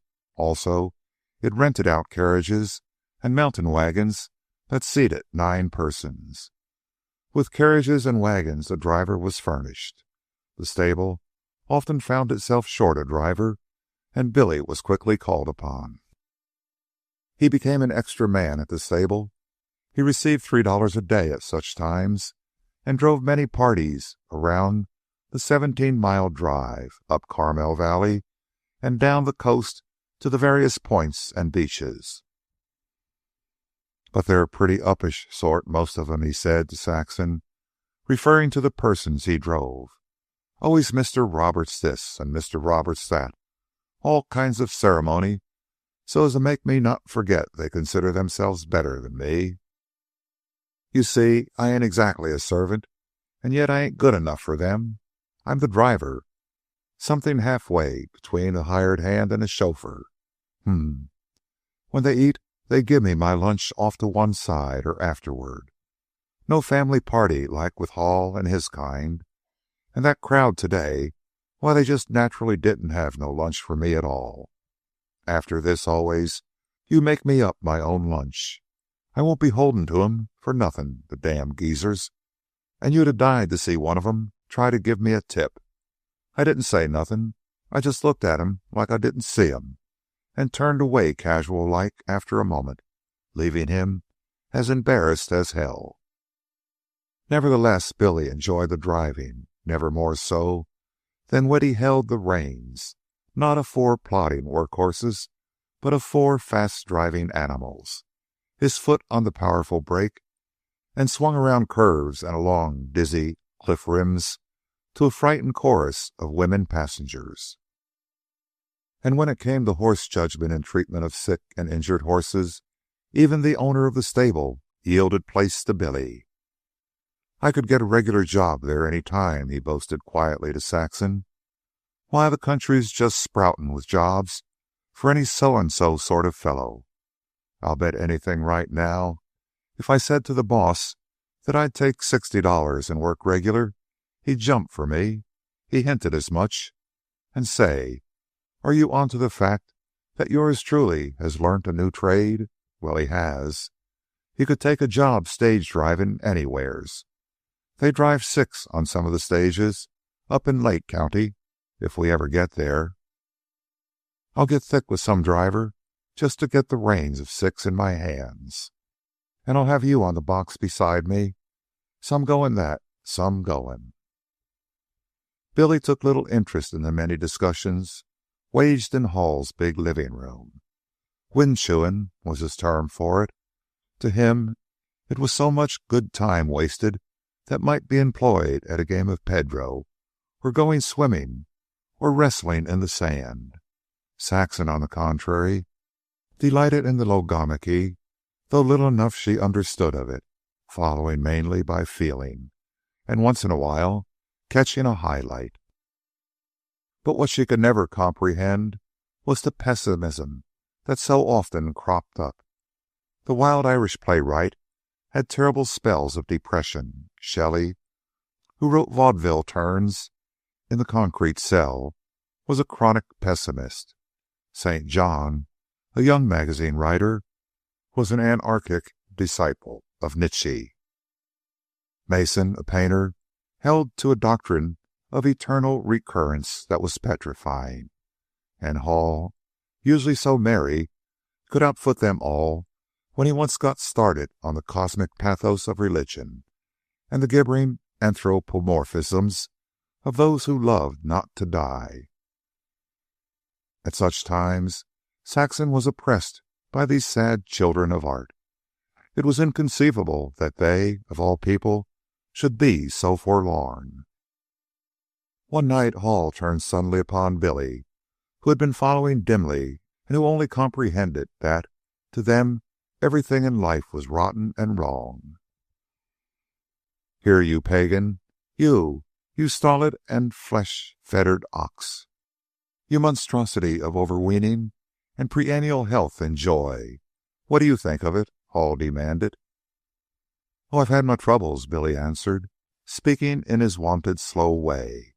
"I've had my hard times, and fought a losing strike, and soaked my watch, and been unable to pay my rent or buy grub, and slugged scabs, and been slugged, and been thrown in jail for making a fool out of myself.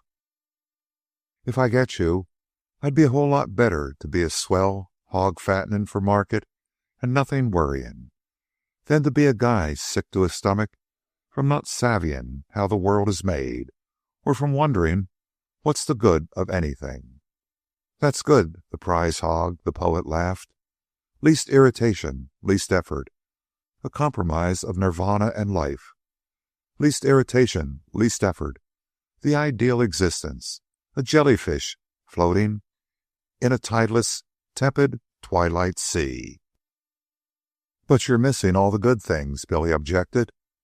"Name them," came the challenge. Billy was silent for a moment. To him life seemed a large and generous thing. He felt as if his arms ached from inability to compass it all, and he began, haltingly at first, to put his feelings into speech. "If you'd ever stood up in the ring and outgamed and outfought a man as good as yourself for 20 rounds, you'd get what I'm driving at.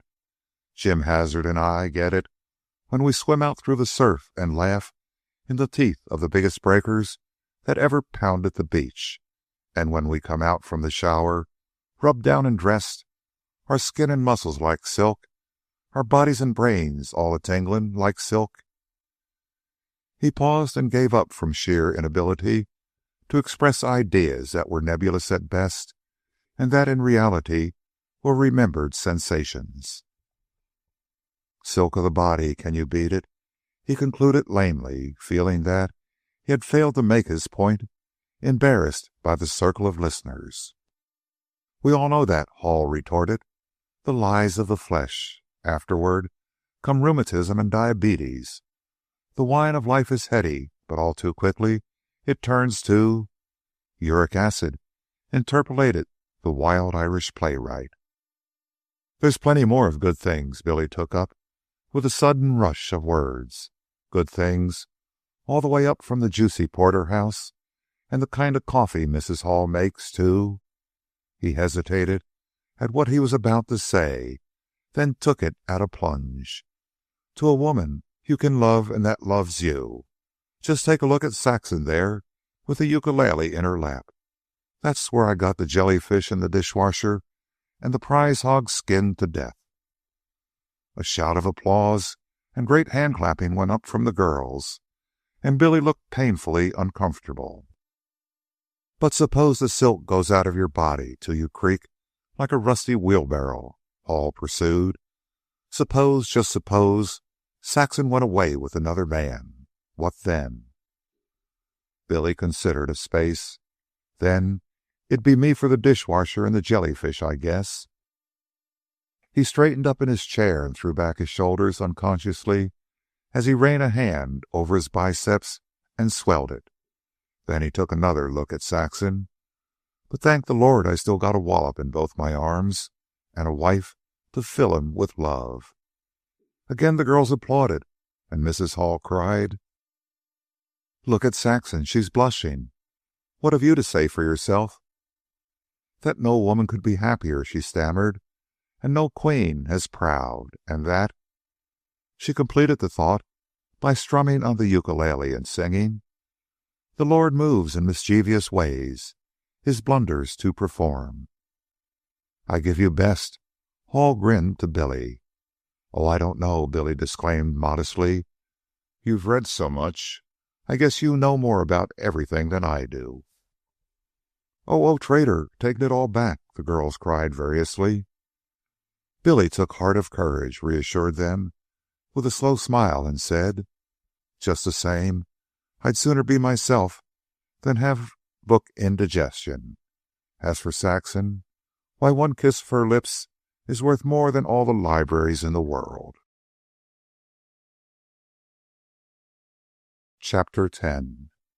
There must be hills and valleys and rich land and streams of clear water, good wagon roads and a railroad not too far away, plenty of sunshine and cold enough at night to need blankets, and not only pines, but plenty of other kinds of trees, with open spaces to pasture Billy's horses and cattle, and deer and rabbits for him to shoot, and lots of redwood trees, and, well, no fog. Saxon completed the description of the farm she and Billy sought. Mark Hall laughed delightedly. "And nightingales roosting in all the trees," he cried. "Flowers that neither fail nor fade. Bees without stings. Honeydew every morning. Showers of manna between whiles. Fountains of youth and quarries of philosopher's stones. Why, I know the very place. Let me show you." She waited while he pored over road maps of the state. Failing in them, he got out a big atlas, and though all the countries of the world were in it, he could not find what he was after. "Never mind," he said. "Come over tonight, and I'll be able to show you." That evening he led her out on the veranda to the telescope, and she found herself looking through it at the full moon. "Somewhere up there in some valley you'll find that farm," he teased. Mrs. Hall looked inquiringly at them as they returned inside. "I've been showing her a valley in the moon where she expects to go farming," he laughed. "We started out prepared to go any distance," Saxon said, "and if it's to the moon, I expect we can make it." "But, my dear child, you can't expect to find such a paradise on the earth," Hall continued. "For instance, You can't have redwoods without fog. They go together. The redwoods grow only in the fog belt. Saxon debated a while. Well, we could put up with a little fog, she conceded. Almost anything to have redwoods. I don't know what a quarry of philosopher's stones is like, but if it's anything like Mr. Hafler's marble quarry, and there's a railroad handy, I guess we could manage to worry along. And you don't have to go to the moon for honeydew. They scrape it off the leaves of the bushes up in Nevada County.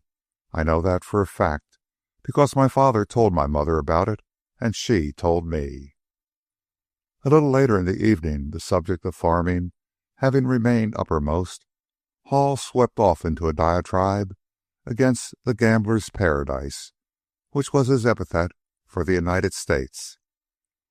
When you think of the glorious chance, he said, a new country bounded by the oceans, situated just right in latitude, with the richest land and vastest natural resources of any country in the world, settled by immigrants who had thrown off all the leading strings of the old world and were in the humor for democracy. There was only one thing to stop them from perfecting the democracy they started, and that thing was greediness. They started gobbling everything in sight like a lot of swine. And while they gobbled, democracy went to smash. Gobbling became gambling. It was a nation of tin horns. Whenever a man lost his stake, all he had to do was to chase the frontier west a few miles and get another stake. They moved over the face of the land like so many locusts. They destroyed everything, the Indians, the soil, the forest, just as they destroyed the buffalo and the passenger pigeon. Their morality in business and politics was gambler morality. Their laws were gambling laws, how to play the game. Everybody played. Therefore, hurrah for the game. Nobody objected, because nobody was unable to play. As I said, the losers chased the frontier for fresh stakes. The winner of today broke tomorrow, and on the day following might be riding his luck to royal flushes on a 5-card draw. So they gobbled and gambled from the Atlantic to the Pacific until they swined a whole continent. When they finished with the lands and forests and mines, they turned back, gambling for any little stakes they overlooked, gambling for franchises and monopolies, using politics to protect their crooked deals and brace games, and democracy gone clean to smash. And then was the funniest time of all. The losers couldn't get any more stakes, while the winners went on gambling among themselves. The losers could only stand around with their hands in their pockets and look on. When they got hungry, they went, hat in hand, and begged the successful gamblers for a job. The losers went to work for the winners, and they've been working for them ever since. And democracy sidetracked up Salt Creek. You, Billy Roberts, have never had a hand in the game in your life. That's because your people were among the also-rans. How about yourself? Billy asked. I ain't seen you holding any hands. I don't have to. I don't count. I'm a parasite. What's that? A flea, a wood tick, anything that gets something for nothing. I batten on the mangy hides of the working man. I don't have to gamble. I don't have to work. My father left me enough of his winnings. Oh, don't preen yourself, my boy. Your folks were just as bad as mine. But yours lost and mine won. And so you plow in my potato patch. I don't see it, Billy contended stoutly. A man with gumption can win out today. On government land? Hall asked quickly. Billy swallowed and acknowledged the stab. Just the same, he can win out, he reiterated. Surely he can win a job from some other fellow. A young husky with a good head like yours can win jobs anywhere. But think of the handicaps on the fellows who lose. How many tramps have you met along the road who could get a job driving 4 horses for the Carmel livery stable? And some of them were as husky as you when they were young. And on top of it all, you've got no shout coming. It's a mighty big come down from gambling for a continent to gambling for a job. Just the same, Billy recommenced. Oh, you've got it in your blood, Hall cut him off cavalierly. And why not? Everybody in this country has been gambling for generations. It was in the air when you were born. You breathed it all your life. You, who've never had a white chip in the game, still go on shouting for it and capping for it. But what are all of us losers to do? Saxon inquired. Call in the police and stop the game, Hall recommended. It's crooked. Saxon frowned. Do what your forefathers didn't do, he amplified. Go ahead and perfect democracy. She remembered a remark of Mercedes. A friend of mine says that democracy is an enchantment. It is, in a gambling joint. There are millions of boys in our public schools right now swallowing the gump of canal boy to president, and millions of worthy citizens who sleep sound every night in the belief that they have a say in running the country. You talk like my brother Tom, Saxon said, failing to comprehend. If we all get into politics and work hard for something better, maybe we'll get it after 1,000 years or so, but I want it now. She clenched her hands passionately. I can't wait. I want it now. But that's just what I've been telling you, my dear girl. That's what's the trouble with all the losers. They can't wait. They want it now. A stack of chips and a fling at the game. Well, they won't get it now. That's what's the matter with you, chasing a valley in the moon. That's what's the matter with Billy, aching right now for a chance to win 10 cents for me at Pedro, cussing wind chewing under his breath. Gee, you'd make a good soapboxer, commented Billy. And I'd be a soapboxer if I didn't have the spending of my father's ill-gotten gains. It's none of my affair. Let them rot. They'd be just as bad if they were on top. It's all a mess. Blind bats, hungry swine, and filthy buzzards. Here Mrs. Hall interfered. Now, Mark, you stop that, or you'll be getting the blues. He tossed his mop of hair and laughed with an effort. No, I won't, he denied. I'm going to get 10 cents from Billy at a game of Pedro.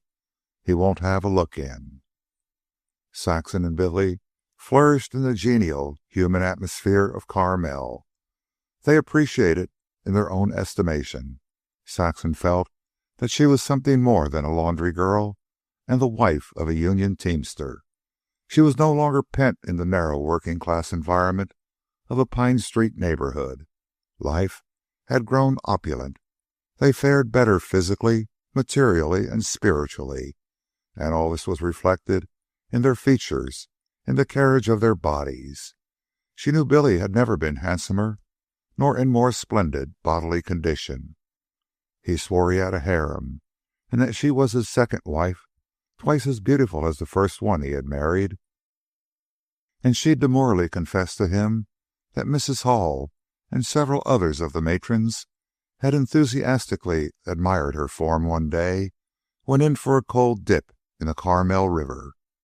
They had got around her and called her Venus and made her crouch and assume different poses. Billy understood the Venus reference, for a marble one with broken arms stood in Hall's living room, and the poet had told him the world worshipped it as the perfection of female form. I always said you had Annette Kellerman beat a mile, Billy said, and so proud was his air of possession that Saxon blushed and trembled and hid her hot face against his breast. The men in the crowd were open in their admiration of Saxon in an above-the-board manner. She made no mistake. She did not lose her head. There was no chance of that, for her love for Billy beat more strongly than ever. Nor was she guilty of over-appraisal. She knew him for what he was, and loved him with open eyes. He had no book learning, no art, like the other men. His grammar was bad, she knew that, just as she knew that he would never mend it.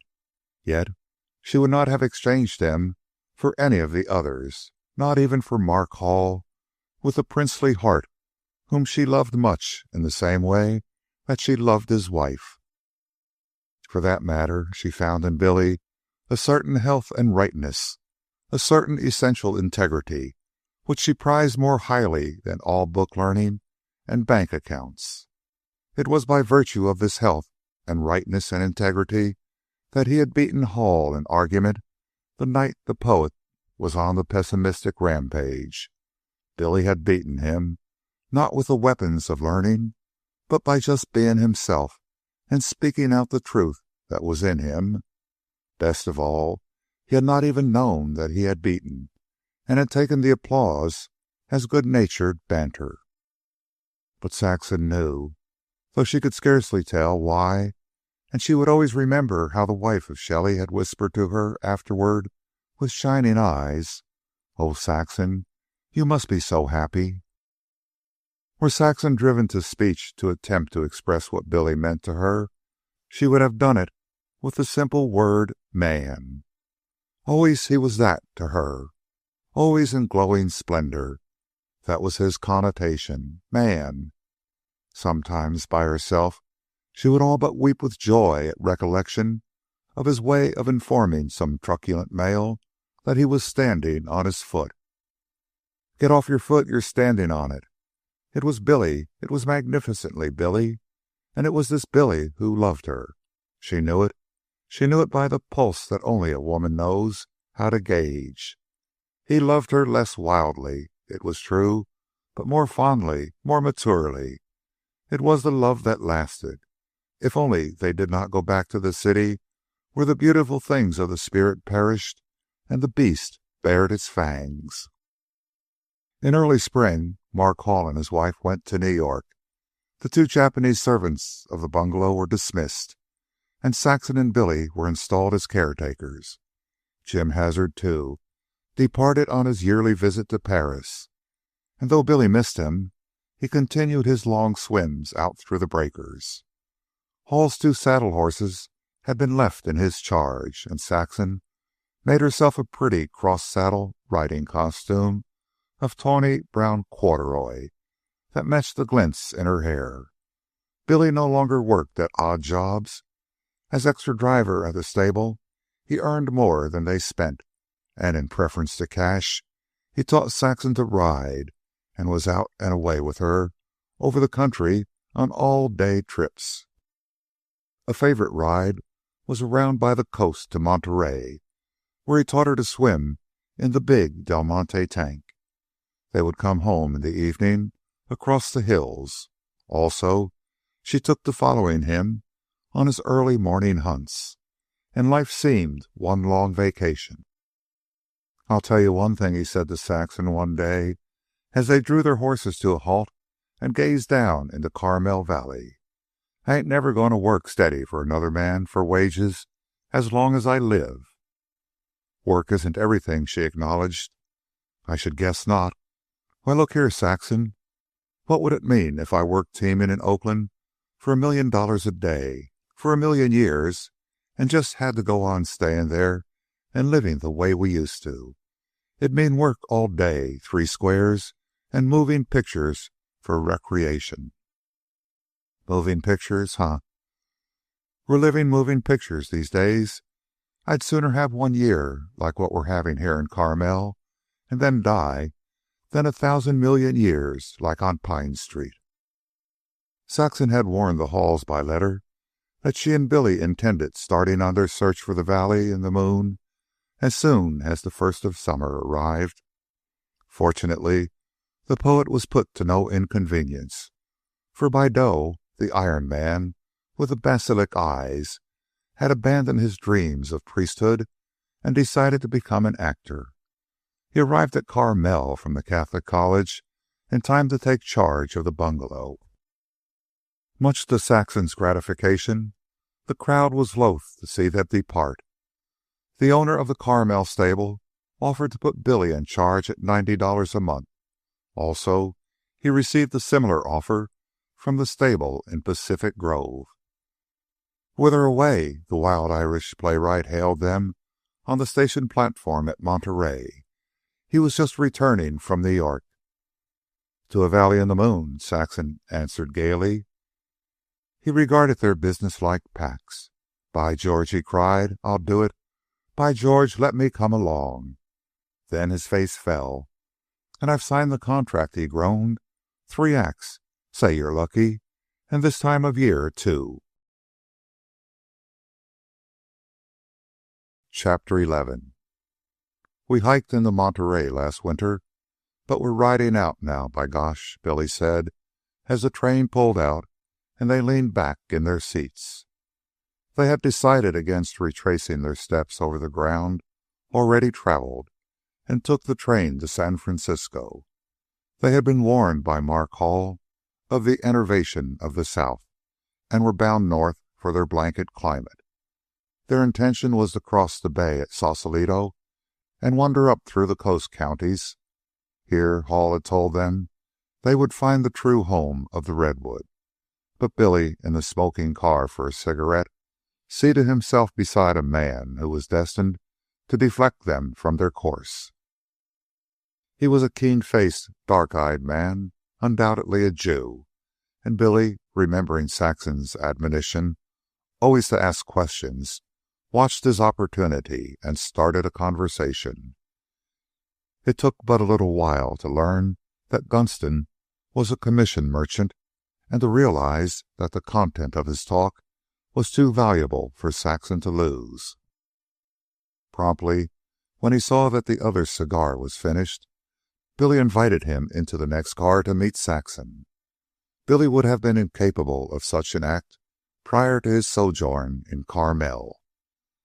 That much, at least, he had acquired of social facility. "He's just been telling me about the Potato Kings, and I want him to tell you," Billy explained to Saxon after the introduction. "Go on and tell her, Mr. Gunston, about that fan-tan sucker that made $19,000 last year in celery and asparagus." "I was just telling your husband about the way the Chinese make things go up the San Joaquin River. It would be worth your while to go up there and look around. It's the good season now. Too early for mosquitoes.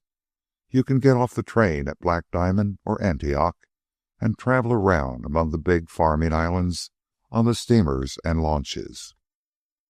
The fares are cheap, and you'll find some of those big gasoline boats, like the Duchess and Princess, more like big steamboats." "Tell her about Chow Lam," Billy urged. The commission merchant leaned back and laughed. Chow Lam, several years ago, was a broken-down fan-tan player. He hadn't a cent, and his health was going back on him. He had worn out his back with 20 years' work in the gold mines, washing over the tailings of the early miners. And whatever he'd made, he'd lost at gambling. Also, he was in debt $300 to the 6 companies. You know, they're Chinese affairs. And remember, this was only 7 years ago. Health breaking down, 300 in debt, and no trade. Chow Lam blew into Stockton and got a job on the peat lands at day's wages. It was a Chinese company down on Middle River that farmed celery and asparagus. This was when he got on to himself and took stock of himself. Quarter of a century in the United States, back not so strong as it used to was, and not a penny laid by for his return to China. He saw how the Chinese in the company had done it, saved their wages and bought a share. He saved his wages for 2 years and bought 1 share in a 30-share company. That was only 5 years ago. They leased 300 acres of peat land from a white man who preferred traveling in Europe. Out of the profits of that 1 share in the first year, he bought 2 shares in another company, and in a year more, out of the 3 shares, he organized a company of his own. 1 year of this with bad luck, and he just broke even. That brings us up to 3 years ago. The following year, bumper crops, he netted $4,000. The next year it was $5,000, and the last year he cleaned up $19,000. Pretty good, huh? For an old broken-down Chow Lam. "My," was all Saxon could say. Her eager interest, however, incited the commission merchant to go on. Look at Sing Key, the potato king of Stockton. I know him well. I've had more large deals with him and made less money than with any man I know. He was only a coolie, and he smuggled himself into the United States 20 years ago. Started at day's wages, then peddled vegetables in a couple of baskets slung on a stick. And after that, opened up a store in Chinatown in San Francisco. But he had a head on him, and he was soon onto the curves of the Chinese farmers that dealt at his store. The store couldn't make money fast enough to suit him. He headed up to San Joaquin. Didn't do much for a couple of years, except keep his eyes peeled. Then he jumped in and leased 1,200 acres at $7 an acre. My gods, Billy said in an awestruck voice. $8,400 just for rent that first year. I know 500 acres I can buy for $3 an acre. Will it grow potatoes? Gunston asked. Billy shook his head. Nor nothing else, I guess. All three laughed heartily, and the commission merchant resumed. That $7 was only for the land. Possibly you know what it costs to plow 1,200 acres? Billy nodded solemnly. And he got 160 sacks to the acre that year, Gunston continued. Potatoes were selling at 50 cents. My father was at the head of our concern at the time, so I know for a fact.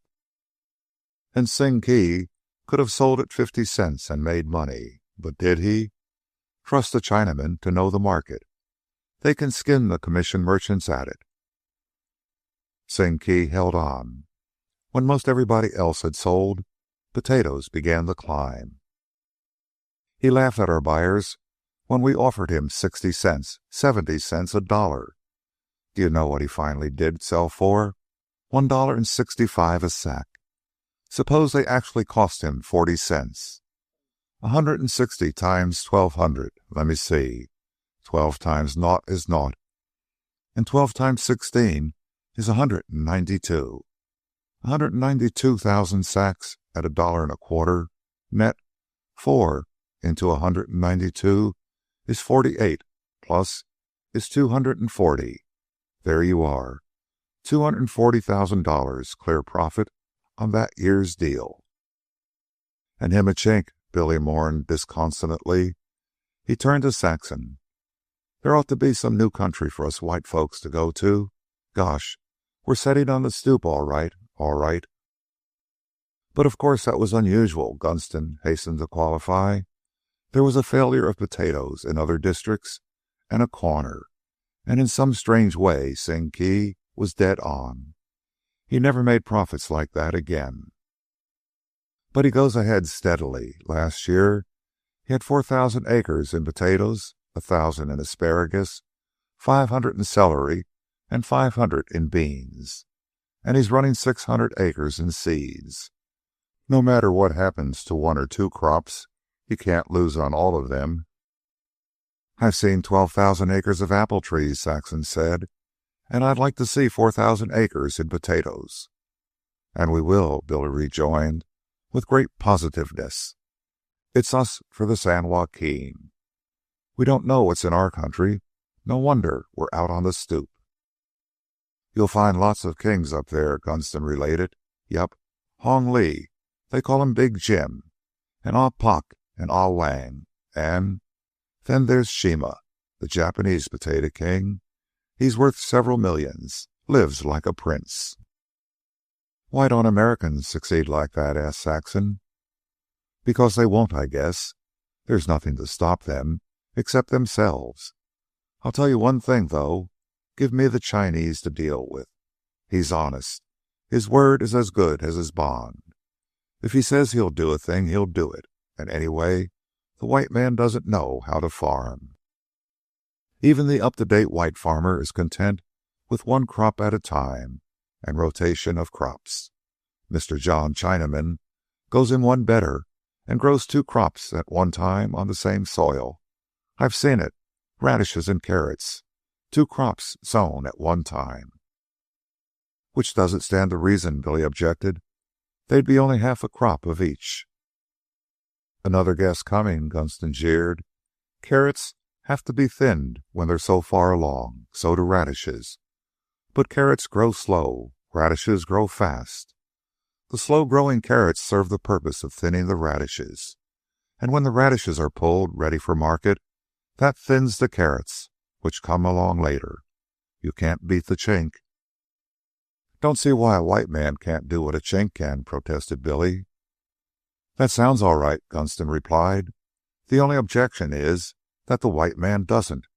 The Chink is busy all the time, and he keeps the ground just as busy.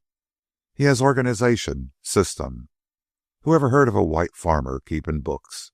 The Chink does. No guesswork with him. He knows just where he stands to a cent on any crop at any moment. And he knows the market. He plays both ends.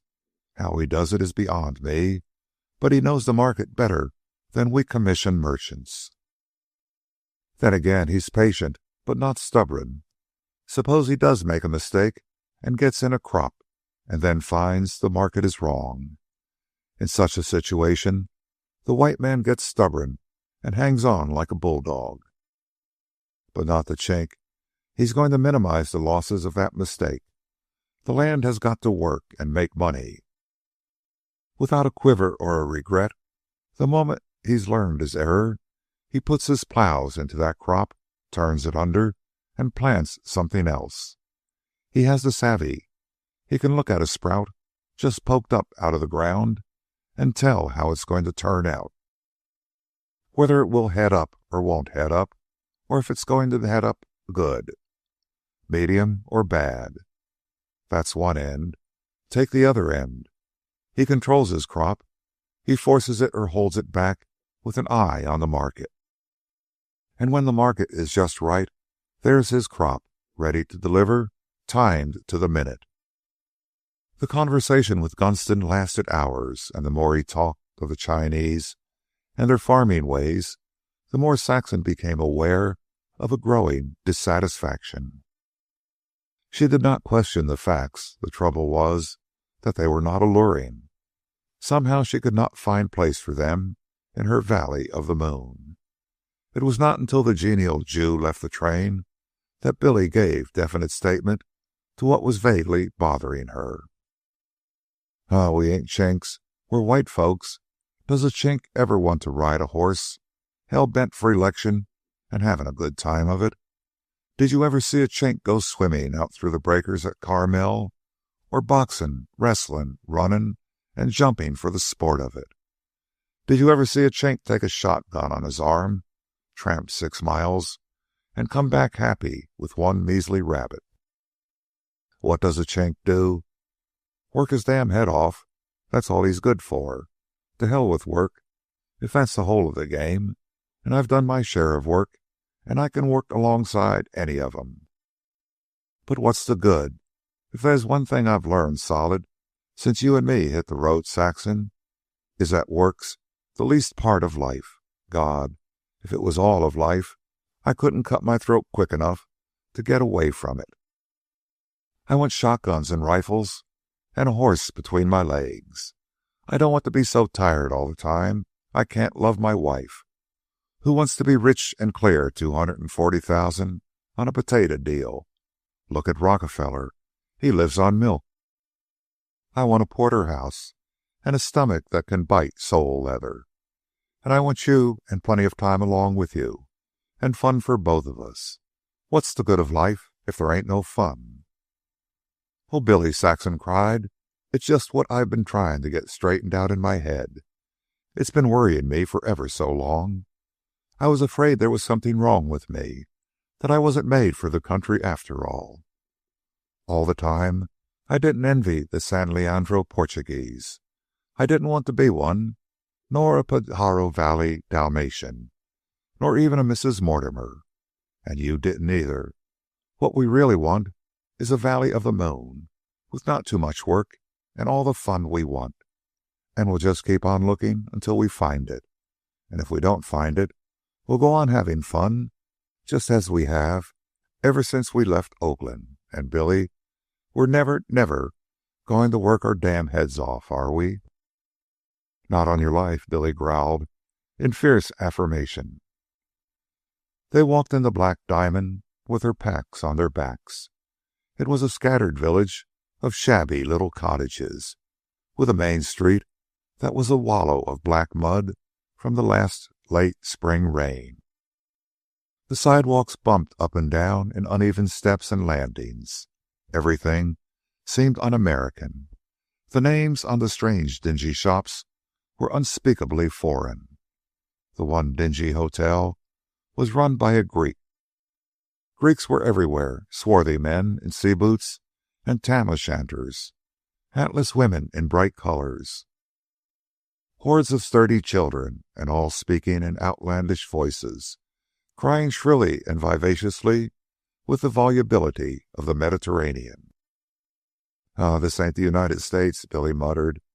Down on the waterfront, they found a fish cannery and an asparagus cannery in the height of the busy season, where they looked in vain among the toilers for familiar American faces. Billy picked out the bookkeeper and foreman for Americans.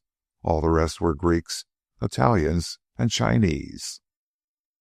At the steamboat wharf, they watched the bright painted Greek boats arriving, discharging their loads of glorious salmon, and departing.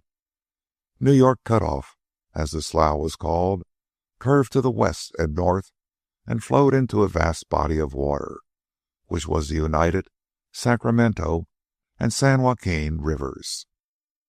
Beyond the steamboat wharf, the fishing wharves dwindled to stages for the drying of nets, and here, away from the noise and clatter of the alien town, Saxon and Billy took off their packs and rested. The tall, rustling tules grew out of the deep water, close to the dilapidated boat landing where they sat.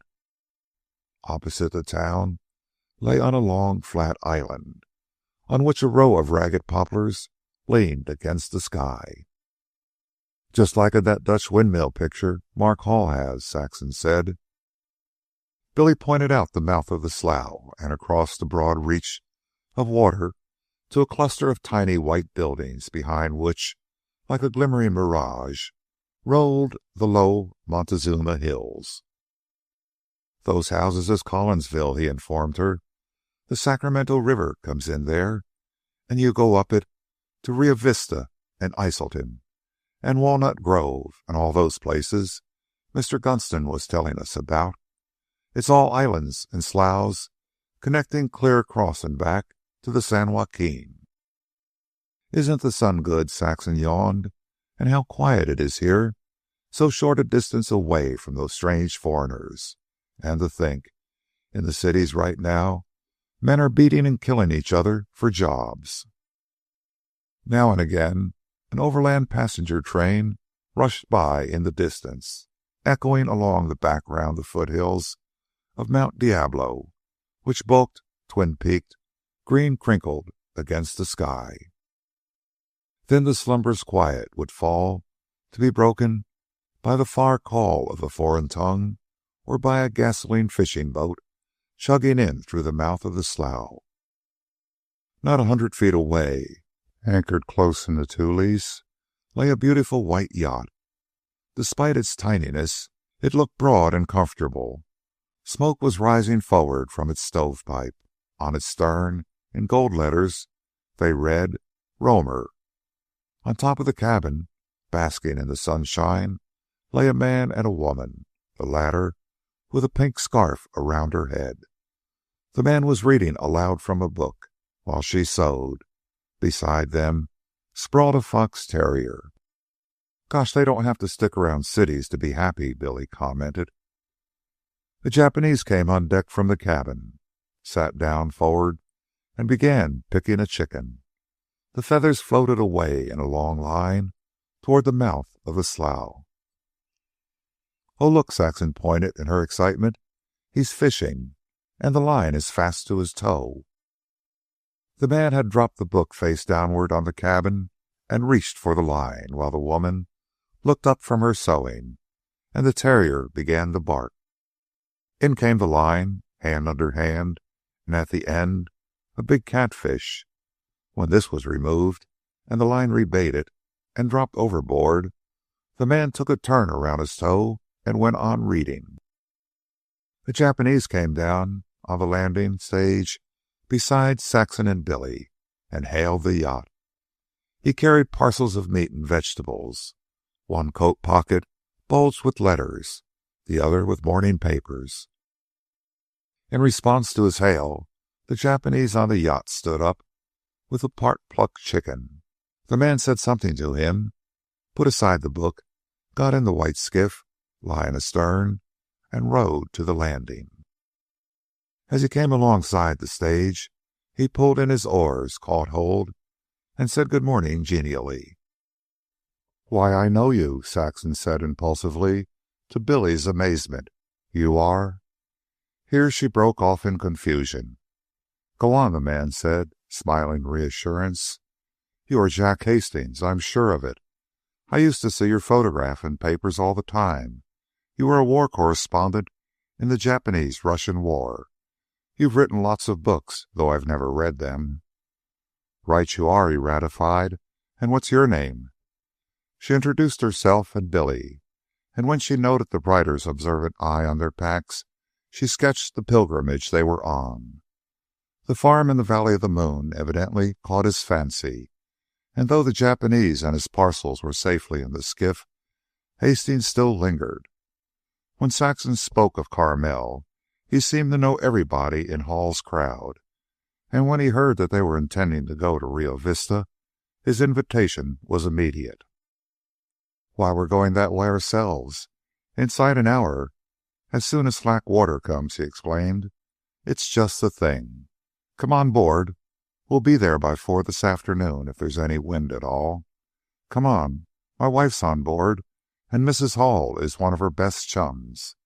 We've been away to South America, just got back, or you'd have seen us in Carmel. Hal wrote to us about the pair of you." It was the second time in her life that Saxon had been in a small boat, and the Roamer was the first yacht she had ever been on board.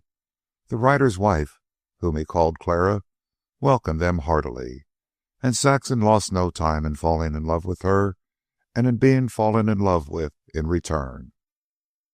So strikingly did they resemble each other that Hastings was not many minutes in calling attention to it. He made them stand side by side, studied their eyes and mouths and ears, and compared their hands, their hair, their ankles, and swore that his fondest dream was shattered, namely, that when Clara had been made, the mold was broken. On Clara's suggestion that it might have been pretty much the same mold, they compared histories. Both were of the pioneer stock. Clara's mother, like Saxon's, had crossed the plains with ox teams, and like Saxon's, had wintered in Salt Lake City. In fact, had, with her sisters, opened the first Gentile school in that Mormon stronghold. And if Saxon's father had helped raise the Bear Flag Rebellion at Sonoma, it was at Sonoma that Clara's father had mustered in for the War of the Rebellion and ridden as far east with his troop as Salt Lake City, of which place he had been provost marshal when the Mormon trouble flared up. To complete it all, Clara fetched from the cabin a ukulele of boa wood that was the twin to Saxon's, and together they sang Honolulu Tomboy. Hastings decided to eat dinner. He called the midday meal by its old-fashioned name before sailing, and down below, Saxon was surprised and delighted by the measure of comfort in so tiny a cabin. There was just room for Billy to stand upright. A centerboard case divided the room in half longitudinally, and to this was attached the hinged table from which they ate. Low bunks that ran the full length of the cabin, upholstered in cheerful green, served as seats. A curtain, easily attached by hooks between the centerboard case and the roof at night, screened Mrs. Hastings' sleeping quarters. On the opposite side, the 2 Japanese bunked, while forward under the deck was the galley. So small was it that there was just room beside it for the cook, who was compelled by the low deck to squat on his hands. The other Japanese, who had brought the parcels on board, waited on the table. "They are looking for a ranch in the Valley of the Moon," Hastings concluded his explanation of the pilgrimage to Clara. "Oh, don't you know?" she cried, but was silenced by her husband. "Hush," he said peremptorily, and then turned to their guests. "Listen, there's something in that Valley of the Moon idea, but I won't tell you what. It's a secret. Now, we've a ranch in Sonoma Valley, about 8 miles from the very town of Sonoma where you two girls' father took up soldiering. And if you ever come out to our ranch, you'll learn the secret. Oh, believe me, it's connected with your Valley of the Moon. Isn't it, mate?" That was the mutual name he and Clara had for each other. She smiled and laughed and nodded her head. "You might find our valley the very one you are looking for," she said. But Hastings shook his head at her to check further speech.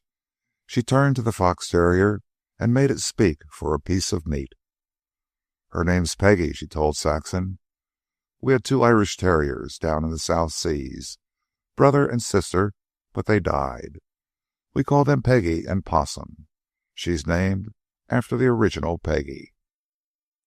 Billy was impressed by the ease with which the roamer was operated. While they lingered at the table, at a word from Hastings, the 2 Japanese had gone on deck. Billy could hear them throwing down the halyards, casting off gaskets, and heaving the anchor short on the tiny winch. In several minutes, one called down that everything was ready, and all went on deck. Hoisting the mainsail and jigger was a matter of minutes. Then the cook and cabin boy broke out anchor, and while one hove it up, the other hoisted the jib. Hastings at the wheel trimmed the sheet. The roamer paid off, filled her sails, slightly heeling, and slid across the smooth water and out the mouth of New York Slough. The Japanese coiled the halyards and went below for their own dinner. "The flood is just beginning to make," said Hastings, pointing to a striped spar buoy that was slightly tipping upstream on the edge of the channel.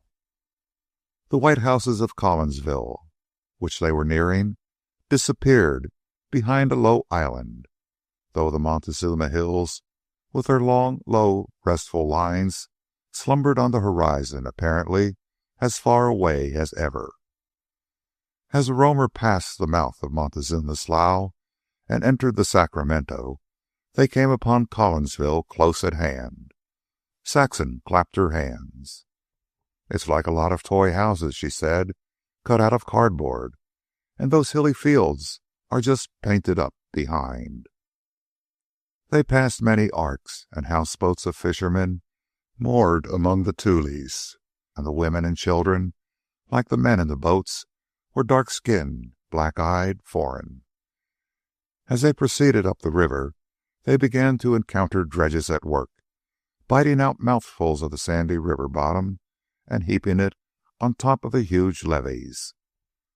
Great mats of willow brush, hundreds of yards in length, were laid on top of the river slope of the levees and held in place by steel cables and thousands of cubes of cement. The willows soon sprouted, Hastings told them, and by the time the mats were rotted away, the sand was held in place by the roots of the trees. "It must cost like Sam Hill," Billy observed. "But the land is worth it," Hastings explained.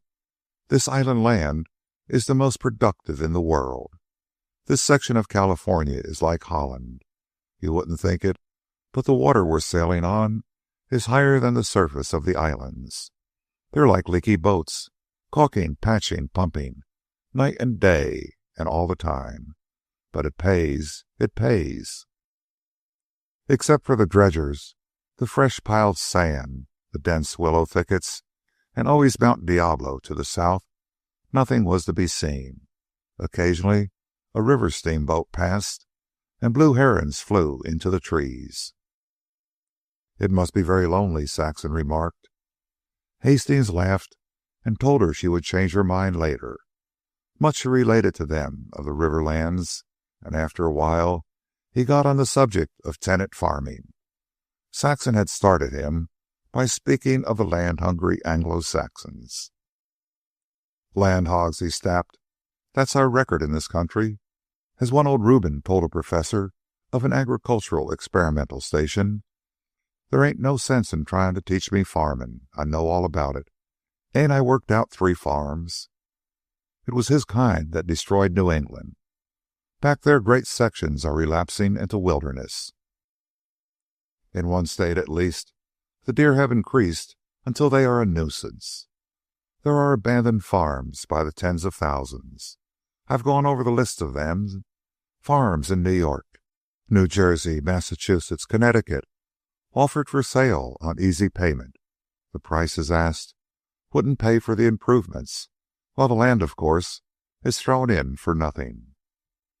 And the same thing is going on, in one way or another, the same land robbing and hogging over the rest of the country, down in Texas, in Missouri and Kansas, out here in California. Take tenant farming.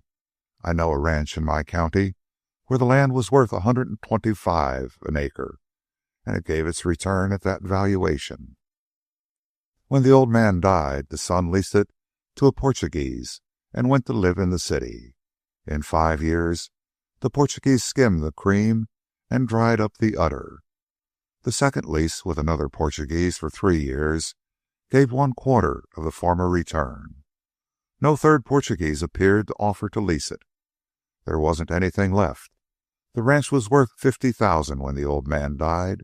In the end, the son got $11,000 for it. Well, I've seen land that paid 12%, that after the skimming of a 5 years lease paid only 1.25%. It's the same in our valley, Mrs. Hastings supplemented. All the old farms are dropping into ruin. Take the Ebel place, mate. Her husband nodded emphatic endorsement.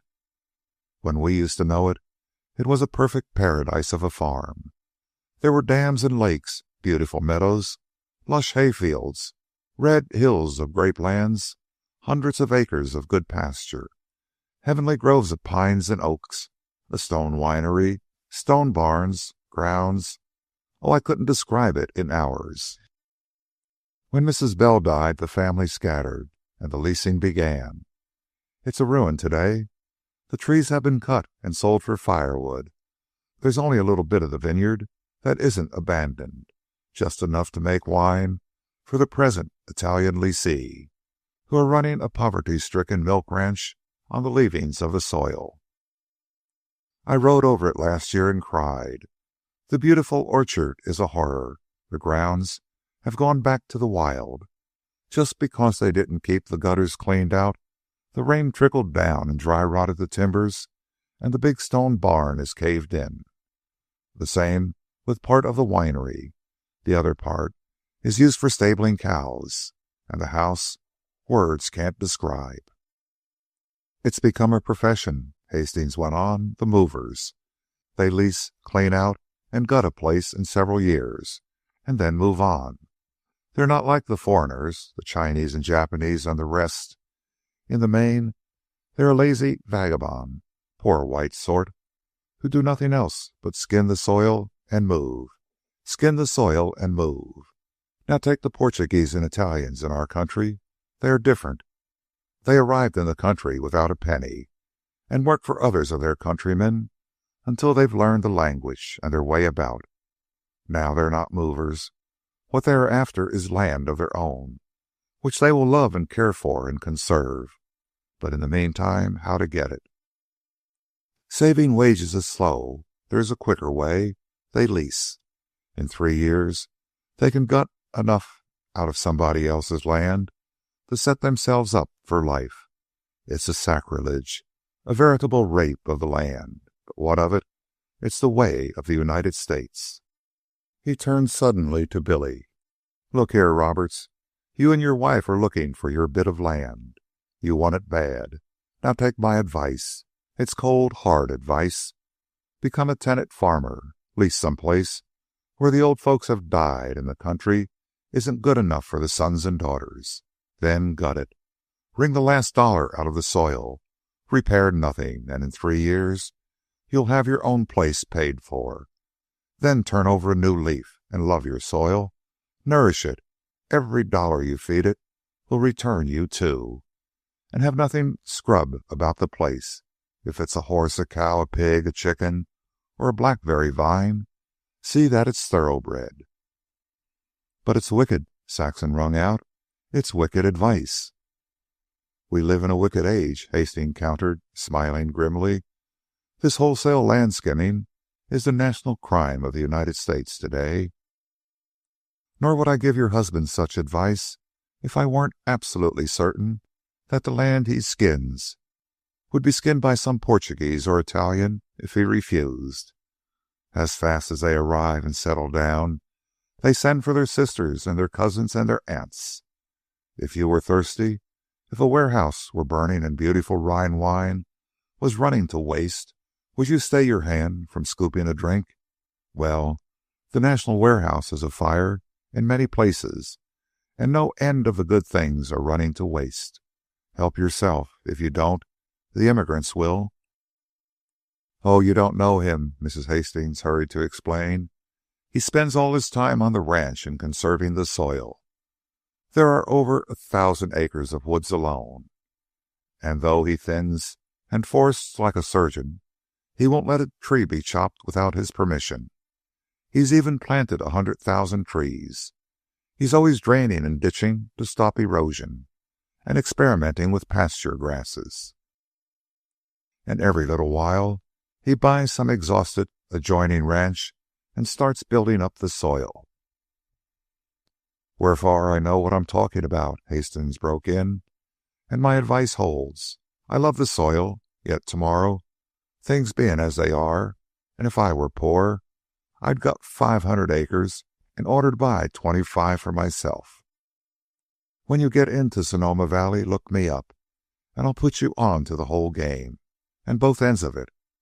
I'll show you construction as well as destruction. When you find a farm doomed to be gutted anyway, why jump in and do it yourself. Yes, and he mortgaged himself to the eyes, laughed Mrs. Hastings, to keep 500 acres of woods out of the hands of the charcoal burners. Ahead on the left bank of the Sacramento, just at the fading end of Montezuma Hills, Rio Vista appeared.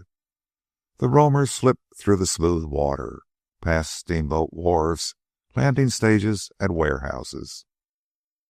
The two Japanese went forward on deck. At command of Hastings, the jib ran down, and he shot the roamer into the wind, losing way, until he called, "Let go the hook." The anchor went down, and the yacht swung to it, so close to the shore that the skiff lay under overhanging willows. "Farther up the river we tie to the bank," Mrs. Hastings said, "so that when you wake in the morning, you find the branches of trees sticking down into the cabin." "Oh," Saxon murmured, pointing to a lump on her wrist. "Look at that. A mosquito."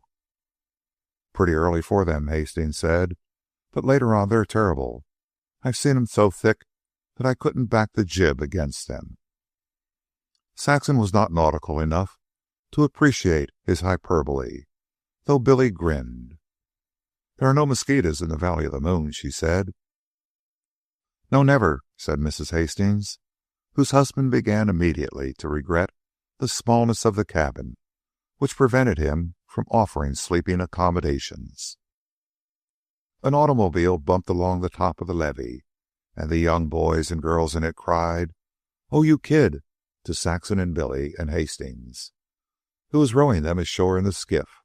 Hastings called, "Oh, you kid," back to them, and Saxon, pleasuring in the boyishness of his sunburned face, was reminded of the boyishness of Mark Hall and his Carmel crowd. Chapter 12. Crossing the Sacramento on an old-fashioned ferry, a short distance above Rio Vista, Saxon and Billy entered the river country. From the top of the levee she got her revelation. Beneath, lower than the river, stretched broad, flat land, far as the eye could see. Roads ran in every direction, and she saw countless farmhouses of which she had never dreamed when sailing on the lonely river a few feet the other side of the willowy fringe. 3 weeks they spent among the rich farm islands, which heaped up levees and pumped day and night to keep afloat.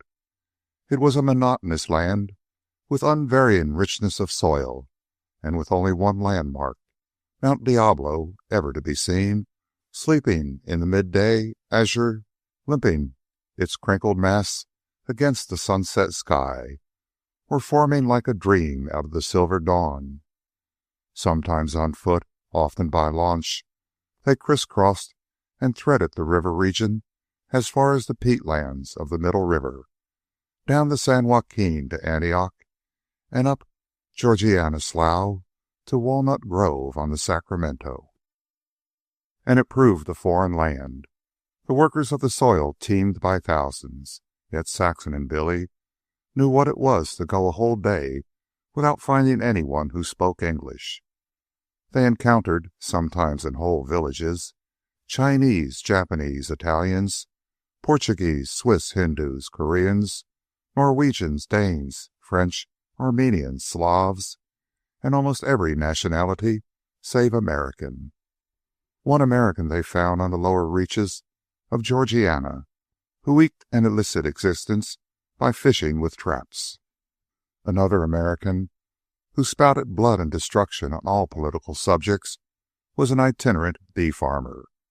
At Walnut Grove, busting with life, the few Americans consisted of the storekeeper, the saloon-keeper, the butcher, the keeper of the drawbridge, and the ferryman. Yet 2 thriving towns were in Walnut Grove, one Chinese, one Japanese. Most of the land was owned by Americans who lived away from it and were continually selling it to the foreigners. A riot or a merrymaking, they could not tell which, was taking place in the Japanese town as Saxon and Billy steamed out on the Apache, bound for Sacramento. "We're setting on the stoop," Billy railed. "Pretty soon they'll crowd us off of that." "There won't be any stoop in the Valley of the Moon," Saxon cheered him. But he was inconsolable, remarking bitterly, "And there ain't one of them damn foreigners that can handle 4 horses like me. But they can everlastingly farm," he added.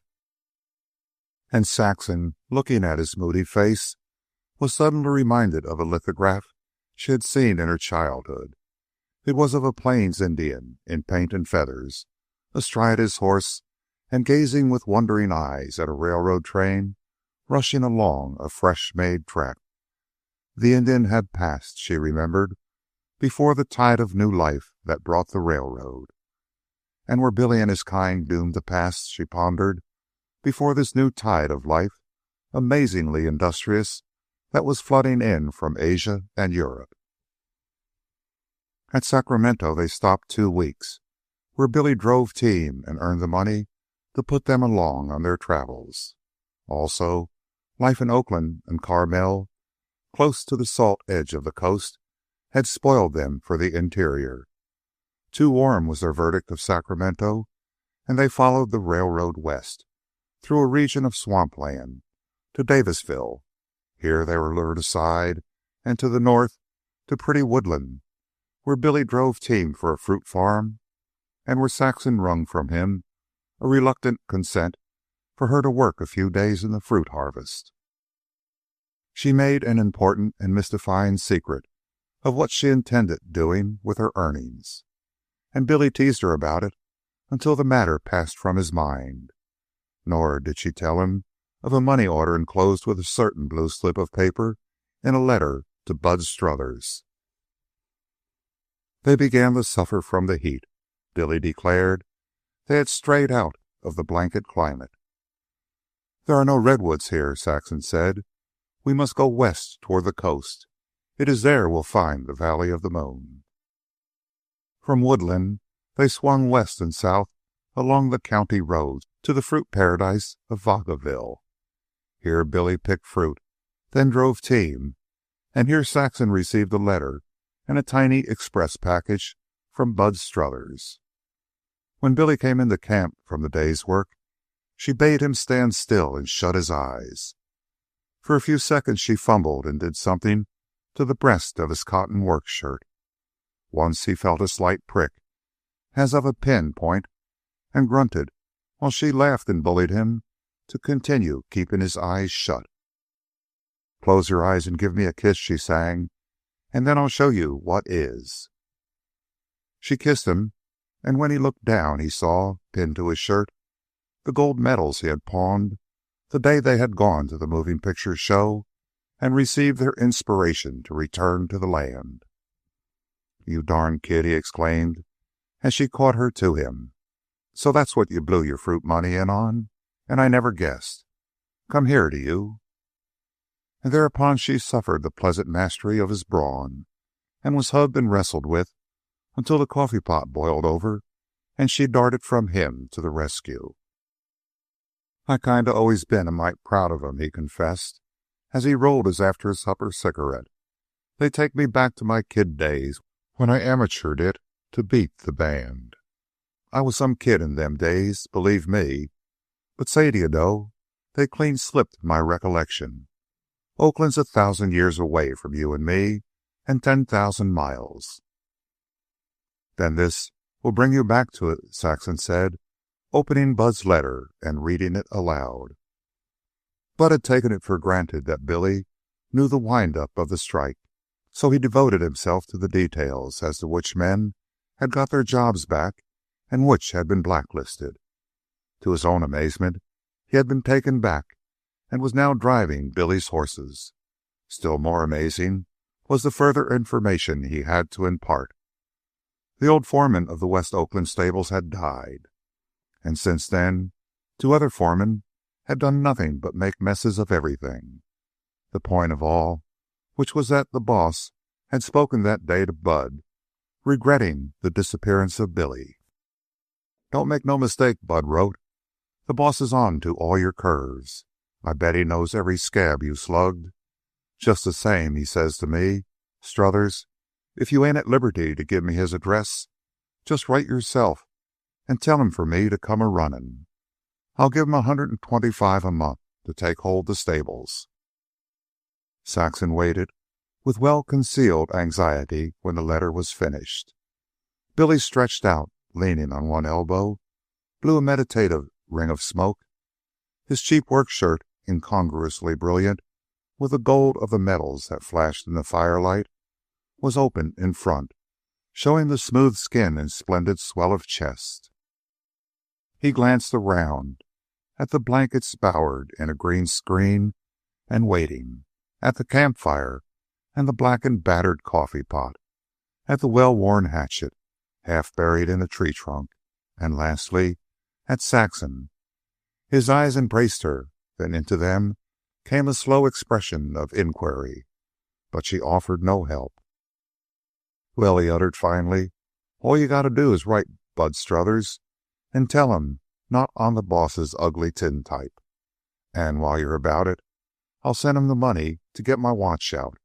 You work out the interest. The overcoat can stay there and rot." But they did not prosper in the interior heat. They lost weight. The resilience went out of their minds and bodies. As Billy expressed it, their silk was frazzled. So they shouldered their packs and headed west across the wild mountains. In the Berryessa Valley, the shimmering heat waves made their eyes ache and their heads, so that they traveled on in the early morning and late afternoon. Still west they headed, over more mountains, to beautiful Napa Valley. The next valley beyond was Sonoma, where Hastings had invited them to his ranch. And here they would have gone, had not Billy chanced upon a newspaper item which told of the writer's departure to cover some revolution that was breaking out somewhere in Mexico. "We'll see him later on," Billy said, as they turned northwest through the vineyards and orchards of Napa Valley. "We're like that millionaire Bert used to sing about, except it's time that we've got to burn. Any direction is as good as any other. Only west is best." 3 times in the Napa Valley, Billy refused work. Past St. Helena, Saxon hailed with joy the unmistakable redwoods they could see growing up the small canyons that penetrated the western wall of the valley. At Calistoga, at the end of the railroad, they saw the 6-horse stages leaving for Middletown and Lower Lake. They debated their route. That way led to lake country and not toward the coast, so Saxon and Billy swung west through the mountains to the valley of the Russian River. Coming out at Heldsburg, they lingered in the hop fields on the rich bottoms where Billy scorned to pick hops alongside of Indians, Japanese, and Chinese. I wouldn't work alongside of 'em an hour before I'd be knocking their blocks off, he explained. Besides, this Russian River's some nifty. Let's pitch camp and go swimming. So they idled their way north up the broad, fertile valley, so happy that they forgot that work was ever necessary, while the Valley of the Moon was a golden dream, remote but sure, some day of realization. At Cloverdale, Billy fell into luck. The combination of sickness and mischance found the stage stables short a driver. Each day the train disgorged passengers for the geysers, and Billy, as if accustomed to it all his life, took the reins of 6 horses and drove a full load over the mountains in stage time. The second trip, he had Saxon beside him on the high box seat. By the end of 2 weeks, the regular driver was back. Billy declined the stable job, took his wages, and continued north. Saxon had adopted a fox terrier puppy and named him Possum, after the dog Mrs. Hastings had told them about. So young was he that he quickly became footsore, and she carried him until Billy perched him on top of his pack and grumbled that Possum was chewing his back hair to a frazzle. They passed through the painted vineyards of Asti at the end of the grape picking and entered Ukiah, drenched to the skin by the first winter rain. "Say," Billy said, "you remember the way Romer just skated along? Well, this summer's done the same thing, gone by on wheels. And now it's up to us to find some place to winter. This Ukiah looks like a pretty good burg. We'll get a room tonight and dry out, and tomorrow I'll hustle around to the stables, and if I can locate anything, we can rent a shack and have all winter to think about where we'll go next year." Chapter 13. The winter proved much less exciting than the one spent in Carmel, and keenly as Saxon had appreciated the Carmel folk, she now appreciated them more keenly than ever. In Ukiah, she formed nothing more than superficial acquaintances. Here people were more like those of the working class she had known in Oakland, or else they were merely wealthy and herded together in automobiles. There was no democratic artistic colony that pursued fellowship disregardful of the caste of wealth. Yet it was a more enjoyable winter than any she had spent in Oakland. Billy had failed to get regular employment, so she saw much of him, and they lived a prosperous and happy hand-to-mouth existence in the tiny cottage they rented. As extra man at the biggest livery stable, Billy's spare time was so great that he drifted into horse trading. It was hazardous, and more than once he was broke, but the table never wanted for the best of steak and coffee, nor did they stint themselves for clothes. "Them blamed farmers, I gotta pass it to 'em," Billy grinned one day when he had been particularly bested in a horse deal. "They won't tear under the wings, the sons of guns. In the summer they take in boarders, and in the winter they make a good living doing each other up at trading horses. And I just want to tell you, Saxon, they've sure shown me a few, and I'm getting tough under the wings myself. I'll never tear again so as you can notice it, which means one more trade learned for yours truly. I can make a living anywhere now trading horses." Often Billy had Saxon out on a spare saddle horse from the stables, and his horse deals took them on many trips into the surrounding country. Likewise, she was with him when he was driving horses to sell on commission, and in both their minds independently arose a new idea concerning their pilgrimage. Billy was the first to broach it. "I run into an outfit the other day that's stored in town," he said, "and it's kept me thinking ever since. Ain't no use trying to get you to guess it, because you can't. I'll tell you. The swellest wagon camping outfit anybody ever heard of. First of all, the wagon's a peacherino, strong as they make 'em. It was made to order up Puget Sound, and it was tested out all the way down here. No load and no road can strain it. The guy had consumption that had it built. A doctor and a cook traveled with him till he passed in his checks here in Ukiah 2 years ago. But say, if you could see it, every kind of contrivance, a place for everything, a regular home on wheels. Now, if we could get that and a couple of plugs, we could travel like kings and laugh at the weather. Oh, Billy, it's just what I've been dreaming of all winter. It would be ideal, and, well, sometimes on the road, I'm sure you can't help forgetting what a nice little wife you've got, and with a wagon, I could have all kinds of pretty clothes along." Billy's blue eyes glowed, a caress, cloudy and warm, as he said quietly, "I've been thinking about that."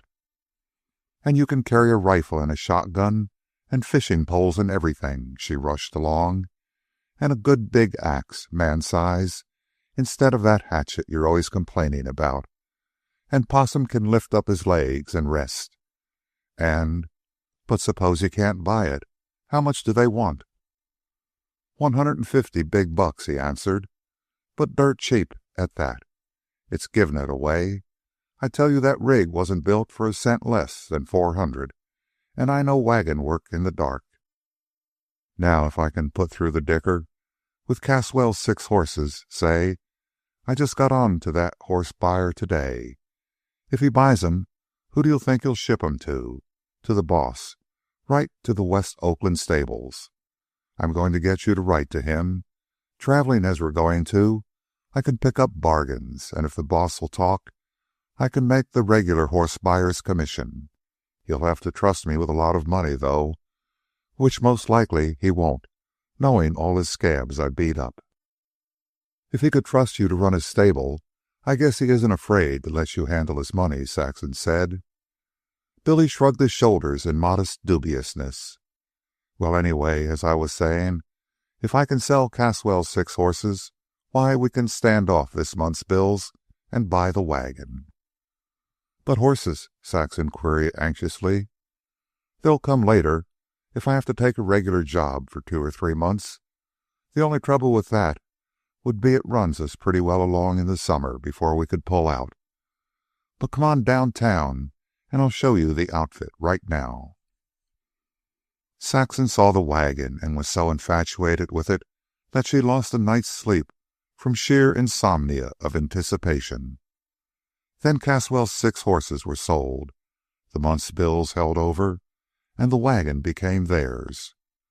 One rainy morning 2 weeks later, Billy had scarcely left the house to be gone on an all-day trip into the country after horses when he was back again.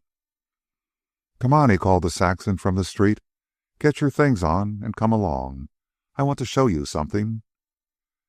He drove downtown to a board stable and took her through to a large roofed enclosure in the rear.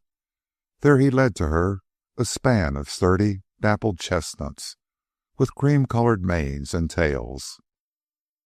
"Oh, the beauties, the beauties!" Saxon cried out, resting her cheek against the velvet muzzle of one, while the other roguishly nuzzled for a share. "Ain't they, though?" Billy reveled, leading them up and down before her admiring gaze. $1,350 each, and they don't look the weight. They're that slick put together. I couldn't believe it myself till I put 'em on the scales. 2,707 pounds, the 2 of 'em, and I tried 'em out. That was 2 days ago. Good dispositions, no faults, and true pullers, automobile broke, and all the rest. I'll back 'em out to pull any team of their weight I ever seen. Say, how they look hooked up to that wagon of ours." Saxon visioned the picture and shook her head slowly in a reaction of regret. 300 spot cash buys 'em, Billy went on. And that's bedrock. The owner wants the money so bad he's drooling for it. Just gotta sell, and sell quick. And Saxon, honest to God, that pair fetched 500 at auction down in the city. Both mares, full sisters, 5 and 6 years old, registered, Belgian sire, out of a heavy standard bred mare that I know. 300 takes 'em, and I got the refusal for 3 days. Saxon's regret changed to indignation. "Oh, why did you show 'em to me? We haven't any 300, and you know it. All I've got in the house is $6, and you haven't that much." "Maybe you think that's all I brought you downtown for," he replied enigmatically. "Well, it ain't." He paused, licked his lips, and shifted his weight uneasily from one leg to the other. "Now you listen till I get all done before you say anything. Ready?" She nodded. "Won't open your mouth?" This time she obediently shook her head. "Well, it's this way," he began haltingly. "There's a youngster come up from Frisco. Young Sandow, they call him, and the pride of Telegraph Hill. He's the real goods of a heavyweight, and he was to fight Montana Red Saturday night. Only Montana Red, just in a little training bout, snapped his forearm yesterday. The managers has kept it quiet. Now, here's the proposition. Lots of tickets sold, and there'll be a big crowd Saturday night. At the last moment, so's not to disappoint 'em, they'll spring me to take Montana's place. I'm a dark horse. Nobody knows me, not even young Sandow. He's come up since my time. I'd be a rube fighter. I can fight as Horse Roberts. Now, wait a minute. The winner'll pull down 300 big round iron dollars. Wait, I'm telling you, it's a lead pipe cinch. It's like robbing a corpse. Sandow's got all the heart in the world. Regular knockdown and drag out and hang on fighter. I followed him in the papers. But he ain't clever. I'm slow, all right, but I'm clever, and I've got a haymaker in each arm. I got Sandow's number, and I know it. Now, you got the say-so in this. If you say yes, the nags is ours. If you say no, then it's all bets off, and everything's all right, and I'll take the harness washing at the stables so as to buy a couple of plugs. Remember, there'll only be plugs, though. But don't look at me while you're making up your mind. Keep your lamps on the horses." It was with painful indecision that she looked at the beautiful animals. "Their names is Hazel and Hattie," Billy put in a sly wedge. "If we get 'em, we could call it the Double H outfit." But Saxon forgot the team and could see only Billy's frightfully bruised body the night he fought the Chicago Terror. She was about to speak when Billy, who had been hanging on her lips, broke in. "Just hitch 'em up to our wagon in your mind and look at the outfit. You've got to go some to beat it." "But you're not in training, Billy," she said suddenly, without having intended to say it. He started. "I've been in half training for the last year. My legs is like iron. They'll hold me up as long as I got a punch left in my arms. And I always have that. Besides, I won't let him make a long fight. He's a man-eater, and man-eaters is my meat. I'll eat 'em alive. It's the clever boys with the stamina and endurance that I can't put away. But this young Sandow's my meat. I'll get him maybe in the 3rd or 4th round, you know. Time 'em in a rush and hand it to 'em just as easy. It's a lead pipe cinch, I tell you. Honest to God, Saxon, it's a shame to take the money." "But I hate to think of you all battered up," she temporized. "If I didn't love you so, it might be different. And then, too, you might get hurt." Billy laughed in contemptuous pride of youth and brawn. "You won't know I've been in a fight, except that we'll own Hazel and Hattie there. And besides, Saxon, I just gotta stick my fist in somebody's face once in a while. You know I can go for months peaceable and gentle as a lamb, and then my knuckles actually begin to itch to land on something. Now it's a whole lot sensibler to land on young Sandow and get 300 for it, than to land on some hayseed and get hauled up and fined before some justice of the peace. Now take another squint at Hazel and Hattie. They're regular farm furniture, good to breed from when we get to that valley of the moon, and they're heavy enough to turn right into the plowing, too. The evening of the fight at 8:15, Saxon parted from Billy. At 9:15, with hot water, ice, and everything ready in anticipation, she heard the gate click and Billy's step come up the porch. She had agreed to the fight much against her better judgment, and she had regretted her consent every minute of the hour she had just waited, so that, as she opened the front door, she was expectant of any sort of terrible husband wreck. But the Billy she saw was precisely the Billy she had parted from. There was no fight, she cried, in so evident disappointment that he laughed. They was all yelling fake, fake when I left and wanting their money back. Well, I've got you, she laughed, leading him in, though secretly she sighed farewell to Hazel and Hattie. I stopped by the way to get something for you that you've been wanting some time, Billy said casually. Shut your eyes and open your hand, and when you open your eyes you'll find it grand, he chanted. Into her hand something was laid that was very heavy and very cold, and when her eyes opened, she saw that it was a stack of 15 $20 gold pieces. I told you it was like taking money from a corpse, he exulted, as he emerged grinning from the whirlwind of punches, whacks, and hugs in which she had enveloped him. There wasn't no fight at all. Do you want to know how long it lasted? Just 27 seconds, less than half a minute. And how many blows struck? 1. And it was me that done it. Here, I'll show you. It was just like this, a regular scream. Billy had taken his place in the middle of the room, slightly crouching, chin tucked against the sheltering left shoulder, fists closed, elbows in, so as to guard left side and abdomen, and forearms close to the body. It's the first round, he pictured. Gong sounded, and we've shook hands. Of course, seeing as it's a long fight, and we'd never seen each other in action, we ain't in no rush.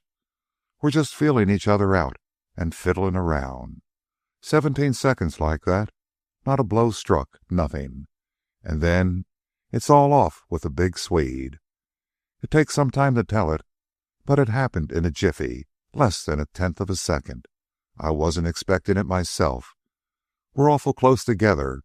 His left glove ain't a foot from my jaw, and my left glove ain't a foot from his. He feints with his right, and I know it's a feint, and just hunch up my left shoulder a bit and feint with my right.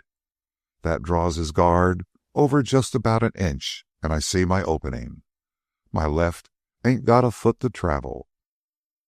I don't draw back none. I start it from where it is, corkscrewing around his right guard and pivoting at the waist to put the weight of my shoulder into the punch. And it connects, square on the point of the chin, sideways. He drops dead-o. I walk back to my corner, and honest to God, Saxon, I can't help giggling a little. It was that easy. The referee stands over him and counts him out. He never quivers. The audience don't know what to make of it and sits paralyzed. His seconds carry him to his corner and set him on the stool, but they gotta hold him up. 5 minutes afterwards he opens his eyes, but he ain't seeing nothing. They're glassy. 5 minutes more, and he stands up. They gotta help hold him, his legs giving under him like they was sausages. And the seconds has to help him through the ropes, and they go down the aisle to his dressing room, a-helping him. And the crowd begins to yell fake and wants its money back. 27 seconds, 1 punch, and a spanking pair of horses for the best wife Billy Roberts ever had in his long experience. All of Saxon's old physical worship of her husband revived and doubled on itself many times. He was in all truth a hero, worthy to be of that wing-helmeted company leaping from the beaked boats upon the bloody English sands. The next morning he was awakened by her lips pressed on his left hand. "Hey, what are you doing?" he demanded. "Kissing Hazel and Hattie good morning," she answered demurely. "And now I'm going to kiss you good morning. And just where did your punch land? Show me." Billy complied, touching the point of her chin with his knuckles. With both her hands on his arm, she shoved it back and tried to draw it forward in similitude of a punch. But Billy withstrained her. "Wait," he said. "You don't want to knock your jaw off. I'll show you. And 1/4 of an inch will do."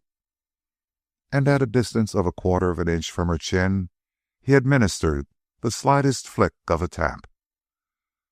On the instant, Saxon's brain snapped with a white flash of light, while her whole body relaxed, numb and weak, volitionless. Sad, her vision reeled and blurred. The next instant she was herself again, in her eyes terror and understanding. "And it was at a foot that you struck him?" she murmured in a voice of awe. "Yes, and with the weight of my shoulders behind it," Billy laughed.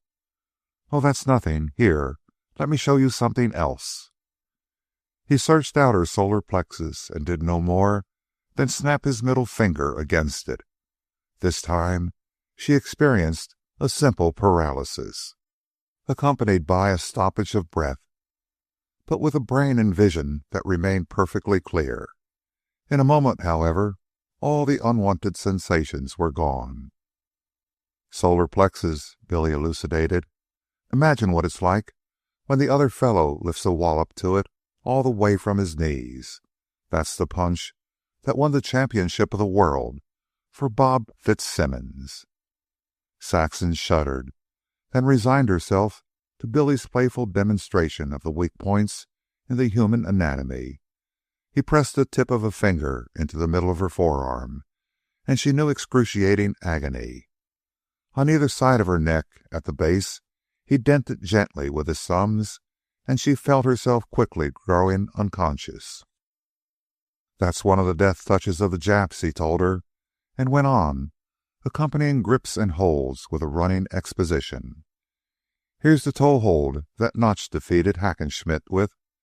I learned it from Farmer Burns. And here's a half Nelson. And here's you making roughhouse at a dance, and I'm the floor manager, and I gotta put you out." The one hand grasped her wrist, the other hand passed around and under her forearm and grasped his own wrist, and at the first hint of pressure she felt that her arm was a pipe stem about to break. "That's called the come along. And here's the strong arm. A boy can down a man with it. And if you ever get into a scrape and the other fella gets your nose between his teeth, you don't want to lose your nose, do you? Well, this is what you do, quick as a flash." Involuntarily she closed her eyes as Billy's thumb ends pressed into them. She could feel the forerunning ache of a dull and terrible hurt. If he don't let go, you just press real hard, and out pop his eyes, and he's blind as a bat for the rest of his life. Oh, he'll let go, all right, all right. He released her and lay back laughing. "How do you feel?" he asked.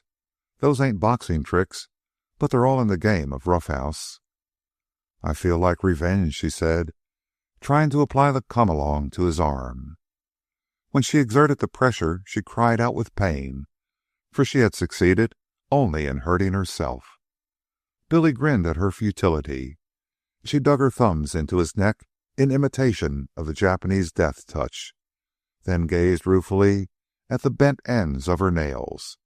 She punched him smartly on the point of the chin, and again cried out, this time to the bruise of her knuckles.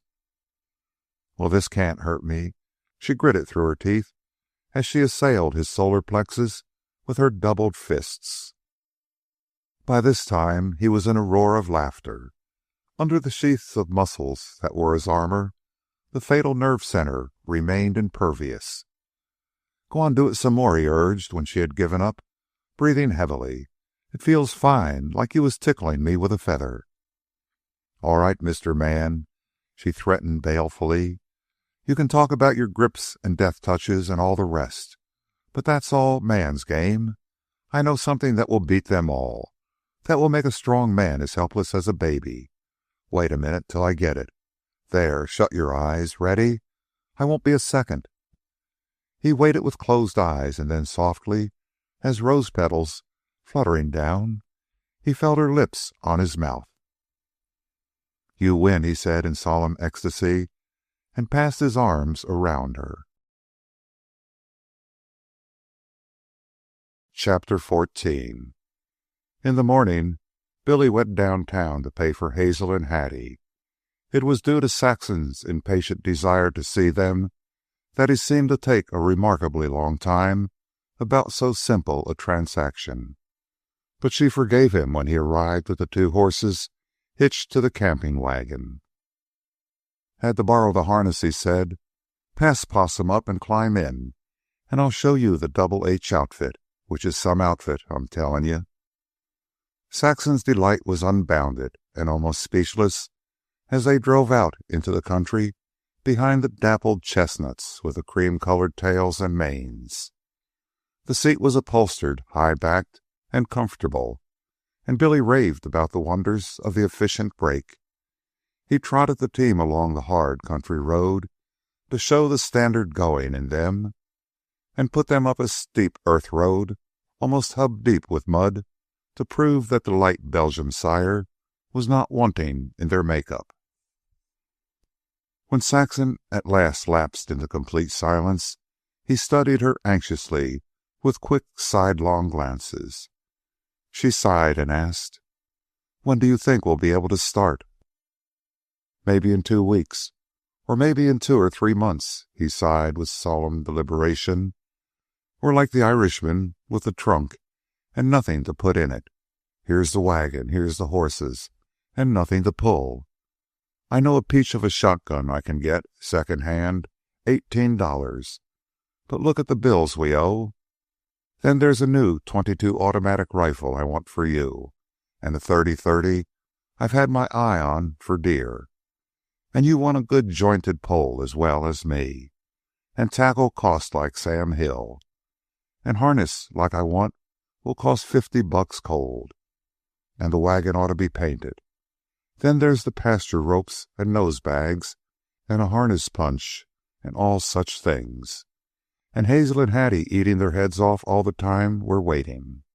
And I'm just itching to be started myself." He stopped abruptly and confusedly. "Now, Billy, what have you got up your sleeve? I can see it in your eyes," Saxon demanded, and indicated in mixed metaphors. "Well, Saxon, you see, it's like this. Sandow ain't satisfied. He's madder and a hatter, and never got one punch at me, never had a chance to make a showin', and he wants a return match. He's blattin' around town that he can lick me with one hand tied behind him, and all that kind of hot air. Which ain't the point. The point is, the fight fans is wild to see a return match. They didn't get a run for their money last time. They'll fill the house. The managers has seen me already. That's why I was so long. There's 300 more waiting on the tree for me to pick 2 weeks from last night, if you'll say the word. It's just the same as I told you before. He's my meat. He still thinks I'm a rube, and that it was a fluke punch. But, Billy, you told me long ago that fighting took the silk out of you. That was why you quit it and stayed by teaming." "Not this kind of fighting," he answered. "I got this one all doped out. I'll let him last till about the 7th. Not that it'll be necessary, but just to give the audience a run for its money. Of course I'll get a lump or two and lose some skin. Then I'll time 'em to the glass jaw of his and drop 'em for the count. And we'll be all packed up, and next morning we'll pull out. What do you say? Aw, come on." Saturday night, 2 weeks later, Saxon ran to the door when the gate clicked. Billy looked tired. His hair was wet, his nose swollen, One cheek was puffed, there was skin missing from his ears, and both eyes were slightly bloodshot. "I'm darned if that boy didn't fool me," he said, and he placed a roll of gold pieces in her hand and sat down with her on his knee. "He's some boy when he gets extended. Instead of stopping him at the 7th, he kept me hustling to the 14th. Then I got him the way I said. It's too bad he's got a glass jaw. He's quicker than I thought, and he's got a wallop that made me mighty respectful from the 2nd round. And the prettiest little chop and come again I ever saw.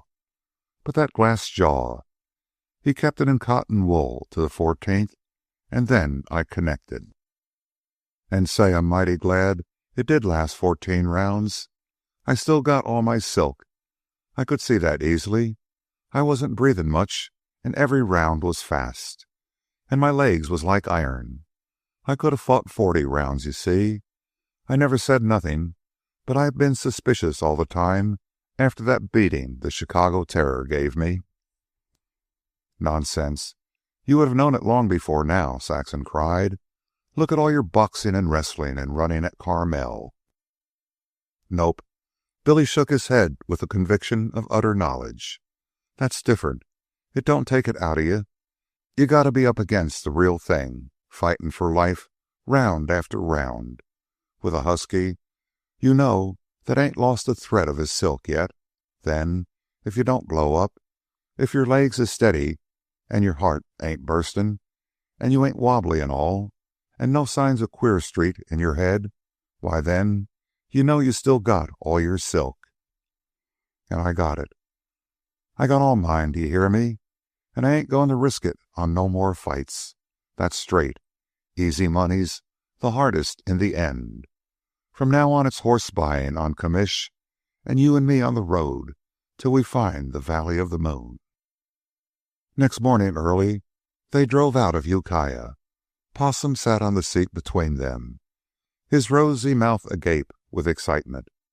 They had originally planned to cross over to the coast from Ukiah, but it was too early in the season for the soft earth roads to be in shape after the winter rains. So they turned east for Lake County, their route to extend north through the upper Sacramento Valley and across the mountains into Oregon.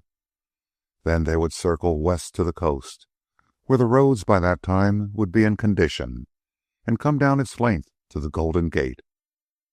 All the land was green and flower sprinkled, and each tiny valley as they entered the hills was a garden. Billy remarked scornfully to the general landscape. "They say a rolling stone gathers no moss. Just the same, this looks like some outfit we've gathered. Never had so much actual property in my life at one time. And them was the days when I wasn't rolling. Hell, even the furniture wasn't ours. Only the clothes we stood up in, and some old socks and things." Saxon reached out and touched his hand, and he knew that it was a hand that loved his hand. "I've only one regret," she said. "You earned it all yourself. I've had nothing to do with it." You've had everything to do with it. You're like my second in a fight. You keep me happy and in condition. A man can't fight without a good second to take care of him. Hell, I wouldn't have been here if it wasn't for you. You made me pull up stakes and head out. Why, if it hadn't been for you, I would have drunk myself dead and rotten by this time, or had my neck stretched at San Quentin over hitting some scab too hard, or something or other. And look at me now. Look at that roll of greenbacks," he tapped his breast, "to buy the boss some horses. Why, we're taking an unending vacation and making a good living at the same time. And one more trade I got, horse buying for Oakland. If I show 'em I've got the savvy, and I have, all the Frisco firms will be after me to buy for them. And it's all your fault. You're my tonic kid, all right, all right. And if Possum wasn't looking, well, who cares if he does look?" And Billy leaned toward her sideways and kissed her. The way grew hard and rocky as they began to climb, but the divide was an easy one, and they soon dropped down the canyon of the Blue Lakes among lush fields of golden poppies. In the bottom of the canyon lay a wandering sheet of water of intensest blue. Ahead, the folds of hills interlaced the distance, with a remote blue mountain rising in the center of the picture. They asked questions of a handsome, black-eyed man with curly gray hair, who talked to them in a German accent, while a cheery-faced woman smiled down at them out of a trellised-high window of the Swiss cottage, perched on the bank. Billy watered the horses at a pretty hotel farther on, where the proprietor came out and talked and told them he had built it himself, according to the plans of the black-eyed man with the curly gray hair, who was a San Francisco architect. Going up, Billy chortled, as they drove on through the winding hills past another lake of intensest blue. Do you notice a difference in our treatment already between riding and walking with packs on our backs? With Hazel and Hattie and Saxon and Possum and yours truly, and this high-toned wagon, folks most likely take us for millionaires out on a lark. The way widened. Broad oak-studded pastures with grazing livestock lay on either hand. Then Clear Lake opened before them like an inland sea, flecked with little squalls and flaws of wind from the high mountains on the northern slopes, of which still glistened white snow patches. "I've heard Mrs. Hazard rave about Lake Geneva," Saxon recalled, "but I wonder if it is more beautiful than this." "That architect fellow called this the California Alps, you remember?" Billy confirmed. "And if I don't mistake, that's Lakeport showing up ahead. And all wild country and no railroads." "And no moon valleys here," Saxon criticized. "But it is beautiful, oh, so beautiful." "Hotter 'n hell in the dead of summer, I'll bet," was Billy's opinion. "Nope, the country we're looking for lies nearer the coast. Just the same, it is beautiful, like a picture on the wall. What do you say we stop off and go for a swim this afternoon?" 10 days later they drove into Williams in Colusa County, and for the first time again encountered a railroad. Billy was looking for it, for the reason that at the rear of the wagon walked 2 magnificent work horses which he had picked up for shipment to Oakland. "Too hot," was Saxon's verdict, as she gazed across the shimmering level of the vast Sacramento Valley. No redwoods, no hills, no forests, no manzanita, no madronos, lonely and sad. "And like the river islands," Billy interpolated, "richer'n hell, but looks too much like hard work. It'll do for those that's stuck on hard work. God knows, there's nothing here to induce a fellow to knock off, ever for a bit of play. No fishing, no hunting, nothing but work. I'd work myself if I had to live here." North they drove through days of heat and dust, across the California plains, and everywhere was manifest the new farming. Great irrigation ditches dug and being dug, the land threaded by power lines from the mountains, and many new farmhouses on small holdings, newly fenced. The bonanza farms were being broken up. However, many of the great estates remained, 5,000 to 10,000 acres in extent, running from the Sacramento bank to the horizon, dancing in the heat waves and studded with great valley oaks. "It takes rich soil to make trees like those," a 10-acre farmer told them. They had driven off the road 100 feet to his tiny barn in order to water Hazel and Hattie. A sturdy young orchard covered most of his 10 acres, though a goodly portion was devoted to whitewashed hen houses and wired runways wherein hundreds of chickens were to be seen. He had just begun work on a small frame dwelling. "I took a vacation when I bought," he explained, "and planted the trees. Then I went back to work and stayed with it till the place was cleared. Now I'm here for keeps, and as soon as the house is finished, I'll send for the wife. She's not very well, and it will do her good. We've been planning and working for years to get away from the city." He stopped in order to give a happy sigh. "And now we're free."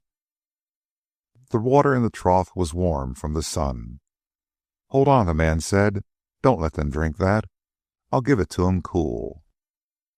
Stepping into a small shed, he turned an electric switch, and a motor the size of a fruit box hummed into action. The 5-inch stream of sparkling water splashed into the shallow main ditch of his irrigation system and flowed away across the orchard through many laterals.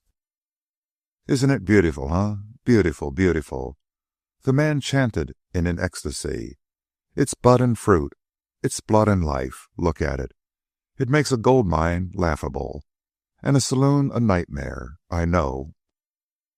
I used to be a barkeeper. In fact, I've been a barkeeper most of my life. That's how I paid for this place, and I've hated the business all the time. I was a farm boy, and all my life I've been wanting to get back to it. And here I am at last." He wiped his glasses to better behold his beloved water, then seized a hoe and strode down the main ditch to open more laterals. "He's the funniest barkeeper I ever seen," Billy commented. "I took him for a businessman of some sort. Must have been in some kind of a quiet hotel." "Don't drive on right away," Saxon requested.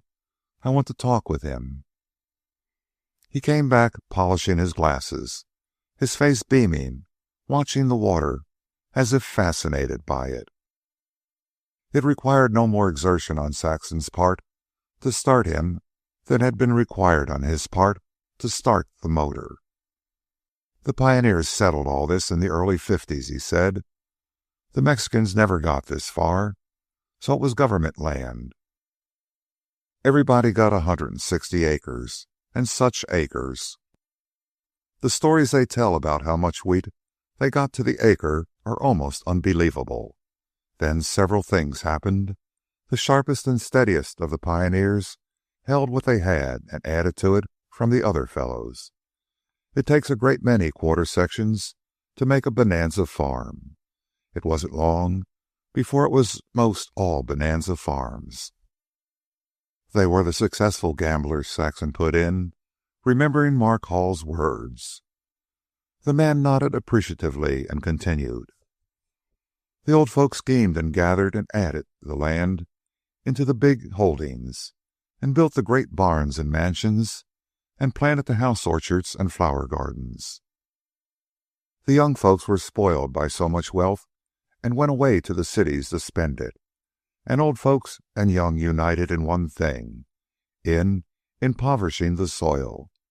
Year after year they scratched it and took out bonanza crops. They put back nothing. All they left was the plow soul and exhausted land. Why, there's big sections they exhausted and left almost desert. The bonanza farmers are all gone now, thank the Lord, and here's where we small farmers come into our own. It won't be many years before the whole valley will be farmed in patches like mine. Look at what we're doing. Worked out land that has ceased to grow wheat, and we turn the water on, treat the soil decently, and see our orchards. We got the water from the mountains and from under the ground. I was reading an account the other day. All life depends on food. All food depends on water. It takes 1,000 pounds of water to produce 1 pound of food, 10,000 pounds to produce 1 pound of meat. How much water do you drink in a year? About a ton. But you eat about 200 pounds of vegetables and 200 pounds of meat a year, which means you consume 100 tons of water in the vegetables and 1,000 tons in the meat, which means that it takes 1,101 tons of water each year to keep a small woman like you going. Gee, was all Billy could say. You see how population depends upon water, the ex-barkeeper went on. Well, we've got the water, immense subterranean supplies, and not in many years this valley will be populated as thick as Belgium. Fascinated by the 5-inch stream sluiced out of the earth and back to the earth by the droning motor, he forgot his discourse and stood and gazed, rapt and unheeding, while his visitors drove on. "And him a drink slinger," Billy marveled. "He can sure sling the temperance dope, if anybody should ask you." "It's lovely to think about all that water and all the happy people that will come here to live." "But it ain't the Valley of the Moon," Billy laughed. "No," she responded. "They don't have to irrigate in the Valley of the Moon, unless for alfalfa and such crops. What we want is water bubbling naturally from the ground and crossing the farm in little brooks and on the boundary of fine big creek." "With trout in it," Billy took her up, "and willows and trees of all kinds growing along the edges. And here a riffle where you can flip out a trout, and there a deep pool where you can swim and high dive, and kingfishers and rabbits coming down to drink, and maybe a deer." "And meadowlarks in the pasture," Saxon added, "and mourning doves in the trees. We must have mourning doves, and the big gray tree squirrels." "Gee, the Valley of the Moon's going to be some valley," Billy meditated, flicking away a fly with his whip from Hattie's side. "Think we'll ever find it?" Saxon nodded her head with great certitude. "Just as the Jews found the Promised Land, and the Mormons Utah, and the pioneers California. You remember the last advice we got when we left Oakland? 'Tis them that looks that finds." Chapter 15. Ever north, through a flat and flourishing, rejuvenated land, stopping at the towns of Willows, Red Bluff, and Redding, crossing the counties of Colusa, Glen, Tehama, and Shasta, went the spruce wagon drawn by the dappled chestnuts with cream-colored manes and tails. Billy picked up only 3 horses for shipment, although he visited many farms, and Saxon talked with the women while he looked over the stock with the men. And Saxon grew the more convinced that the valley she sought lay not there. At Redding they crossed the Sacramento on a cable ferry and made a day's scorching traverse through rolling foothills and flat tablelands. The heat grew more insupportable, and the trees and shrubs were blasted and dead. Then they came again to the Sacramento, where the great smelters of Kennett explained the destruction of the vegetation. They climbed out of the smelting town, where airy houses perched insecurely on precipitous landscape. It was a broad, well-engineered road that took them up a grade miles long and plunged down into the canyon of the Sacramento. The road, rock-surfaced and easy-graded, hewn out of the canyon wall, grew so narrow that Billy worried for fear of meeting opposite-bound teams. Far below, the river frothed and flowed over pebbly shallows or broke tumultuously over boulders and cascades in its race for the great valley they had left behind. Sometimes on the wider stretches of the road, Saxon drove and Billy walked to lighten the load. She insisted on taking her turns at walking, and when he breathed the panting mares on the steep, and Saxon stood by their heads caressing them and cheering them, Billy's joy was too deep for any turn of speech as he gazed at his beautiful horses and his glowing girl, trim and colorful in her golden brown corduroy, the brown corduroy calves swelling sweetly under the abbreviated slim skirt. And when her answering look of happiness came to him, a sudden dimness in her straight gray eyes, he was overmastered by the knowledge that he must say something or burst. "Oh, you kid," he cried. With a radiant face she answered, "Oh, you kid." They camped one night in a deep dent in the canyon, where was snuggled a box factory village, and where a toothless ancient, gazing with faded eyes at their traveling outfit, asked, "Be you showin'?"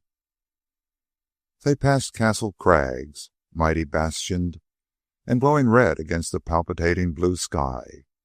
They caught their first glimpse of Mount Shasta, a rose-tinted snow peak rising, a sunset dream. Between and beyond, green interlacing walls of canyon, a landmark destined to be with them for many days.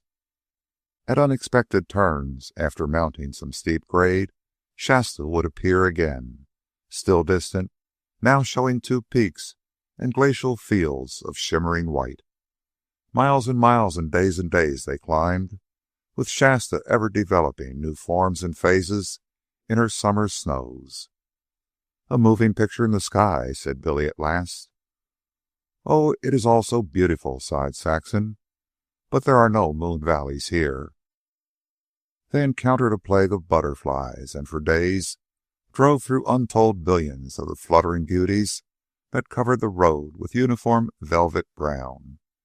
And ever the road seemed to rise under the noses of the snorting mares, filling the air with noiseless flight, drifting down the breeze in clouds of brown and yellow, soft flaked as snow, and piling in mounds against the fences, ever driven to float helplessly on the irrigation ditches along the roadside. Hazel and Hattie soon grew used to them, though Possum never ceased being made frantic. Who ever heard of butterfly broke horses?" Billy chafed. "That's worth $50 more on their price." "Wait till you get across the Oregon line into the Rogue River Valley," they were told. "There's God's paradise, climate, scenery, and fruit farming, fruit ranches that yield 200% on a valuation of $500 an acre." "Gee," Billy said, when he had driven on out of hearing, "that's too rich for our digestion." And Saxon said, "I don't know about apples in the Valley of the Moon, but I do know that the yield is 10,000% of happiness on a valuation of one Billy, one Saxon, a Hazel, a Hattie, and a Possum." Through Siskiyou County and across the high mountains, they came to Ashland and Medford and camped beside the wild Rogue River. "This is wonderful and glorious," pronounced Saxon, "but it is not the Valley of the Moon." "No, it ain't the Valley of the Moon," agreed Billy, and he said it on the evening of the day he hooked the monster steelhead, standing to his neck in the ice-cold water of the Rogue and fighting for 40 minutes with screaming reel ere he drew his finny prize to the bank and, with the scalp yell of a Comanche, jumped and clutched it by the gills. "Them that looks finds," predicted Saxon, as they drew north out of Grant's Pass and held north across the mountains and fruitful Oregon valleys. One day in camp by the Umpqua River, Billy bent over to begin skinning the first deer he had ever shot. He raised his eyes to Saxon and remarked, "If I didn't know California, I guess Oregon would suit me from the ground up." In the evening, replete with deer meat, resting on his elbow and smoking his after-supper cigarette, he said, "Maybe there ain't no Valley of the Moon. And if there ain't, what of it? We could keep on this way forever. I don't ask nothing better." "There is a Valley of the Moon," Saxon answered soberly, "and we are going to find it. We've got to. Why, Billy, it would never do, never, to settle down. There would be no little Hazels and little Hatties, nor little Billies." "Nor little Saxons," Billy interjected. "Nor little Possums," she hurried on, nodding her head and reaching out a caressing hand to where the fox terrier was ecstatically gnawing a deer rib. A vicious snarl and a wicked snap that barely missed her fingers were her reward. "Possum!" she cried in sharp reproof, again extending her hand. "Don't," Billy warned. "He can't help it. And he's likely to get you next time." Even more compelling was the menacing threat that Possum growled, his jaws close guarding the bone, eyes blazing insanely, his hair rising stiffly on his neck. "It's a good dog that sticks up for its bone," Billy championed. "I wouldn't care to own one that didn't." "But it's my Possum," Saxon protested, "and he loves me. Besides, he must love me more than an old bone, and he must mind me. Here, you Possum, give me that bone. Give me that bone, sir." Her hand went out gingerly and the growl rose in volume and key till it culminated in a snap. "I tell you it's instinct," Billy repeated. "He does love you, but he just can't help doing it." "He's got a right to defend his bones from strangers, but not from his mother," Saxon argued. "I shall make him give up that bone to me." "Fox terriers is awful high-strung, Saxon. You're likely to get him hysterical." But she was obstinately set in her purpose. She picked up a short stick of firewood. "Now, sir, give me that bone." She threatened with the stick, and the dog's growling became ferocious. Again he snapped, then crouched back over his bone. Saxon raised the stick as if to strike him, and he suddenly abandoned the bone, rolled over on his back at her feet, forelegs in the air, his ears lying meekly back, his eyes swimming and eloquent with submission and appeal. "My God," Billy breathed in solemn awe. "Look at it, presenting his solar plexus to you, his vitals and his life, all defenses down, as much as saying, 'Here I am, stamp on me, kick the life out of me. I love you. I am your slave, but I just can't help defending my bone. My instincts stronger than me. Kill me, but I can't help it.'" Saxon was melted. Tears were in her eyes as she stooped and gathered the might of an animal in her arms. Possum was in a frenzy of agitation, whining, trembling, writhing, twisting, licking her face, all for forgiveness. "Heart of gold, with a rose in his mouth," Saxon crooned, burying her face in the soft, quivering bundle of sensibilities. "Mother is sorry. She'll never bother you again that way. There, there, little love, see? There's your bone. Take it." She put him down, but he hesitated between her and the bone, patently looking to her for surety of permission, yet continuing to tremble in the terrible struggle between duty and desire that seemed tearing him asunder. Not until she repeated that it was all right and nodded her head consentingly did he go to the bone. At once, a minute later, he raised his head with a sudden startle and gazed inquiringly at her. She nodded and smiled, and Possum, with a happy sigh of satisfaction, dropped his head down to the precious deer rib. "That Mercedes was right when she said men fought over jobs like dogs over bones," Billy enunciated slowly. "It's instinct. Why, I couldn't no more help reaching my fist to the point of the scab's jaw than could Possum from snapping at you. There's no explaining it. What a man has to, he has to. The fact that he does a thing shows he had to do it, whether he can explain it or not. You remember Hall couldn't explain why he stuck that stick between Timothy McManus's legs in the foot race. What a man has to, he has to. That's all I know about it. I never had no earthly reason to beat up that lodger we had, Jimmy Harmon. He was a good guy, square and all right. But I just had to, with the strike going to smash and everything so bitter inside me that I could taste it. I never told you, but I saw him once after I got out, when my arms was mending. I went down to the roundhouse and waited for him to come in off a run, and apologized to him. Now, why did I apologize? I don't know, except for the same reason I punched him. I just had to. And so Billy expounded the why of like in terms of realism. In the camp by the Umpqua River, while Possum expounded it in similar terms of fang and appetite on the rib of a deer. Chapter 16. With Possum on the seat beside her, Saxon drove into the town of Roseburg. She drove at a walk. At the back of the wagon were tied two heavy young work horses. Behind, half a dozen more marched free, and the rear was brought up by Billy, astride a ninth horse. All these he shipped from Roseburg to the West Oakland stables. It was in the Umpqua Valley that they heard the parable of the white sparrow. The farmer who told it was elderly and flourishing. His farm was a model of orderliness and system. Afterwards, Billy heard neighbors estimate his wealth at $250,000. "You've heard the story of the farmer and the white sparrow?" he asked Billy at dinner. "Never heard of a white sparrow even," Billy answered. "I must say they're pretty rare," the farmer owned.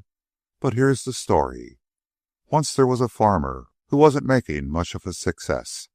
Things just didn't seem to go right till at last one day he heard about the wonderful white sparrow. It seems the white sparrow comes out only just at daybreak with the first light of dawn, and that it brings all kinds of good luck to the farmer that is fortunate enough to catch it. Next morning our farmer was up at daybreak and before, looking for it, and, do you know, he sought for it continually for months and months, and never caught even a glimpse of it." Their host shook his head. "No, he never found it. But he found so many things about the farm needing attention, and which he attended to before breakfast, that before he knew it, the farm was prospering, and it wasn't long before the mortgage was paid off and he was starting a bank account." That afternoon, as they drove along, Billy was plunged into a deep reverie. "Oh, I got the point all right," he said finally, "and yet I ain't satisfied. Of course there wasn't a white sparrow, but by getting up early and attending to things he'd been slack about before, oh, I got it all right. And yet, Saxon, if that's what a farmer's life means, I don't want to find no Moon Valley. Life ain't hard work. Daylight to dark, hard at it. Might as well be in the city. What's the difference? All the time you've got to yourself is for sleeping, and when you're sleeping, you're not enjoying yourself. And what's it matter where you sleep? You're dead-o. Might as well be dead and done with as work your head off that way. I'd sooner stick to the road and shoot a deer and catch a trout once in a while and lie on my back in the shade and laugh with you and have fun with you and go swimming. And I'm a willing worker, too. But there's all the difference in the world between a decent amount of work and working your head off." Saxon was in full accord. She looked back on her years of toil and contrasted them with the joyous life she had lived on the road. "We don't want to be rich," she said. "Let them hunt their white sparrows in the Sacramento Islands and the irrigation valleys. When we get up early in the Valley of the Moon, it will be to hear the birds sing and sing with them. And if we work hard at times, it will be only so that we'll have more time to play. And when you go swimming, I'm going with you, and we'll play so hard that we'll be glad to work for relaxation." "I'm getting plumb dried out," Billy announced, mopping the sweat from his sunburned forehead. "What do you say we head for the coast?" West they turned, dropping down wild mountain gorges from the height of land of the interior valleys. So fearful was the road that, on one stretch of 7 miles, they passed 10 broken-down automobiles. Billy would not force the mares and promptly camped beside a brawling stream from which he whipped 2 trout at a time. Here Saxon caught her first big trout. She had been accustomed to landing them up to 9 and 10 inches, and the screech of the reel when the big one was hooked caused her to cry out in startled surprise. Billy came up the riffle to her and gave counsel. Several minutes later, cheeks flushed and eyes dancing with excitement, Saxon dragged the big fellow carefully from the water's edge into the dry sand. Here it threw the hook out and flopped tremendously until she fell upon it and captured it in her hands. 16 inches, Billy said, as she held it up proudly for inspection. "Hey, what are you going to do?" "Wash off the sand, of course," was her answer. "Better put it in a basket," he advised, then closed his mouth and grimly watched. She stooped by the side of the stream and dipped in the splendid fish. It flopped. There was a convulsive movement on her part, and it was gone. "Oh!" Saxon cried in chagrin. "Them that finds should hold," quoth Billy. I don't care, she replied. It was a bigger one than you ever caught, anyway. Oh, I'm not denying you're a peach at fishing, he drawled. You caught me, didn't you? I don't know about that, she retorted. Maybe it was like the man who was arrested for catching trout out of season. His defense was self-defense. Billy pondered, but did not see. The trout attacked him, she explained. Billy grinned. 15 minutes later, he said, You sure handed me a hot one. The sky was overcast, and as they drove along the bank of the Coquille River, the fog suddenly enveloped them. Woof, Billy exhaled joyfully. Ain't it great? I can feel myself mopping it up like a dry sponge. I never appreciated fog before. Saxon held out her arms to receive it, making motions as if she were bathing in the gray mist. I never thought I'd grow tired of the sun, she said, but we've had more than our share the last few weeks. Ever since we hit the Sacramento Valley, Billy affirmed. Too much sun ain't good. I've worked that out. Sunshine is like liquor. Did you ever notice how good you felt when the sun come out after a week of cloudy weather? Well, that sunshine was just like a jolt of whiskey. Had the same effect. Made you feel good all over. Now, when you're swimming and come out and lay in the sun, how good you feel. That's because you're lapping up a sun cocktail. Suppose you lay there in the sand a couple of hours. You don't feel so good. You're slow moving. It takes you a long time to dress. You come home dragging your legs and feeling rotten, with all the life sapped out of you. What's that? It's the katzenjammer.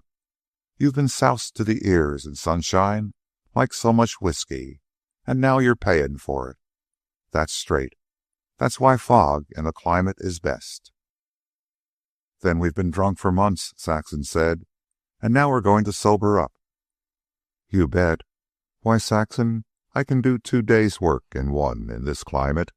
Look at the mares. Blame me if they ain't perking up already. Vainly Saxon's eye roved the pine forest in search of her beloved redwoods. They would find them down in California, they were told, in the town of Bandon. Then we're too far north, said Saxon. We must go south to find our Valley of the Moon. And south they went, along roads that steadily grew worse, through the dairy country of Langlois, and through the thick pine forests to Port Orford, where Saxon picked jeweled agates on the beach, while Billy caught enormous rock cod.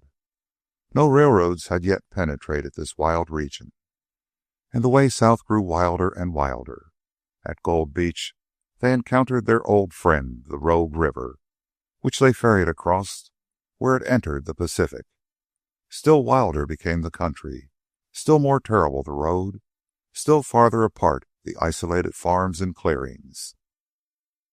And here were neither Asiatics nor Europeans. The scant population consisted of the original settlers and their descendants. More than one old man or woman Saxon talked with who could remember the trip across the plains with the plodding oxen.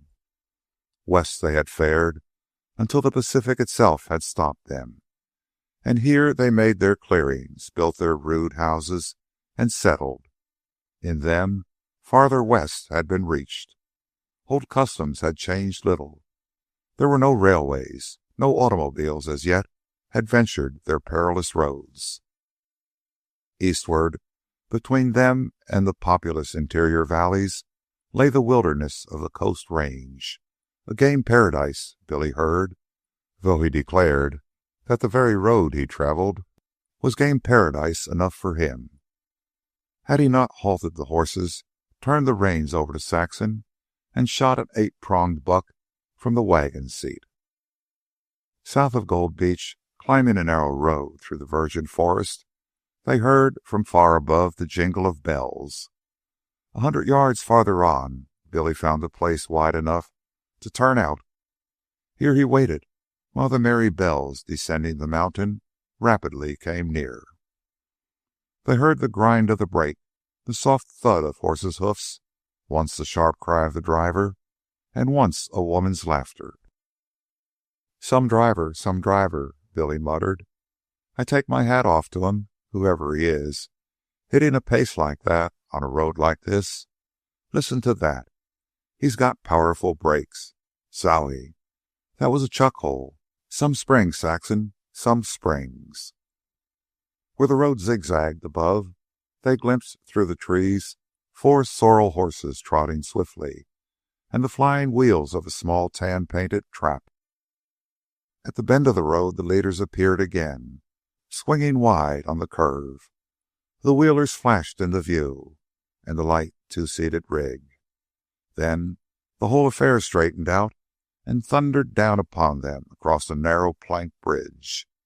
In the front seat were a man and a woman. In the rear seat, a Japanese was squeezed in among suitcases, rods, guns, saddles, and a typewriter case, while above him and all about him, fastened most intricately, sprouted a prodigious crop of deer and elk horns. "It's Mr. and Mrs. Hastings," Saxon cried. "Whoa," Hastings yelled, putting on the brake and gathering his horses into stop alongside. Greetings flew back and forth, in which the Japanese, whom they had last seen on the Roamer at Rio Vista, gave and received his share. "Different from the Sacramento Islands, huh?" Hastings said to Saxon. "Nothing but old American stock in these mountains, and they haven't changed any. As John Fox, Jr. said, they're our contemporary ancestors. Our old folks were just like them." Mr. and Mrs. Hastings, between them, told of their long drive. They were out 2 months then, and intended to continue north through Oregon and Washington to the Canadian boundary. "Then we'll ship our horses and come home by train," concluded Hastings. "But the way you drive, you ought to be a whole lot further along than this," Billy criticized. "But we keep stopping off everywhere," Mrs. Hastings explained. "We went into the Hoopwa Reservation," said Mr. Hastings, "and canoed down the Trinity and Klamath rivers to the ocean. And just now we've come out from 2 weeks in the real wilds of Curry County." "You must go in," Hastings advised. "You'll get to Mountain Ranch tonight, and you can turn in from there. No roads, though. You'll have to pack your horses, but it's full of game. I shot 5 mountain lions and 2 bear, to say nothing of deer. And there are small herds of elk, too. No, I didn't shoot any. They're protected. These horns I got from the old hunters. I'll tell you all about it." And while the men talked, Saxon and Mrs. Hastings were not idle. "Found your Valley of the Moon yet?" the writer's wife asked, as they were saying goodbye. Saxon shook her head. "You will find it if you go far enough. And be sure you go as far as Sonoma Valley and our ranch. Then if you haven't found it yet, we'll see what we can do." 3 weeks later, with a bigger record of mountain lions and bear than Hastings to his credit, Billy emerged from Curry County and drove across the line into California. At once Saxon found herself among the redwoods, but they were redwoods unbelievable. Billy stopped the wagon, got out, and paced around one. 45 feet, he announced. "That's 15 feet in diameter. And they're all like it, only bigger. No, there's a runt. It's only about 9 feet through. And they're hundreds of feet tall." "When I die, Billy, you must bury me in a redwood grove," Saxon adjured. "I ain't going to let you die before I do," he assured her. "And then we'll leave it in our wills for both of us to be buried that way." Chapter 17. South they headed along the coast, hunting, fishing, swimming, and horse buying. Billy shipped his purchases on the coasting steamers.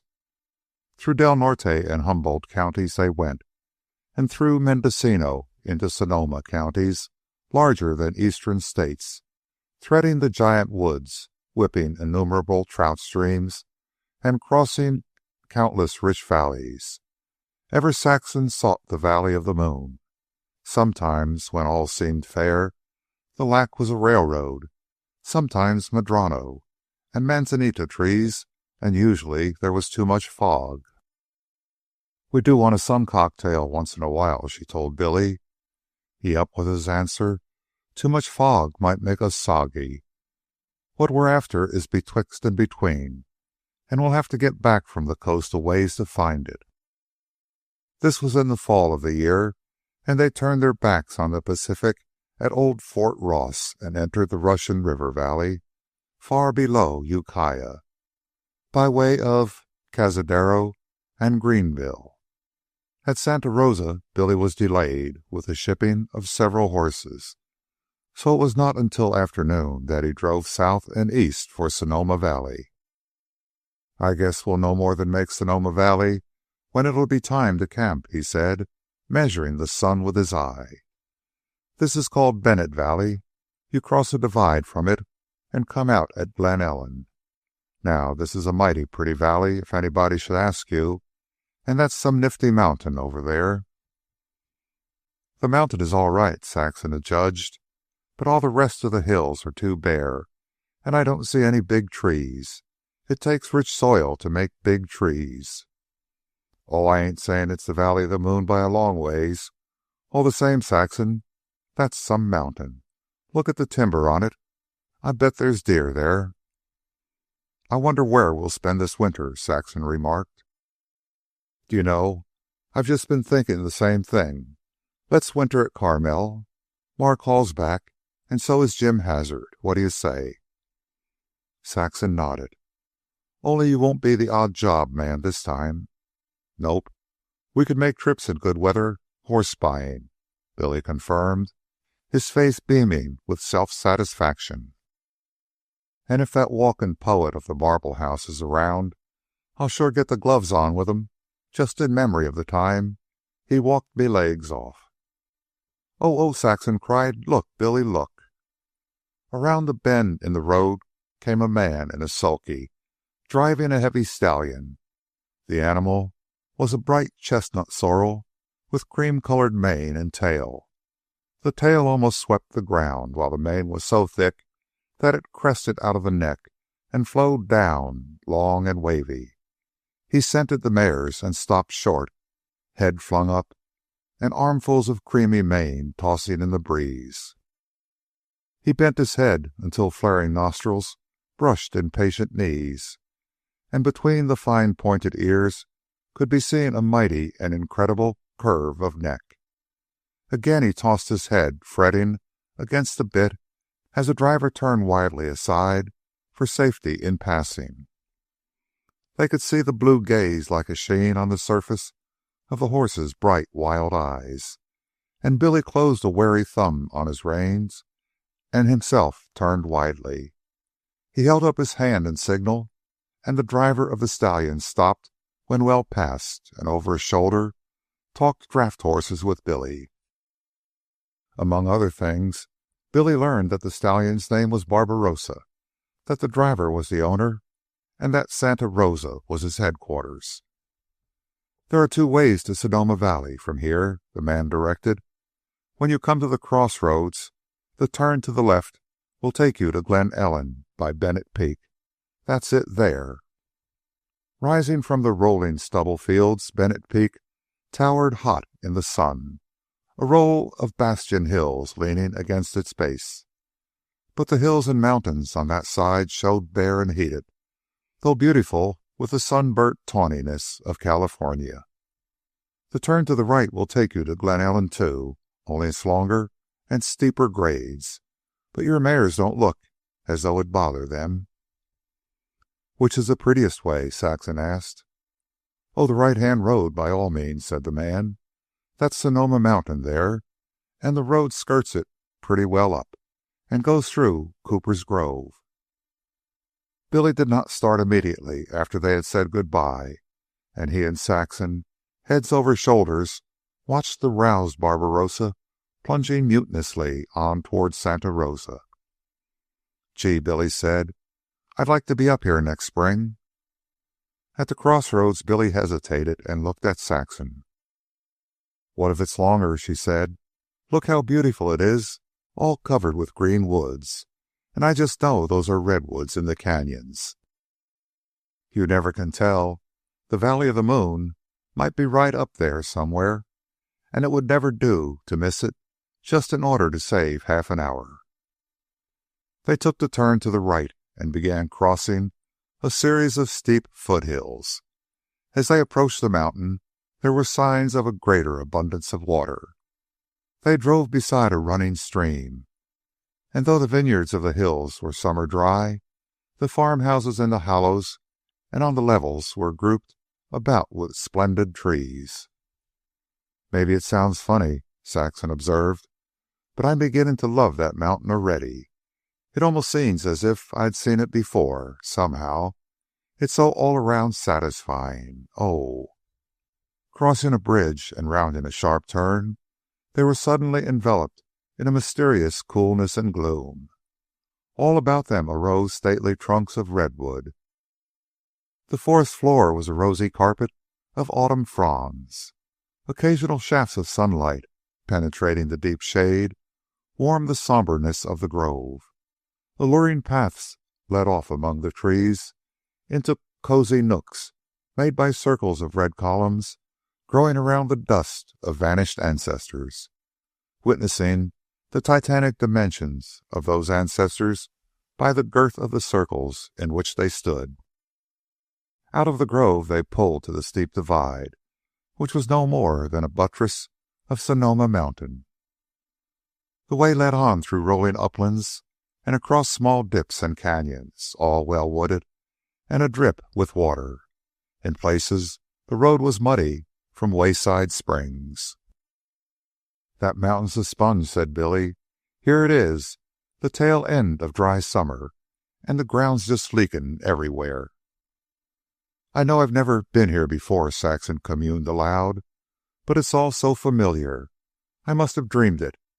And there's madronos, a whole grove, and manzanita. Why, I feel as if I was coming home. Oh, Billy, if this should turn out to be our valley." "Plastered against the side of a mountain?" he queried, with a skeptical laugh. "No, I don't mean that. I mean on the way to our valley. Because the way, all ways to our valley, must be beautiful. And this, I've seen it all before, dreamed it." "It's great," he said sympathetically. "I wouldn't trade a square mile of this kind of country for the whole Sacramento Valley, with the river islands thrown in, and Middle River for good measure. If there ain't deer up there, I miss my guess. And when there's springs, there's streams, and streams mean trout." They passed a large and comfortable farmhouse, surrounded by wondering barns and cowsheds, went on under forest arches, and emerged beside a field with which Saxon was instantly enchanted. It flowed in a gentle concave from the road up the mountain, its farther boundary an unbroken line of timber. The field glowed like rough gold in the approaching sunset, and near the middle of it stood a solitary great redwood, with blasted top suggesting a nesting eyrie for eagles. The timber beyond clothed the mountain in solid green to what they took to be the top. But as they drove on, Saxon, looking back upon what she called her field, saw the real summit of Sonoma towering beyond. The mountain behind her field a mere spur upon the side of the larger mass.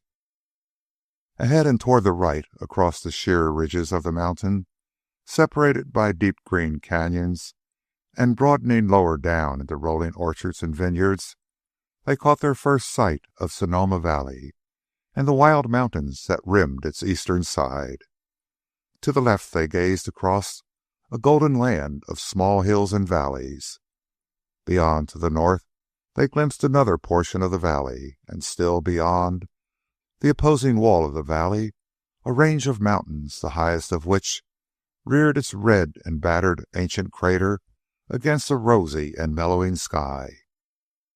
From north to the southeast, the mountain rim curved in the brightness of the sun, while Saxon and Billy were already in the shadow of evening.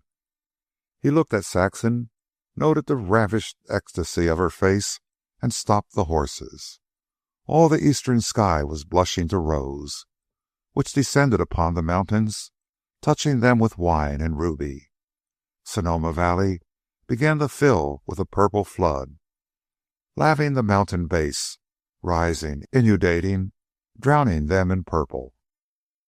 Saxon pointed in silence, indicating that the purple flood was the sunset shadow of Sonoma Mountain. Billy nodded, then chirruped to the mares, and the descent began through a warm and colorful twilight. On the elevated sections of the road, they felt the cool, delicious breeze from the Pacific 40 miles away, while from each little dip and hollow came warm breaths of autumn earth, spicy with sunburnt grass and falling leaves and passing flowers. They came to the rim of a deep canyon that seemed to penetrate to the heart of Sonoma Mountain. Again, with no word spoken, merely from watching Saxon, Billy stopped the wagon. The canyon was wildly beautiful. Tall redwoods lined its entire length. On its farther rim stood 3 rugged knolls covered with dense woods of spruce and oak. From between the knolls, a feeder to the main canyon, and likewise fringed with redwoods, emerged a smaller canyon. Billy pointed to a stubble field that lay at the feet of the knolls. In fields like that, I've seen my mares a-pasturing, he said. They dropped down into the canyon, the road following a stream that sang under maples and alders. The sunset fires, refracted from the cloud driftage of the autumn sky, bathed the canyon with crimson, in which ruddy-limbed madronos and wine-wooded manzanitas burned and smoldered. The air was aromatic with laurel. Wild grapevines bridged the stream from tree to tree. Oaks of many sorts were veiled in lacy Spanish moss. Ferns and brakes grew lush beside the stream. From somewhere came the plaint of mourning doves. 50 feet above the ground, almost over their heads, a Douglas squirrel crossed the road. A flash of gray between 2 trees, and they marked the continuance of its aerial passage by the bending of the boughs. "I've got a hunch," said Billy. "Let me say it first," Saxon begged. He waited, his eyes on her face as she gazed about her in rapture. "We found our valley," she whispered. "Was that it?" He nodded, but checked speech at sight of a small boy driving a cow up the road, a preposterously big shotgun in one hand, and in the other, as preposterously big, a jackrabbit. "How far to Glen Ellen?" Billy asked. "Mile and a half," was the answer. "What creek is this?" inquired Saxon. "Wildwater. It empties into Sonoma Creek 1/2 mile down." "Trout?" This from Billy. "If you know how to catch 'em," grinned the boy. "Deer up the mountain?" "It ain't open season," the boy evaded. "I guess you never shot a deer," Billy slyly baited, and was rewarded with, "I got the horns to show." "Deer shed their horns," Billy teased on. "Anybody can find 'em." "I got the meat on mine. It ain't dry yet." The boy broke off, gazing with shocked eyes into the pit Billy had dug for him. "It's all right, sonny," Billy laughed as he drove on. "I ain't the game warden. I'm buying horses." More leaping tree squirrels, more ruddy madronos and majestic oaks, more fairy circles of redwoods, and still beside the singing stream, they passed a gate by the roadside. Before it stood a rural mailbox, on which was lettered Edmund Hale. Standing under the rustic arch, leaning upon a gate, a man and a woman composed a picture so arresting and beautiful that Saxon caught her breath. They were side by side, the delicate hand of the woman curled in the hand of the man, which looked as if made to confer benedictions. His face bore out this impression, a beautiful browed countenance with large benevolent gray eyes under a wealth of white hair that shone like spun glass. He was fair and large. The little woman beside him was daintily wrought. She was saffron brown, as a woman of the white race can well be, with smiling eyes of bluest blue, In quaint sage-green draperies, she seemed a flower, with her small, vivid face irresistibly reminding Saxon of a springtime wake robin. Perhaps the picture made by Saxon and Billy was equally arresting and beautiful as they drove down through the golden end of day. The two couples had eyes only for each other. The little woman beamed joyously. The man's face glowed into the benediction that had trembled there. To Saxon, like the field up the mountain, like the mountain itself, it seemed that she had always known this adorable pair. She knew that she loved them. "How do you do?" said Billy. "You blessed children," said the man. "I wonder if you know how dear you look sitting there." That was all. The wagon had passed by, rustling down the road, which was carpeted with falling leaves of maple, oak, and alder. Then they came to the meeting of the two creeks. "What a place for a home!" Saxon cried, pointing across Wild Water. "See, Billy, on that bench there above the meadow. It's a rich bottom, Saxon, and so is the bench rich. Look at the big trees on it, and there's sure to be springs." "Drive over," she said. Forsaking the main road, they crossed Wild Water on a narrow bridge and continued along an ancient, rutted road that ran beside an equally ancient wormwood fence of split redwood rails. They came to a gate, open and off its hinges, through which the road led out onto the bench. "This is it. I know it," Saxon said with conviction. "Drive in, Billy." A small, whitewashed farmhouse with broken windows showed through the trees. "Talk about your madronos." Billy pointed to the father of all madronos, 6 feet in diameter at its base, sturdy and sound, which stood before the house. They spoke in low tones as they passed around the house under great oak trees and came to a stop before a small barn. They did not wait to unharness. Tying the horses, they started to explore. The pitch from the bench to the meadow was steep, yet thickly wooded with oaks and manzanita. As they crashed through the underbrush, they startled a score of quail into flight. "How about game?" Saxon queried. Billy grinned and fell to examining a spring which bubbled a clear stream into the meadow. Here the ground was sun-baked and wide open in a multitude of cracks. Disappointment leaped into Saxon's face, but Billy, crumbling a clod between his fingers, had not made up his mind. "It's rich," he pronounced. "The cream of the soil that's been washing down from the hills for 10,000 years, but—" He broke off, stared all about, studying the configuration of the meadow, crossed it to the redwood trees beyond, then came back. "It's no good as it is," he said, "but it's the best ever if it's handled right. All it needs is a little common sense and a lot of drainage. This meadow's a natural basin, not yet filled level. There's a sharp slope through the redwoods to the creek. Come on, I'll show you." They went through the redwoods and came out on Sonoma Creek. At this spot was no singing. The stream poured into a quiet pool. The willows on their side brushed the water. The opposite side was a steep bank. Billy measured the height of the bank with his eye, the depth of the water with a driftwood pole. 15 feet, he announced. "That allows all kinds of high diving from the bank, and it's 100 yards of swim up and down." They followed down the pool. It emptied into a riffle, across exposed bedrock into another pool. As they looked, a trout flashed into the air and back, leaving a widening ripple on the quiet surface.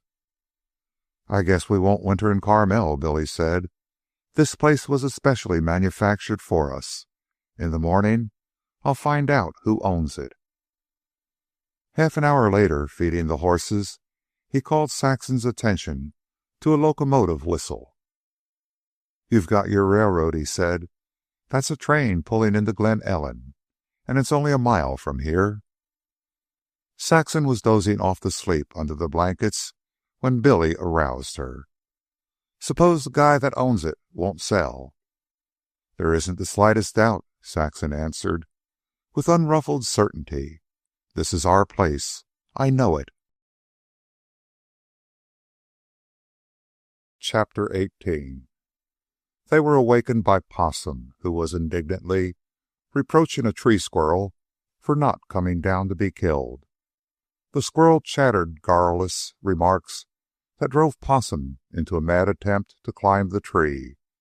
Billy and Saxon giggled and hugged each other at the terrier's frenzy. "If this is going to be our place, there'll be no shooting of tree squirrels," Billy said. Saxon pressed his hand and sat up. From beneath the bench came the cry of a meadowlark. "There isn't anything left to be desired," she sighed happily. "Except the deed," Billy corrected. After a hasty breakfast, they started to explore, running the irregular boundaries of the place and repeatedly crossing it from rail fence to creek and back again. 7 springs they found along the foot of the bench on the edge of the meadow. "There's your water supply," Billy said. "Drain the meadows, work the soil up, and with fertilizer and all the water you can grow crops year-round. There must be 5 acres of it. I wouldn't trade it for Mrs. Mortimer's." They were standing in the old orchard on the bench where they had counted 27 trees, neglected but of generous girth. "And on top of the bench, back of the house, we can grow berries." Saxon paused, considering a new thought. "If only Mrs. Mortimer would come up and advise us. Do you think she would, Billy?" "She sure would. It ain't more'n 4 hours' run from San Jose. But first we'll get our hooks into the place, then you can write to her." Sonoma Creek gave the long boundary to the little farm. 2 sides were worm fenced, and the 4th side was wild water. "We'll have that beautiful man and woman for neighbors," Saxon recollected. "Wild water will be the dividing line between their place and ours." "It ain't ours yet," Billy commented. "Let's go and call on 'em. They'll be able to tell us all about it." "It's just as good as," she replied. "The big thing has been the finding. And whoever owns it doesn't care much for it. It hasn't been lived in for a long time. And, oh, Billy, are you satisfied?" "With every bit of it," he answered frankly, "as far as it goes. But the trouble is, it don't go far enough." The disappointment in her face spurred him to renunciation of his particular dream. "We'll buy it, that's settled," he said. "But outside the meadow, there's so much woods that there's little pasture. No more'n enough for a couple of horses and a cow. But I don't care. We can't have everything. And what they is almighty good." "Let's call it a starter," she consoled. "Later on we can add to it. Maybe the land alongside that runs up the wild water to the 3 knolls we saw yesterday." "Where I seen my horses pasturing," he remembered with a flash of eye. "Why not? So much has come true since we hit the road. Maybe that'll come true, too." "We'll work for it, Billy." "We'll work like hell for it," he said grimly. They passed through the rustic gate and along a path that wound through wild woods. There was no sign of a house until they came abruptly upon it, bowered among the trees. It was 8-sided, and so justly proportioned that its 2 stories made no show of height. The house belonged there. It might have sprung from the soil, just as the trees had. There was no formal grounds. The wild grew to the doors. The low porch of the main entrance was raised only a step from the ground. "Trillium Covert," they read in quaint carved letters under the eave of the porch. "Come right upstairs, you dears," a voice called from above in response to Saxon's knock. Stepping back and looking up, she beheld the little lady smiling down from a sleeping porch. Clad in a rosy tissued and flowing house gown, she again reminded Saxon of a flower. "Just push the front door open and find your way," was the direction. Saxon led, with Billy at her heels. They came into a room bright with windows, where a big log smoldered in a rough stone fireplace. On the stone slab above stood a huge Mexican jar filled with autumn branches and trailing, fluffy smoke vine. The walls were finished in warm, natural woods, stained, but without polish. The air was aromatic with clean wood odors. A walnut organ loomed in a shallow corner of the room. All corners were shallow in this octagonal dwelling. In another corner were many rows of books. Through the windows, across a low couch, indubitably made for use, could be seen a restful picture of autumn trees and yellow grasses, threaded by well-worn paths that ran here and there over the tiny estate. A delightful little stairway wound past more windows to the upper story. Here the little lady greeted them and led them into what Saxon knew at once was her room. The two octagonal sides of the house, which showed in this wide room, were given wholly to windows. Under the long sill, to the floor, were shelves of books.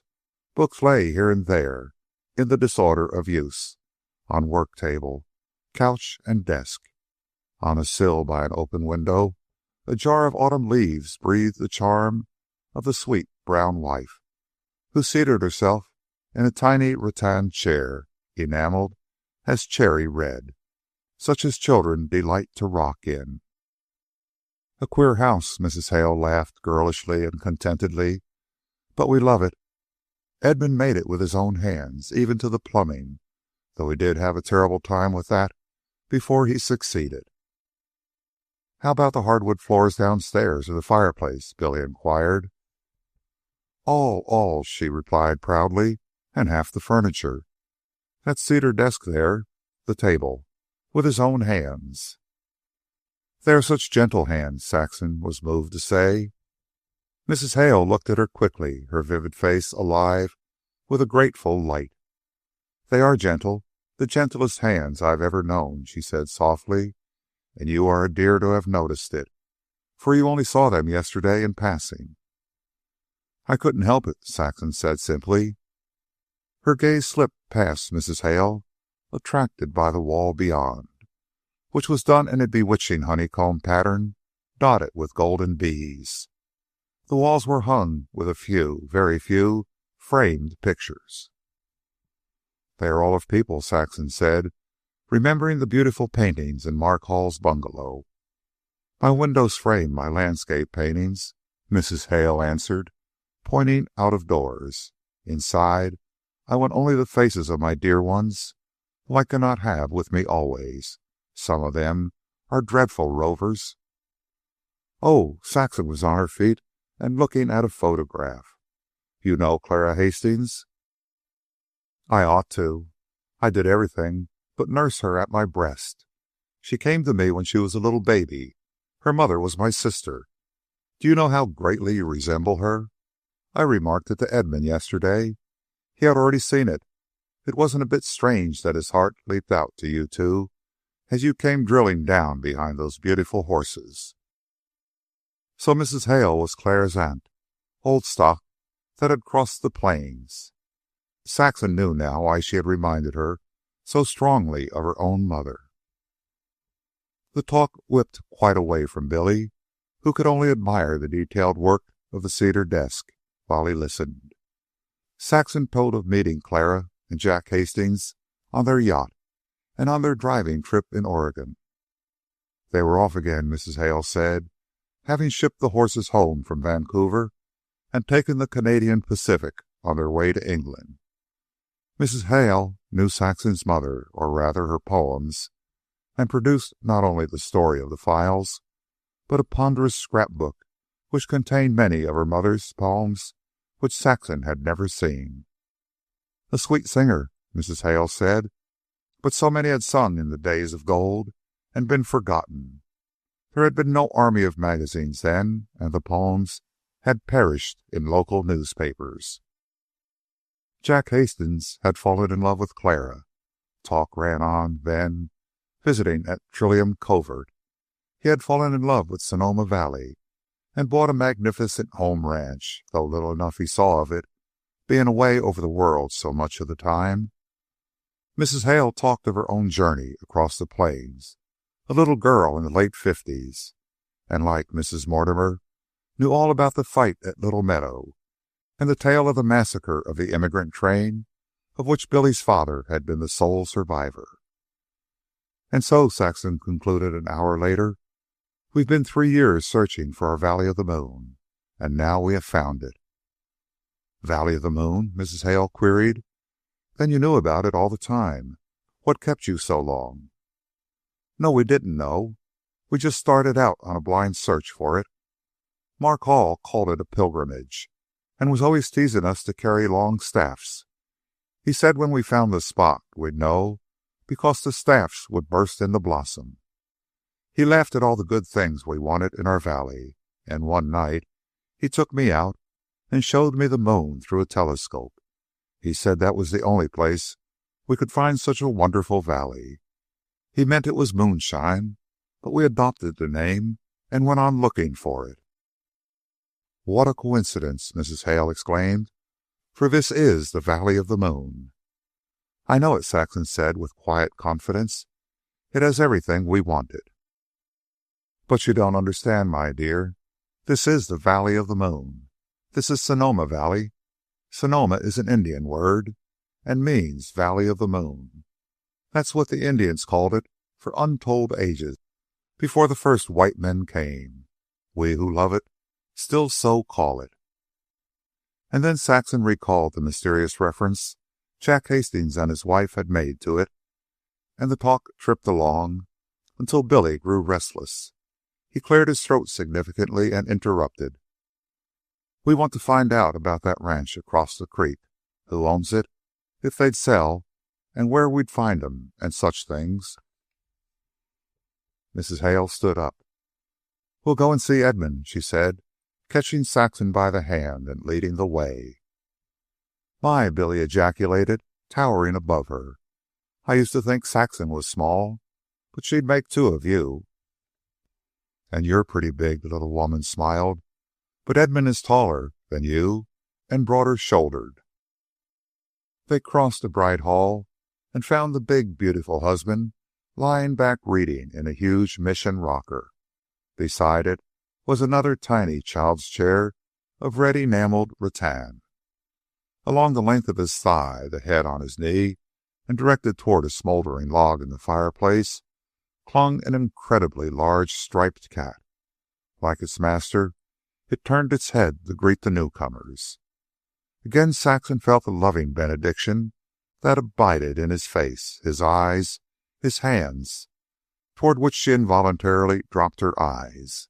Again she was impressed by the gentleness of them. They were hands of love. They were the hands of a type of man she had never dreamed existed. No one in that merry crowd of Carmel had prefigured him. They were artists. This was the scholar, the philosopher.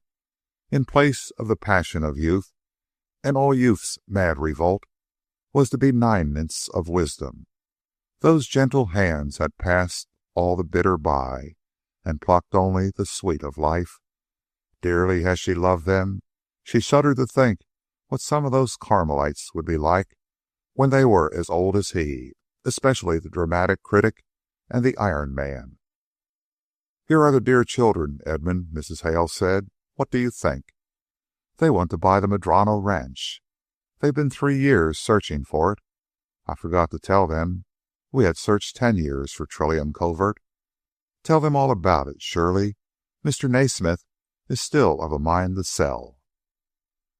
They seated themselves in simple, massive chairs, and Mrs. Hale took the tiny rattan beside the big mission rocker. Her slender hand curled like a tendril in Edmund's. And while Saxon listened to the talk, her eyes took in the grave room lined with books. She began to realize how a mere structure of wood and stone may express the spirit of him who conceives and makes it.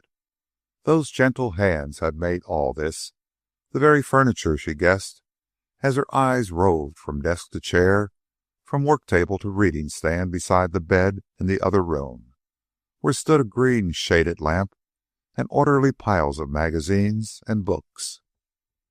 As for the matter of Medrano Ranch, it was easy enough. He was saying Naismith would sell.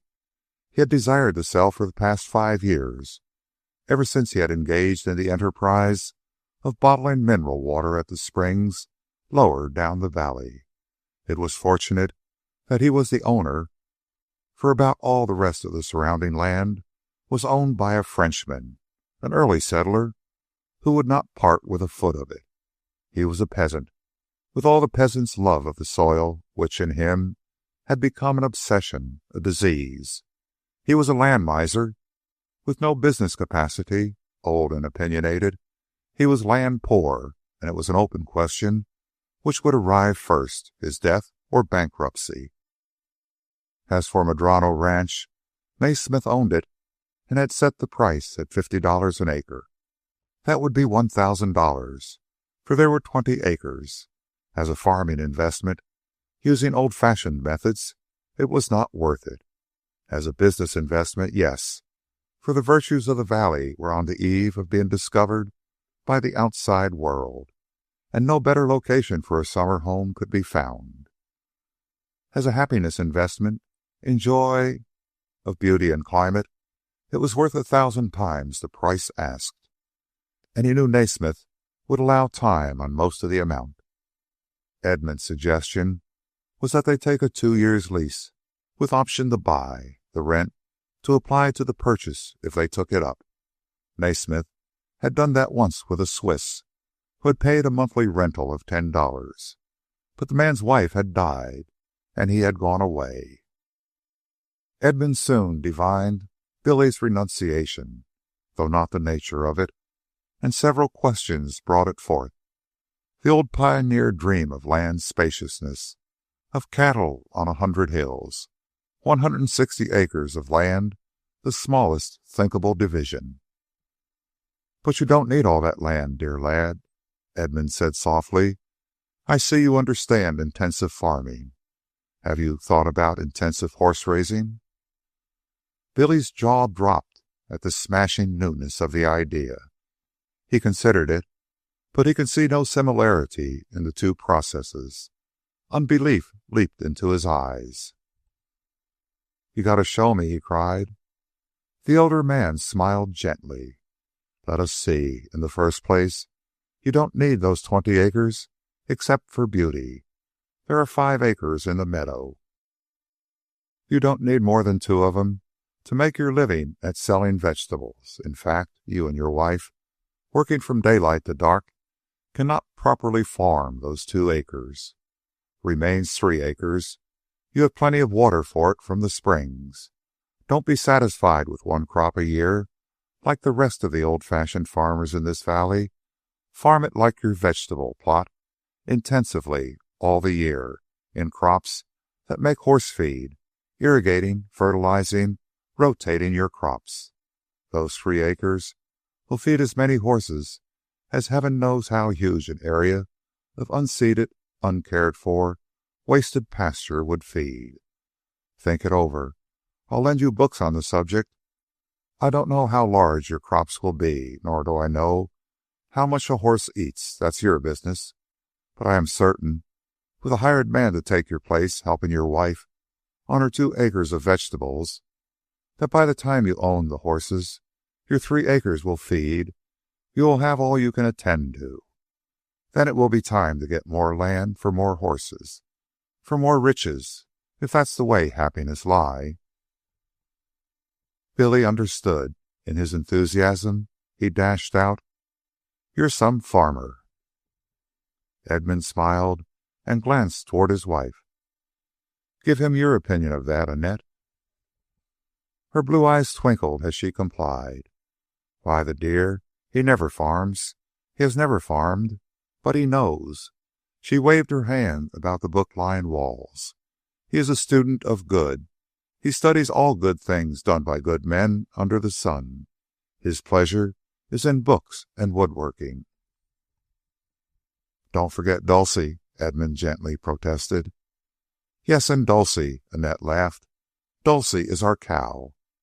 It is a great question with Jack Hastings whether Edmund dotes more on Dulcie or Dulcie dotes more on Edmund. When he goes to San Francisco, Dulcie is miserable. So is Edmund until he hastens back. Old Dulcie has given me no few jealous pangs, but I have to confess he understands her as no one else does. That is the one practical subject I know by experience, Edmund confirmed. I am an authority on Jersey cows. Call upon me any time for counsel. He stood up and went toward his bookshelves, and they saw how magnificently large a man he was. He paused, a book in his hand, to answer a question from Saxon. No, there were no mosquitoes, although one summer when the south wind blew for 10 days, an unprecedented thing, a few mosquitoes had been carried up from San Pablo Bay.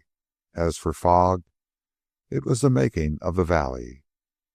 And where they were situated, sheltered behind Sonoma Mountain, the fogs were almost invariably high fogs, sweeping in from the ocean 40 miles away. They were deflected by Sonoma Mountain and shunted high into the air. Another thing, Trillium Covert and Medrano Ranch were happily situated in a narrow thermal belt, so that in the frosty mornings of winter the temperature was always several degrees higher than in the rest of the valley. In fact, frost was very rare in the thermal belt, as was proved by the successful cultivation of certain orange and lemon trees. Edmund continued reading titles and selecting books until he had drawn out quite a number.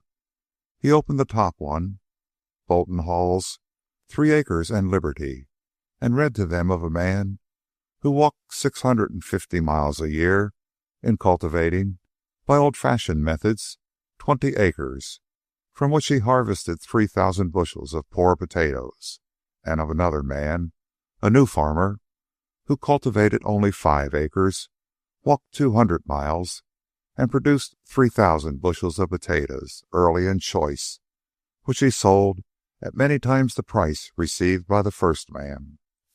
Saxon received the books from Edmund, and as she heaped them in Billy's arms, read the titles. They were Wixon's California Fruits, Wixon's California Vegetables, Brooks Fertilizers, Watson's Farm Poultry, King's Irrigation and Drainage, Kropotkin's Fields, Factories, and Workshops, and Farmer's Bulletin number 22 on the feeding of farm animals.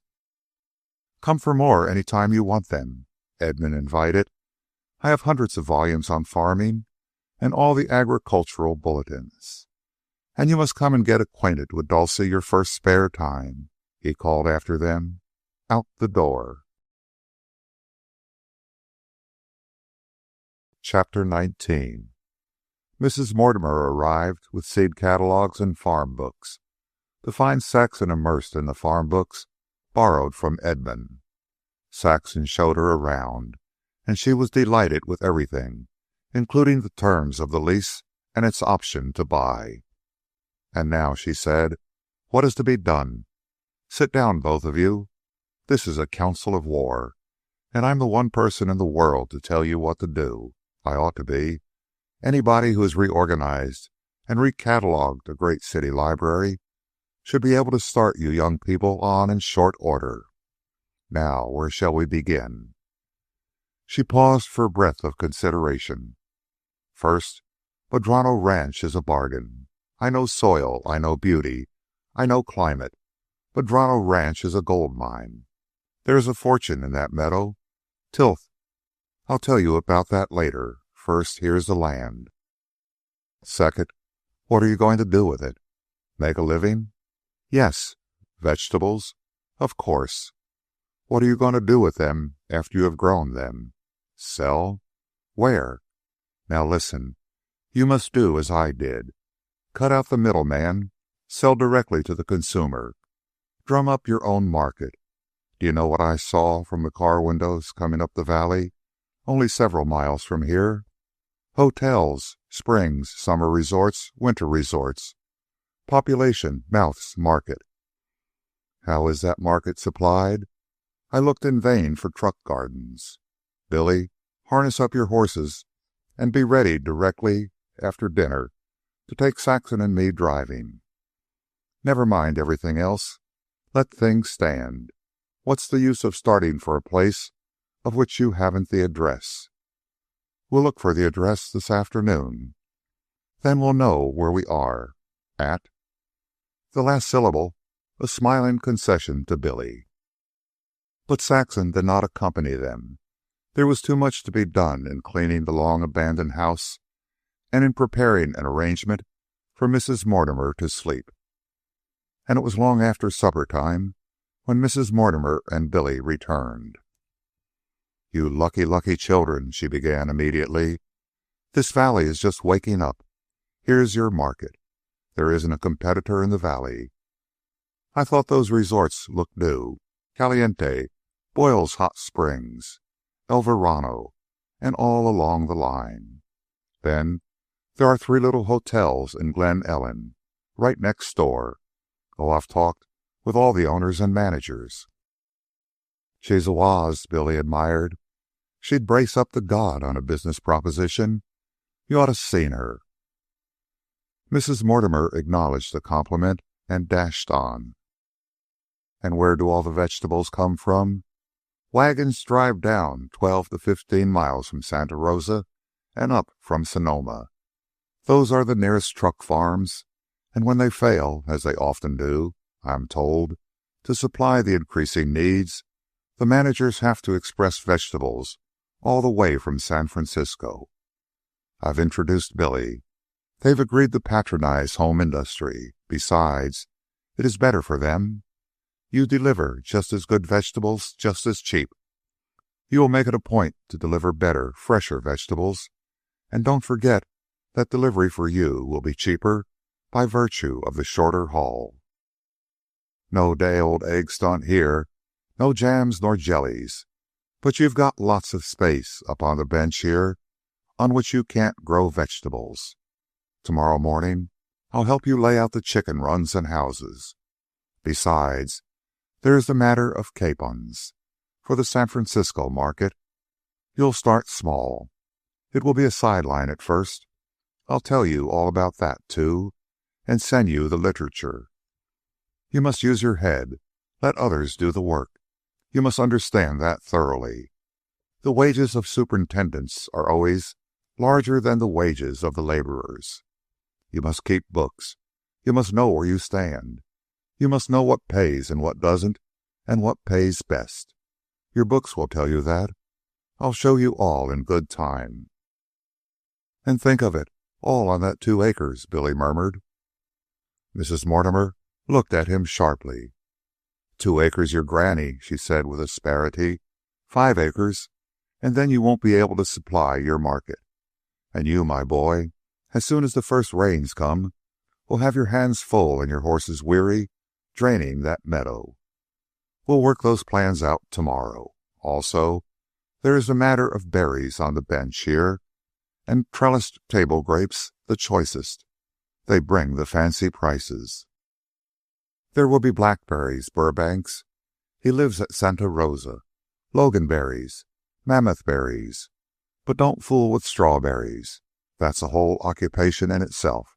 They're not vines, you know. I've examined the orchard. It's a good foundation. We'll settle the pruning and grafts later." "But Billy wanted 3 acres of the meadow," Saxon explained at first chance. "What for?" "Grow hay and other kinds of food for the horses he's going to raise." "Buy it out of a portion of the profits from those 3 acres," Mrs. Mortimer decided on the instant. Billy swallowed and again achieved renunciation. "All right," he said with a brave show of cheerfulness. "Let her go. Us for the greens." During the several days of Mrs. Mortimer's visit, Billy let the 2 women settle things for themselves. Oakland had entered upon a boom, and from the West Oakland stables had come an urgent letter for more horses. So Billy was out early and late, scouring the surrounding country for young work animals. In this way, at the start, he learned his valley thoroughly. There was also a clearing out at the West Oakland stables of mares whose feet had been knocked out on the hard city pavements, and he was offered first choice at bargain prices. They were good animals. He knew what they were because he knew them of old time. The soft earth of the country, with a preliminary rest in pasture, with their shoes pulled off, would put them in shape. They would never do again on hard paved streets, but there were years of farm work in them. And then there was the breeding. But he could not undertake to buy them. He fought out the battle in secret and said nothing to Saxon. At night he would sit in the kitchen and smoke, listening to all that the two women had done and planned in the day. The right kind of horses were hard to buy, and, as he put it, it was like pulling a tooth to get a farmer to part with one, despite the fact that he had been authorized to increase the buying sum by as much as $50. Despite the coming of the automobile, the price of heavy draft animals continued to rise. From as early as Billy could remember, the price of the big work horses had increased steadily. After the great earthquake, the price had jumped, yet it had never gone back. "Billy, you make more money as a horse buyer than a common laborer, don't you?" Mrs. Mortimer asked. "Very well, then. You won't have to drain the meadow or plow it or anything. You keep right on buying horses. Work with your head. But out of what you make, you will please pay the wages of one laborer for Saxon's vegetables. It will be a good investment with quick returns." "Sure," he agreed. "That's all anybody hires anybody for, to make money out of them. But how's Saxon and one man going to work them 5 acres when Mr. Hale says 2 of us couldn't do what was needed on 2 acres is beyond me." "Saxon isn't going to work," Mrs. Mortimer retorted. "Did you see me working at San Jose? Saxon is going to use her head. It's about time you woke up to that. $1.50 a day is what is earned by a person who don't use their heads, and she isn't going to be satisfied with $1.50 a day. Now listen. I had a long talk with Mr. Hale this afternoon. He says there are practically no efficient laborers to be hired in the valley." "I know that," Billy interjected. "All the good men go to the cities. It's only the leavings that's left. The good ones that stay behind ain't working for wages." "Which is perfectly true, every word. Now listen, children. I knew about it when I spoke to Mr. Hale. He is prepared to make the arrangements for you. He knows all about it himself, and is in touch with the warden. In short, you will parole 2 good conduct prisoners from San Quentin, and they will be gardeners. There are plenty of Chinese and Italians there, and they are the best truck farmers. You kill 2 birds with 1 stone. You serve the poor convicts, and you serve yourselves." Saxon hesitated, shocked, while Billy gravely considered the question. "You know John," Mrs. Mortimer went on, "Mr. Hale's man about the place. How do you like him?" "Oh, I was wishing only today that we could find somebody like him," Saxon said eagerly. "He's such a dear, faithful soul. Mrs. Hale told me a lot of fine things about him." "There's one thing she didn't tell you," smiled Mrs. Mortimer. "John is a paroled convict. 28 years ago, in hot blood, he killed a man in a quarrel over 65 cents. He's been out of prison with the Hales 3 years now. You remember Louis, the old Frenchman on my place? He's another. So that's settled. When your 2 come, of course, you will pay them fair wages, and we'll make sure that they're the same nationality, either Chinese or Italian. Well, when they come, John, with their help, and under Mr. Hale's guidance, will knock together a small cabin for them to live in. We'll select the spot. Even so, when your farm is in full swing, you'll have to have more outside help. So keep your eyes open, Billy, while you're gallivanting all over the valley." The next night Billy failed to return, and at 9 o'clock a Glen Ellen boy on horseback delivered a telegram. Billy had sent it from Lake County. He was after horses for Oakland. Not until the third night did he arrive home, tired to exhaustion, but with an ill-concealed air of pride. "Now what have you been doing these 3 days?" Mrs. Mortimer demanded. "Using my head," he boasted quietly. "Killing 2 birds with 1 stone, and take it from me, I killed a whole flock. Huh. I got word of it at Lawndale. And I want to tell you, Hazel and Hattie were some tired when I stabled 'em at Calistoga and pulled out on the stage over St. Helena. I was Johnny on the spot, and I nailed 'em. 8 whoppers. The whole outfit of a mountain teamster. Young animals, sound as $1, and the lightest of 'em over 1,500. I shipped 'em last night from Calistoga. And, well, that ain't all. Before that first day at Lawndale, I seen the fellow with the teaming contract for the paving stone quarry. Sell horses? He wanted to buy 'em. He wanted to buy 'em bad. He'd even rent 'em, he said." "And you sent him the 8 you bought?" Saxon broke in. "Guess again. I bought them 8 with Oakland money, and they was shipped to Oakland. But I got the Lawndale contractor on long distance, and he agreed to pay me $50 a day rent for every workhorse up to 6 Then I telegraphed the boss, telling him to ship me 6 sore-footed mares, Bud Struthers to make the choice, and the charge to my commission. Bud knows what I'm after. Soon as they come, off go their shoes. 2 weeks in pasture, and then they'll go to Lawndale. They can do the work. It's a downhill haul to the railroad on a dirt road. $50 rent each. That's $3 a day they'll bring me 6 days a week. I don't feed 'em, shoe 'em, or nothing. And I've got to keep an eye on 'em to see they're treated right. $3 a day, huh? Well, I guess that'll keep a couple of $1.50 men going for Saxon, unless she works them on Sundays, huh? The Valley of the Moon. Why, we'll be wearing diamonds before long. Gosh, a fellow could live in the city 1,000 years and not get such chances. It beats China lottery." He stood up. "I'm going out to water Hazel and Hattie, feed 'em and bed 'em down. I'll eat as soon as I come back." The 2 women were regarding each other with shining eyes, each on the verge of speech, when Billy returned to the door and stuck his head in. "There's one thing maybe you ain't got," he said. "I pull down them $3 every day, but the 6 mares is mine, too. I own them. They're mine. Are you on?"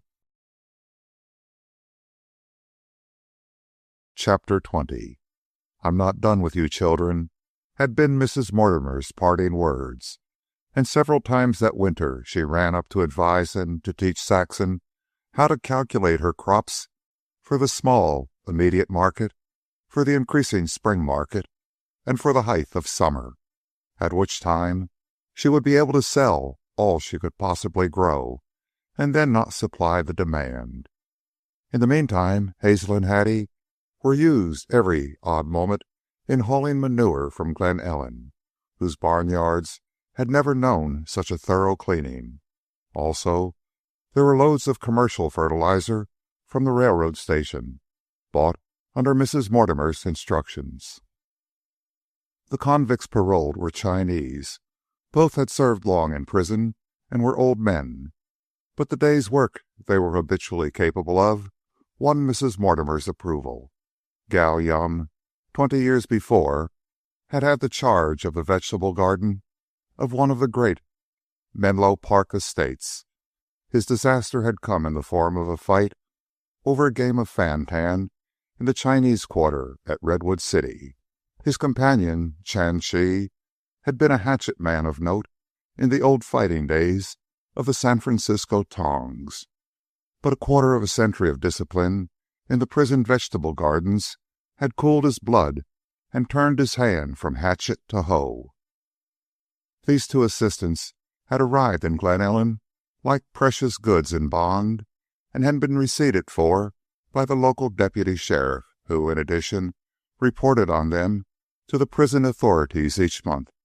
Saxon, too, made out a monthly report and sent it in. As for the danger of their cutting her throat, she quickly got over the idea of it. The mailed hand of the state hovered over them. The taking of a single drink of liquor would provoke that hand to close down and jerk them back to prison cells. Nor had they freedom of movement. When old gal Yum needed to go to San Francisco to sign certain papers before the Chinese consul, permission had first to be obtained from San Quentin. Then, too, neither man was nasty-tempered. Saxon had been apprehensive of the task of bossing two desperate convicts, but when they came, she found it a pleasure to work with them. She could tell them what to do, but it was they who knew how to do. From them, she learned all the 10,000 tricks and quirks of artful gardening, and she was not long in realizing how helpless she would have been had she depended on local labor. Still further, she had no fear because she was not alone. She had been using her head. It was quickly apparent to her that she could not adequately oversee the outside work and at the same time do the housework. She wrote to Ukiah, to the energetic widow who had lived in the adjoining house and taken in washing. She had promptly closed with Saxon's offer. Mrs. Paul was 40, short in stature, and weighed 200 pounds, but never wearied on her feet. Also, she was devoid of fear, and according to Billy, could settle the hash of both Chinese with one of her mighty arms. Mrs. Paul arrived with her son, a country lad of 16 who knew horses and could milk, Hilda, the pretty Jersey which had successfully passed Edmund's expert eye. Though Mrs. Paul ably handled the house, there was one thing Saxon insisted on doing, namely, washing her own pretty flimsies. "When I'm no longer able to do that," she told Billy, "you can take a spade to that clump of redwoods beside Wild Water and dig a hole. It will be time to bury me." It was early in the days of Madrono Ranch, at the time of Mrs. Mortimer's second visit, that Billy drove in with a load of pipe, and house, chicken yards, and barn were piped from the second-hand tank he installed below the house spring. I guess I can use my head," he said. "I watched a woman over on the other side of the valley packing water 200 feet from the spring to the house, and I did some figuring. I put it at 3 trips a day, and on wash day a whole lot more. And you can't guess what I made out she traveled a year packing water. 122 miles. Do you get that? 122 miles. I asked her how long she'd been there. 31 years. Multiply it for yourself. 3,782 miles, all for the sake of 200 feet of pipe. Wouldn't that jar you?" "Oh, I ain't done yet. There's a bathtub and a stationary tub's a-comin' soon as I can see my way. And, say, Saxon, you know that little clear flat just where Wild Water runs into Sonoma? There's all an acre of it, and it's mine. Got that? And no walking on the grass for you. It'll be my grass. I'm going upstream the ways and put in a ram. I got a big second-hand one staked out that I can get for $10, and it'll pump more water than I need. And you'll see alfalfa growing that'll make your mouth water. I've got to have another horse to travel around on. You're using Hazel and Hattie too much to give me a chance, and I'll never see 'em as soon as you start delivering vegetables. I guess that alfalfa will help some to keep another horse going." But Billy was destined for a time to forget his alfalfa in the excitement of bigger ventures. First came trouble. The several $100s he had arrived with in Sonoma Valley, and all his commissions since earned, had gone into improvements and living. The $18 a week rental for his 6 horses at Lawndale went to pay wages, and he was unable to buy the needed saddle horse for his horse-buying expeditions. This, however, he got around by again using his head and killing 2 birds with 1 stone. He began breaking colts to drive, and in the driving drove them wherever he sought horses. So far, all was well. But a new administration in San Francisco, pledged to economy, had stopped all street work. This meant the shutting down of the Lawndale Quarry, which was one of the sources of supply for paving blocks. The 6 horses would not only be back on his hands, but he would have to feed them. How Mrs. Paul, Gao Yum, and Chan Chi were to be paid was beyond him. "I guess we bit off more than we could chew," he admitted to Saxon. That night he was late in coming home. He brought with him a radiant face. Saxon's was no less radiant. "It's all right," she greeted him, coming out to the barn where he was unhitching a tired but fractious colt. "I talked with all 3. They see the situation and are perfectly willing to let their wages stand a while. By another week, I start Hazel and Hattie delivering vegetables. Then the money will pour in from the hotels, and my books won't look so lopsided. And oh, Billy, you'd never guess. Old Gao Young has a bank account. He came to me afterward, I guess he was thinking it over, and offered to lend me $400. What do you think of that? That I ain't going to be too proud to borrow it off him if he is a chink. He's a white one, and maybe I'll need it. Because, you see, well, you can't guess what I've been up to since I seen you this morning. I've been so busy I ain't had a bite to eat." "Using your head?" she laughed. "You can call it that," he joined in her laughter. "I've been spending money like water." "But you haven't got any to spend," she objected. "I've got credit in this valley, I'll let you know," he replied. "And I sure strained it some this afternoon. Now, guess." "A saddle horse?" He roared with laughter, startling the colt, which tried to bolt and lifted him half off the ground by his grip on its frightened nose and neck. "Oh, I mean real guessing," he urged, when the animal had dropped back to earth and stood regarding him with trembling suspicion. "2 saddle horses? Oh, he ain't got any imagination. I'll tell you.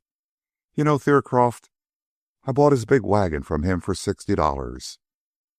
I bought a wagon from the Kenwood blacksmith, so-and-so, but it'll do, for $45. And I bought Ping's wagon, a peach, for $65. I could have got it for $50 if he hadn't seen I wanted it bad." "But the money?" questioned Saxon faintly. "You hadn't $100 left." "Didn't I tell you I had credit? Well, I have. I stood 'em off for the wagons. I ain't spent a cent of cash money today, except for a couple of long-distance switches. Then I bought 3 sets of work harnesses. They're chain harnesses and second-hand for $20 a set. I bought 'em from the fellow that's doing the haulin' for the quarry. He don't need 'em any more. And I rented 4 wagons from him, and 4 span of horses, too, at half $1 a day for each horse, and half $1 a day for each wagon. That's $6 a day rent I gotta pay him. The 3 sets of spare harnesses is for my 6 horses. Then, let me see, yep, I rented 2 barns in Glen Ellen, and I ordered 50 tons of hay and a carload of bran and barley from the store in Glenwood. You see, I gotta feed all them 14 horses and shoe 'em and everything." "Oh, sure, Pete, I've went some.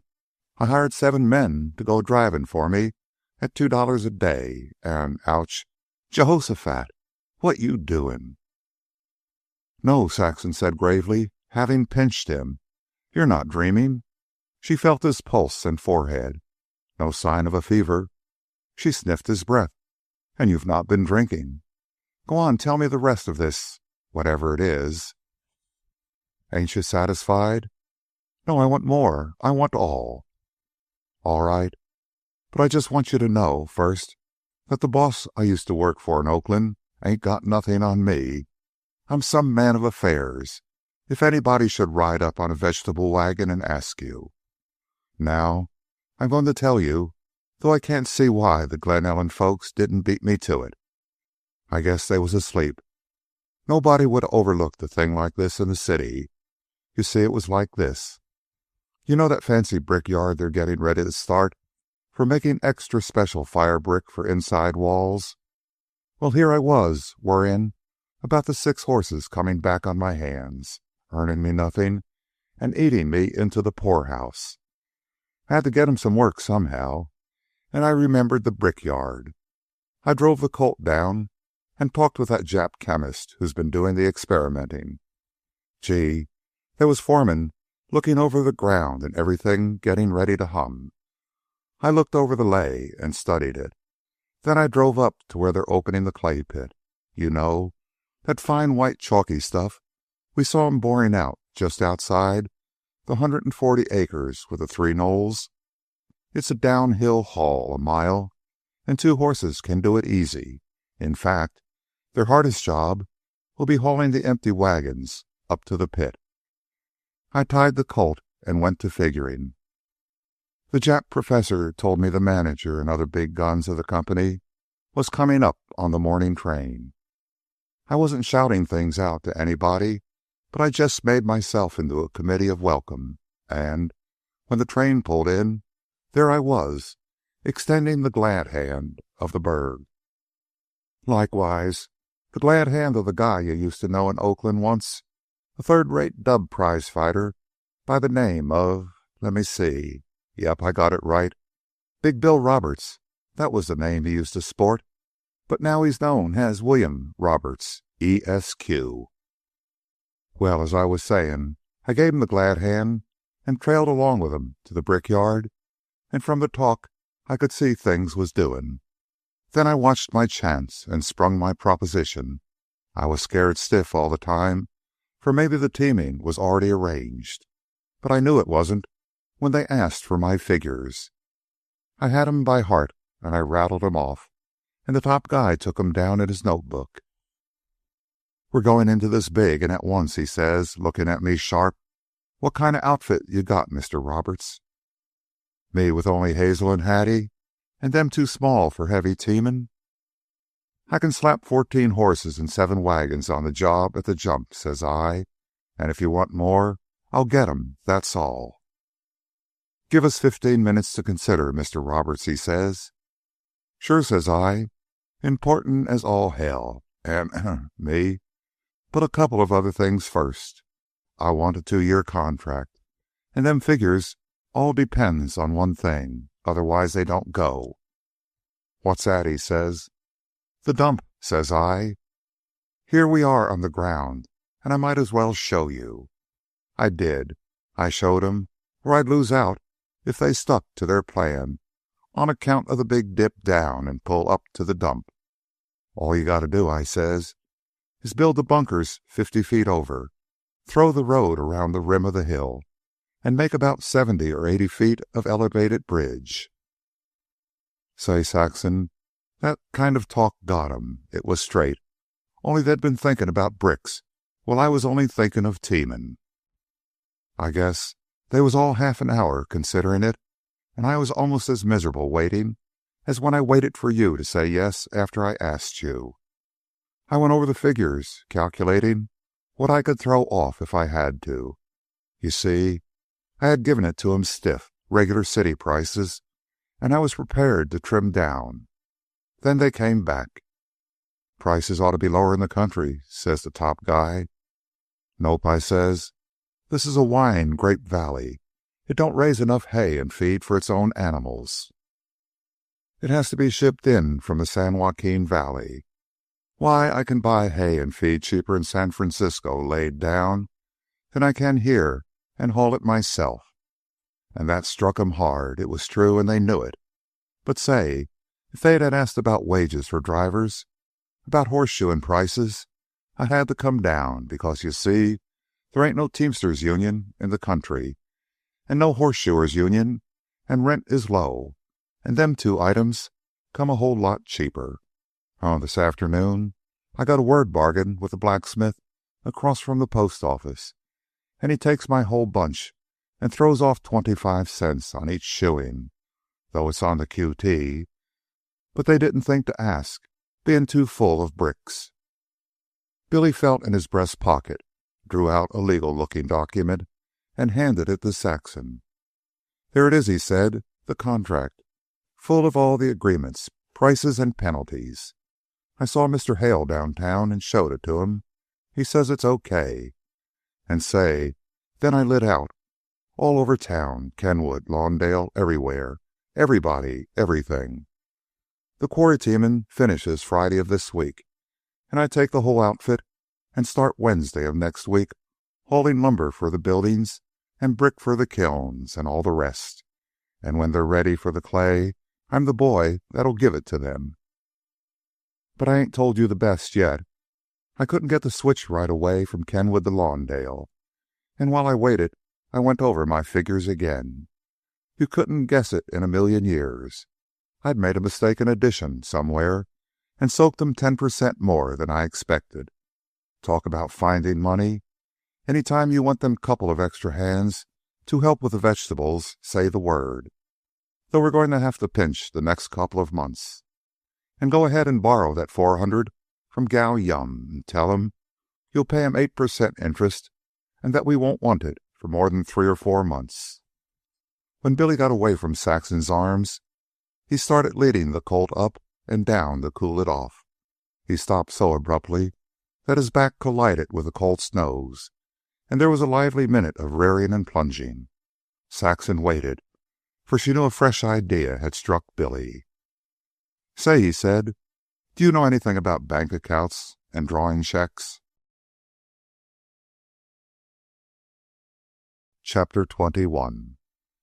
It was on a bright June morning that Billy told Saxon to put on her riding clothes to try out a saddle horse. Not until after 10 o'clock, she said. By that time, I'll have the wagon off on a second trip. Despite the extent of the business she had developed, her executive ability and system gave her much spare time. She could call on the Hales, which was ever a delight, especially now that the Hastings were back and that Clara was often at her aunt's. In this congenial atmosphere, Saxon burgeoned. She had begun to read with understanding, and she had time for her books, for her work on her pretties, and for Billy, whom she accompanied on many expeditions.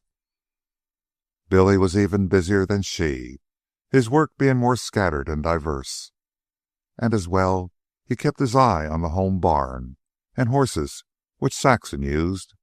In truth, he had become a man of affairs, though Mrs. Mortimer had gone over his accounts with an eagle eye on the expense column, discovering several minor leaks, and finally, aided by Saxon, bullied him into keeping books. Each night after supper, he and Saxon posted their books. Afterward, in the big Morris chair he had insisted on buying early in the days of his brickyard contract, Saxon would creep into his arms and strung on the ukulele, where they would talk long about what they were doing and planning to do. Now it would be, I'm mixing up in politics, Saxon. It pays. You bet it pays. If by next spring I ain't got half a dozen teams working on the roads and pulling down the county money, it's me back to Oakland and asking the boss for a job. Or Saxon, they're really starting that new hotel between Caliente and Eldridge, and there's some talk of a big sanitarium back in the hills. Or it would be, Billy, now that you've piped that acre, you've just got to let me have it for my vegetables. I'll rent it from you. I'll take your own estimate for all the alfalfa you can raise on it and pay you full market price less the cost of growing it. It's all right, take it. Billy suppressed a sigh. Besides, I'm too busy to fool with it now. Which prevarication was barefaced by virtue of his just having installed the ram and piped the land. It will be wisest, Billy, she soothed, for she knew his dream of land spaciousness was stronger than ever. You don't want to fool with an acre. There's that 140. We'll buy it yet, if old Chavon ever dies. Besides, it really belongs to Medrano Ranch. The two together were the original quarter section. I don't wish no man's death, Billy grumbled, but he ain't getting no good out of it, overpasturing it with a lot of scrub animals. I've sized it up every inch of it. There's at least 40 acres in the 3 cleared fields, with water in the hills behind to beat the band. The horse feed I could raise on it take your breath away. Then there's at least 50 acres I could run my brood mares on, pasture mixed up with trees and steep places and such. The other 50's just thick woods and pretty places and wild game. And that old adobe barn's all right. With a new roof, it'd shelter any amount of animals in bad weather. Look at me now, renting that measly pasture back of Ping's just to run my resting animals. They could run into 140 if I only had it. I wonder if Siobhan would lease it. Or less ambitious, Billy would say, I got to skin over to Petaluma tomorrow, Saxon. There's an auction on the Atkinson Ranch, and maybe I can pick up some bargains. More horses? And I got 2 teams hauling lumber for the new winery, and Barney's got a bad shoulder sprain. He'll have to lay off a long time if he's to get it in shape. And Bridget ain't ever going to do tap work again. I can see that sticking out. I've doctored her and doctored her. She's fooled the vet, too. And some of the other horses has got to take a rest. The span of grays is showing the hard work, and the big roan's going loco. Everybody thought it was his teeth, but it ain't. It's straight loco. It's money in the pocket to take care of your animals, and horses is the delicatest things on 4 legs. Sometimes, if I can ever see my way to it, I'm going to ship a carload of mules from Colusa County. Big, heavy ones, you know. They'd sell like hotcakes in the valley here. Them I didn't want for myself. Or in a lighter vein, Billy, by the way, Saxon, talking of accounts, what do you think Hazel and Hattie is worth? Fair market price? Why? I'm asking you. Well, say, what you paid for them, $300? Billy considered deeply. They're worth a whole lot more, but let it go at that. And now getting back to accounts, suppose you write me a check for $300. Oh, robber. You can't show me. Why, Saxon, when I let you have grain and hay from my carloads, don't you give me a check for it? And you know how you're stuck on keeping your accounts down to the penny, he teased. If you're any kind of businesswoman, you just got to charge your business with them 2 horses. I ain't had the use of 'em since I don't know when. But the colts will be yours, she argued. Besides, I can't afford brood mares in my business. In almost no time now, Hazel and Hattie will have to be taken off from the wagon. They're too good for it anyway. And you keep your eyes open for a pair to take their place. I'll give you a check for that pair, but no commission. All right, Billy conceded. Hazel and Hattie come back to me, but you can pay me rent for the time you did use 'em. If you make me, I'll charge you board, she threatened. And if you charge me board, I'll charge you interest for the money I've stuck into this shebang. You can't, Saxon laughed. It's community property. He grunted spasmodically, as if the breath had been knocked out of him. Straight on the solar plexus, he said, and me down for the count. But say them sweet words, ain't they? Community property. He rolled them over and off his tongue with keen relish. And when we got married, the top of our ambition was a steady job and some rags and sticks of furniture all paid up and half worn out. We wouldn't have had any community property, only for you. What nonsense. What could I have done by myself? You know very well that you earned all the money that started us here. You paid the wages of Go Yum and Chan Chi, and old Huey and Mrs. Paul, and, why, you've done it all. She drew her 2 hands caressingly across his shoulders and down along his great biceps muscles. That's what did it, Billy. Aw, hell, it's your head that done it. What was my muscle good for, with no head to run 'em? Slugging scabs, beating up lodgers, and crooking the elbow over a bar? The only sensible thing my head ever done was when it run me into you. Honest to God, Saxon, you've been the making of me. "Aw, hell, Billy," she mimicked, in the way that delighted him. "Where would I have been if you hadn't taken me out of the laundry? I couldn't take myself out. I was just a helpless girl. I'd have been there yet if it hadn't been for you. Mrs. Mortimer had $5,000, but I had you." "A woman ain't got a chance to help herself that a man has," he generalized. "I'll tell you what. It took the two of us. It's been teamwork. We've run in a span. If we run a single, you might still be in the laundry, and if I was lucky, I'd be driving my team by day and sporting around to cheap dances." Saxon stood under the father of all Madranos, watching Hazel and Hattie go out the gate, the full vegetable wagon behind them, when she saw Billy ride in, leading a sorrel mare from whose silken coat the sun flashed golden lights. 4 years old, high life, a handful, but no vicious tricks, Billy chanted as he stopped beside Saxon. Skin like tissue paper, mouth like silk, but kill the toughest bronco ever foaled. Look at them lungs and nostrils. They call her Ramona, some Spanish name, sired by Morlita, out of genuine Morgan stock.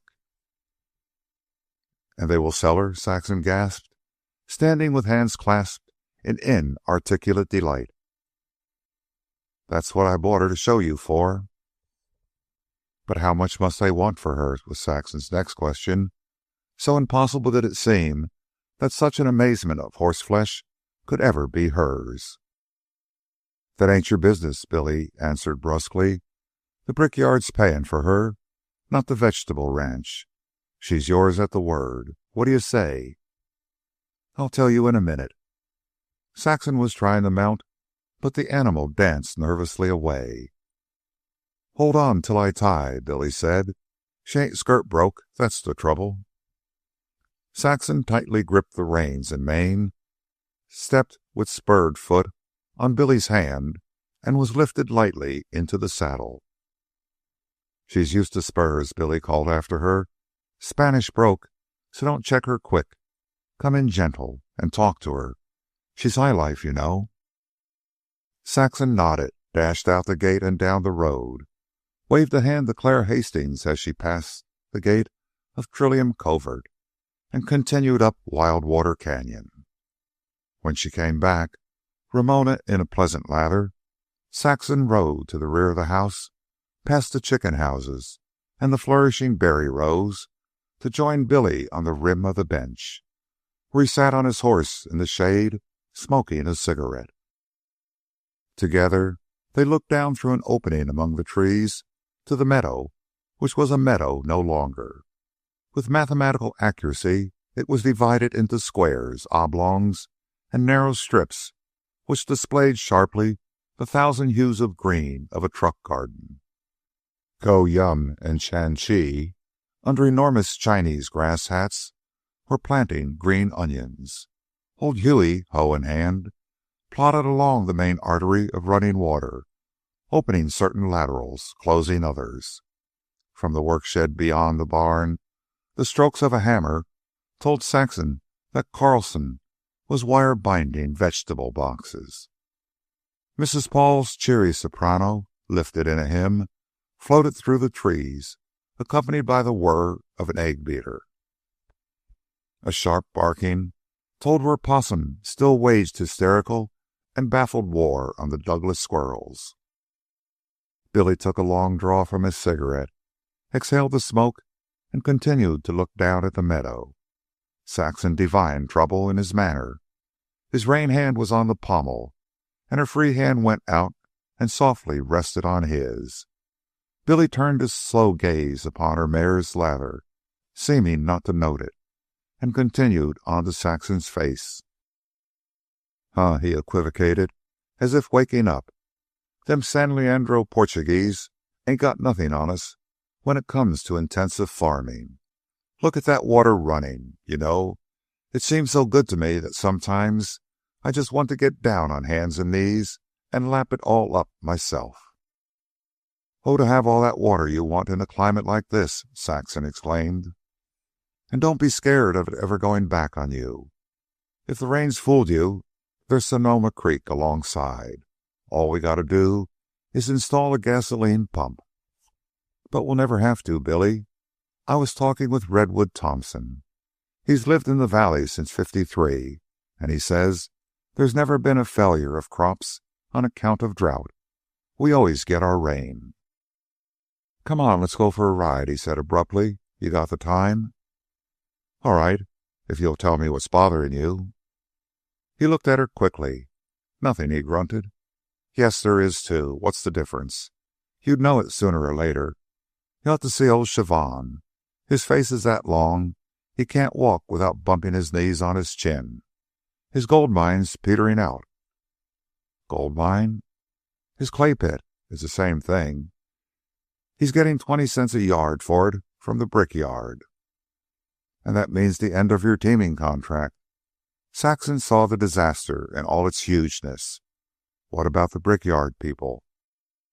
Worried to death, though they've kept secret about it. They've had men out punching holes all over the hills for a week, and that Jap chemist setting up nights analyzing the rubbish they've brought in. It's peculiar stuff, that clay, for what they want it for, and you don't find it everywhere. Them experts that reported on Siobhan's pit made one hell of a mistake. Maybe they was lazy with their boring. Anyway, they slipped up on the amount of clay there was in it. Now don't get to bothering. It'll come out somehow. You can't do nothing. But I can, Saxon insisted. We won't buy Ramona. You ain't got a thing to do with that, he answered. I'm buying her. And her price don't cut any figure alongside the big game I'm playing. Of course I can always sell my horses, but that puts a stop to their making money, and that brickyard contract was fat. But if you get some of them in on the road work for the county, she suggested. Oh, I got that in mind, and I'm keeping my eyes open. There's a chance the quarry will start again, and the fellow that did the teaming has gone to Puget Sound. And what if I have to sell out most of the horses? Here's you in the vegetable business. That's solid. We just don't go ahead so fast for a time, that's all. I ain't scared of the country any more. I sized things up as we went along. There ain't a jerk burg we hit all the time on the road that I couldn't have jumped into and made a go. And now, where do you want to ride? Chapter 22. They cantered out the gate, thundered across the bridge, and past Trillium Covert before they pulled in on the grade of Wild Water Canyon. Saxon had chosen her field on the big spur of Sonoma Mountain as the objective of their ride. Say I bumped into something big this morning when I was going to fetch Ramona, Billy said. The clay pit trouble banished for the time. You know the 140? I passed young Siobhan along the road, and I don't know why, just for ducks, I guess. I up and asked him if he thought the old man would lease the 140 to me. And what do you think? He said the old man didn't own it, was just leasing it himself. That's how we was always seeing his cattle on it. It's a gouge into his land, for he owns everything on 3 sides of it. Next I met Ping. He said Hilliard owned it and was willing to sell, only Siobhan didn't have the price. Then, coming back, I looked in on Payne. He's quit blacksmithing. His back's hurting him from a kick. And just starting in for real estate. Sure, he said, Hilliard would sell, and had already listed the land with him. Siobhan's overpastured it, and Hilliard won't give him another lease. When they had climbed out of Wild Water Canyon, they turned their horses about and halted on the rim, where they could look across at the 3 densely wooded knolls in the midst of the desired 140. We'll get it yet, Saxon said. Sure we will, Billy agreed, with careless certitude. I've been looking over the big adobe barn again. Just the thing for a raft of horses, and a new roof will be cheaper than I thought. Though neither Siobhan nor me will be in the market to buy it right away, with the clay pinching out. When they reached Saxon's field, which they had learned was the property of Redwood Thompson, they tied their horses and entered it on foot. The hay, just cut, was being raked by Thompson, who hallooed a greeting to them. It was a cloudless, windless day, and they sought refuge from the sun in the woods beyond. They encountered a dim trail. "It's a cow trail," Billy declared. "I'll bet there's a teeny pasture tucked away somewhere in them trees. Let's follow it." A quarter of an hour later, several hundred feet up the side of the spur, they emerged on an open, grassy space of bare hillside. Most of the 140, 2 miles away, lay beneath them, while they were level with the tops of the 3 knolls. Billy paused to gaze upon the much-desired land, and Saxon joined him. "What is that?" she asked, pointing toward the knolls. "Up the little canyon, to the left of it. There on the farthest knoll, right under that spruce that's leaning over." What Billy saw was a white scar on the canyon wall. "It's one on me," he said, studying the scar. "I thought I knew every inch of this land, but I'd never seen that before. Why, I was right in there at the head of the canyon the first part of the winter. It's awful wild. Walls of the canyon like the sides of a steeple and covered with thick woods." "What is it?" she asked. "A slide?" "Must be. Brought down by the heavy rains, if I don't miss my guess." Billy broke off, forgetting in the intensity with which he continued to look. "Hilliard sell for 30 an acre," he began again, disconnectedly. "Good land, bad land, and all. Just as it runs, 30 an acre. That's 4,200. Payne's new at real estate, and I'll make him split his commission and get the easiest terms ever. We can reborrow that 400 from Go Yum, and I can borrow money on my horses and wagons." "Are you going to buy it today?" Saxon teased. She scarcely touched the edge of his thought. He looked at her as if he had heard, then forgot her the next moment. "Head work," he mumbled, "head work. If I don't put over a hot one." He started back down the cow trail, recollected Saxon, and called over his shoulder, "Come on, let's hustle. I want to ride over and look at that." So rapidly did he go down the trail and across the field that Saxon had no time for questions. She was almost breathless from her effort to keep up with him. "What is it?" she begged, as he lifted her to the saddle. "Maybe it's all a joke. I'll tell you about it afterward," he put her off. They galloped on the levels, trotted down the gentler slopes of road, and not until on the deep descent of Wild Water Canyon did they rein to a walk. Billy's preoccupation was gone, and Saxon took advantage to broach a subject which had been on her mind for some time. "Clara Hastings told me the other day that they're going to have a house party. The Hazards are to be there, and the Halls, and Roy Blanchard." She looked at Billy anxiously. At the mention of Blanchard, his head had tossed up as to a bugle call. Slowly a whimsical twinkle began to glint up through the cloudy blue eyes of his. "It's a long time since you told any man he was standing on his foot," she ventured slyly. Billy began to grin sheepishly. "Oh, that's all right," he said in mock lordly fashion. "Roy Blanchard could come. I'll let him. All that was a long time ago. Besides, I'm too busy to fool with such things." He urged his horse on at a faster walk, and as soon as the slope lessened, broke into a trot. At Trillium Covert they were galloping. "You'll have to stop for dinner first," Saxon said, as they neared the gate of Medrano Ranch. "You stop," he answered. "I don't want no dinner." "But I want to go with you," she pleaded. "What is it?" "I don't dast tell you. You go on in and get your dinner." "Not after that," she said. "Nothing can keep me from coming along now."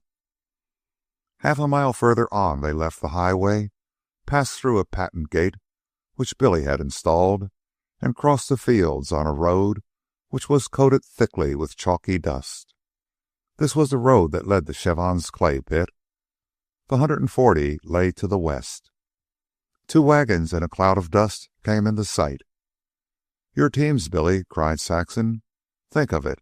Just by the use of the head, earning your money while you're riding around with me."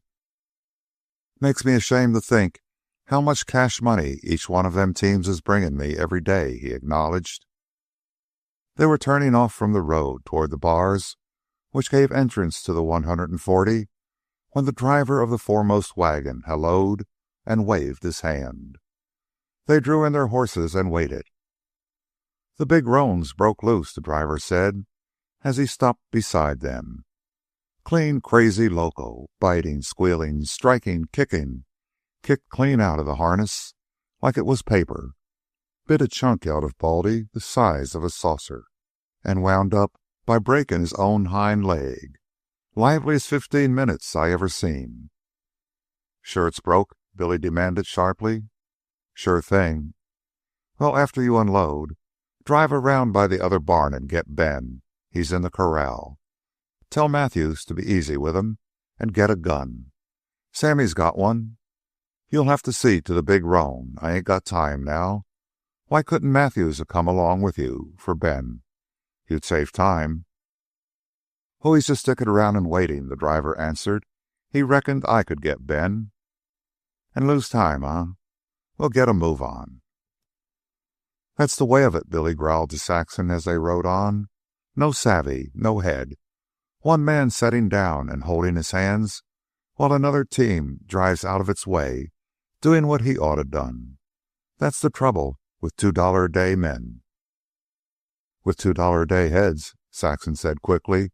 "What kind of heads do you expect for $2? "That's right, too," Billy acknowledged the hit. "If they had been better heads, they'd be in the cities like all the rest of the better men. And the better men are a lot of dummies, too. They don't know the big chances in the country, or you couldn't hold 'em from it."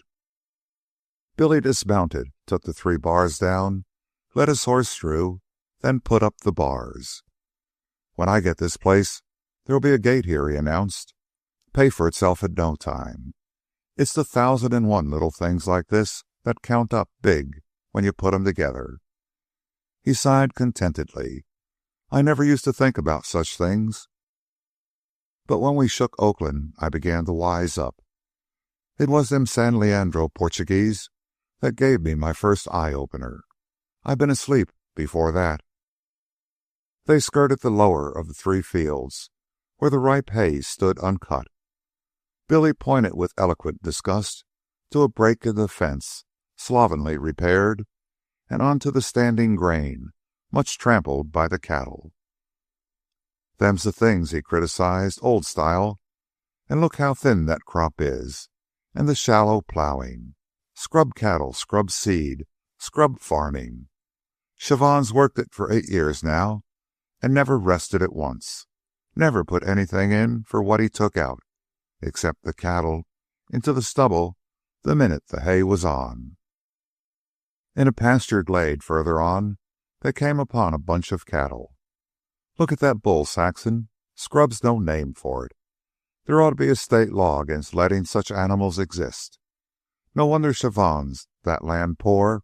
He'd had to sink all his clay pit earnings into taxes and interest. He can't make his land pay. Take this 140. Anybody with savvy can just rake silver dollars off it. I'll show 'em."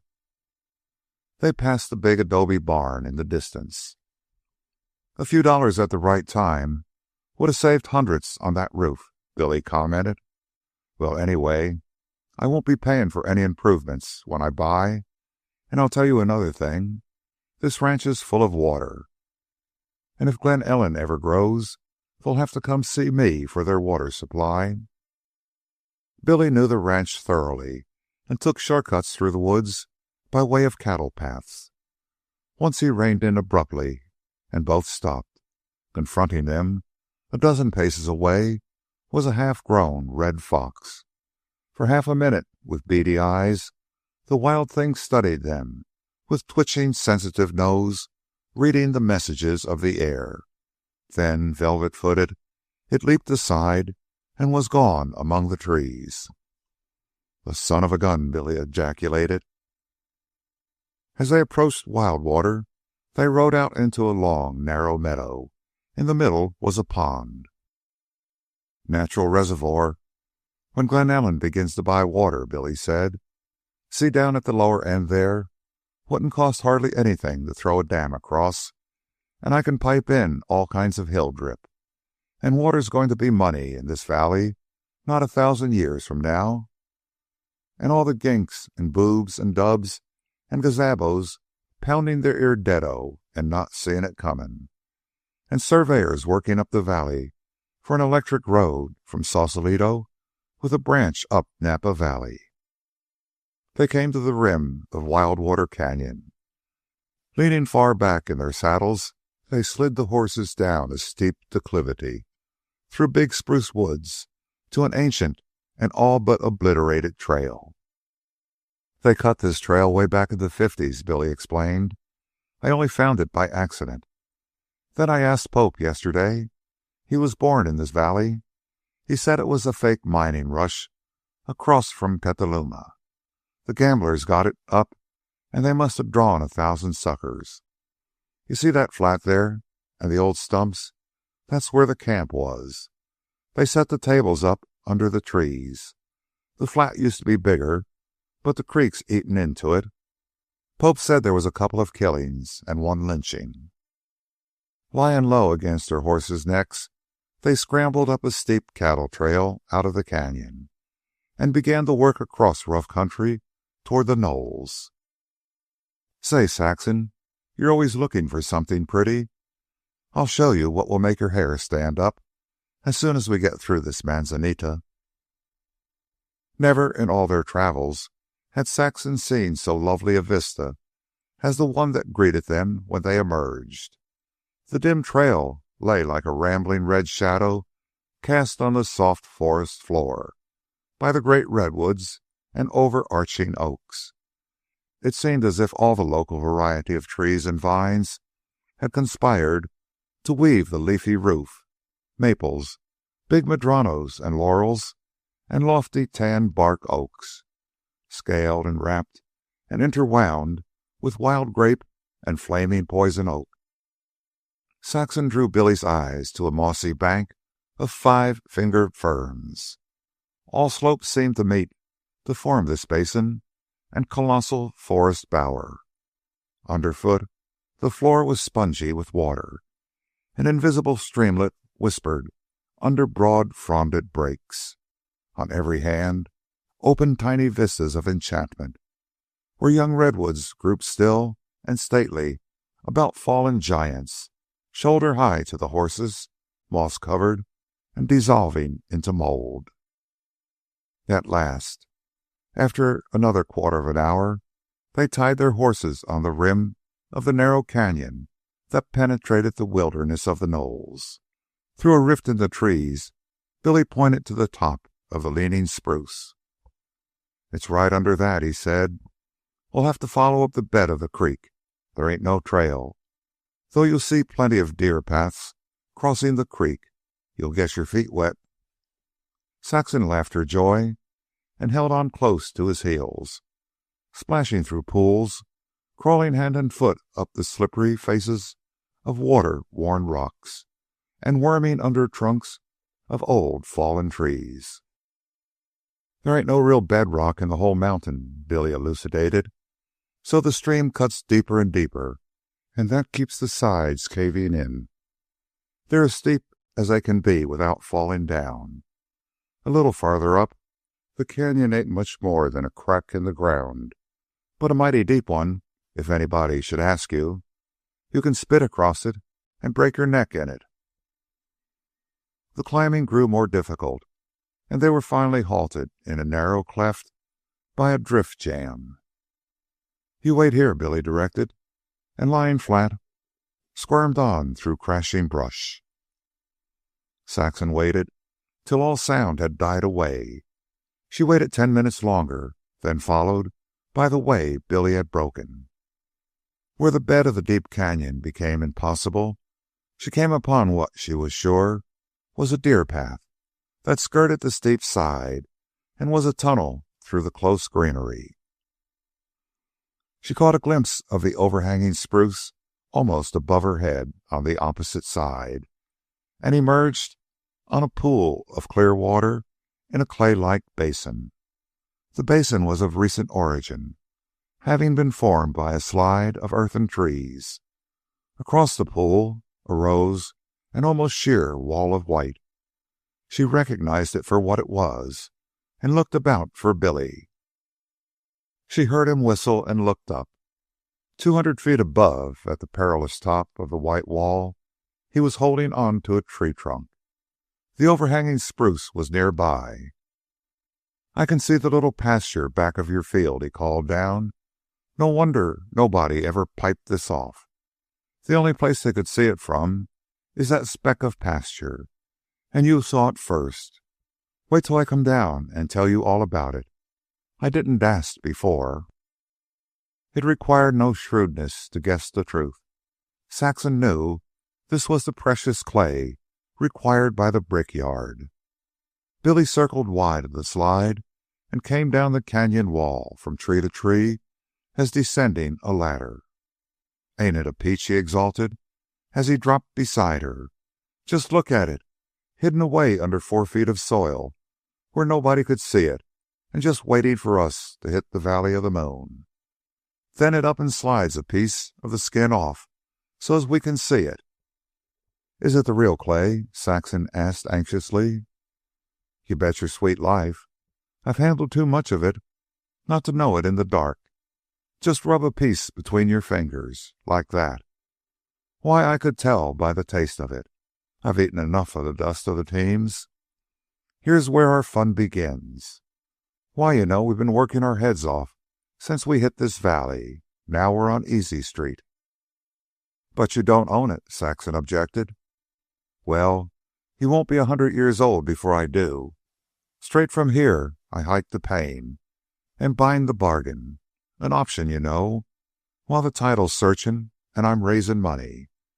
We'll borrow that 400 back again from Go Yum, and I'll borrow all I can get on my horses and wagons, and Hazel and Hattie, and everything that's worth a cent. And then I get the deed with a mortgage on it to Hilliard for the balance. And then it's taking candy from a baby. I'll contract with the brickyard for 20 cents a yard, and maybe more. They'll be crazy with joy when they see it. Don't need any borings.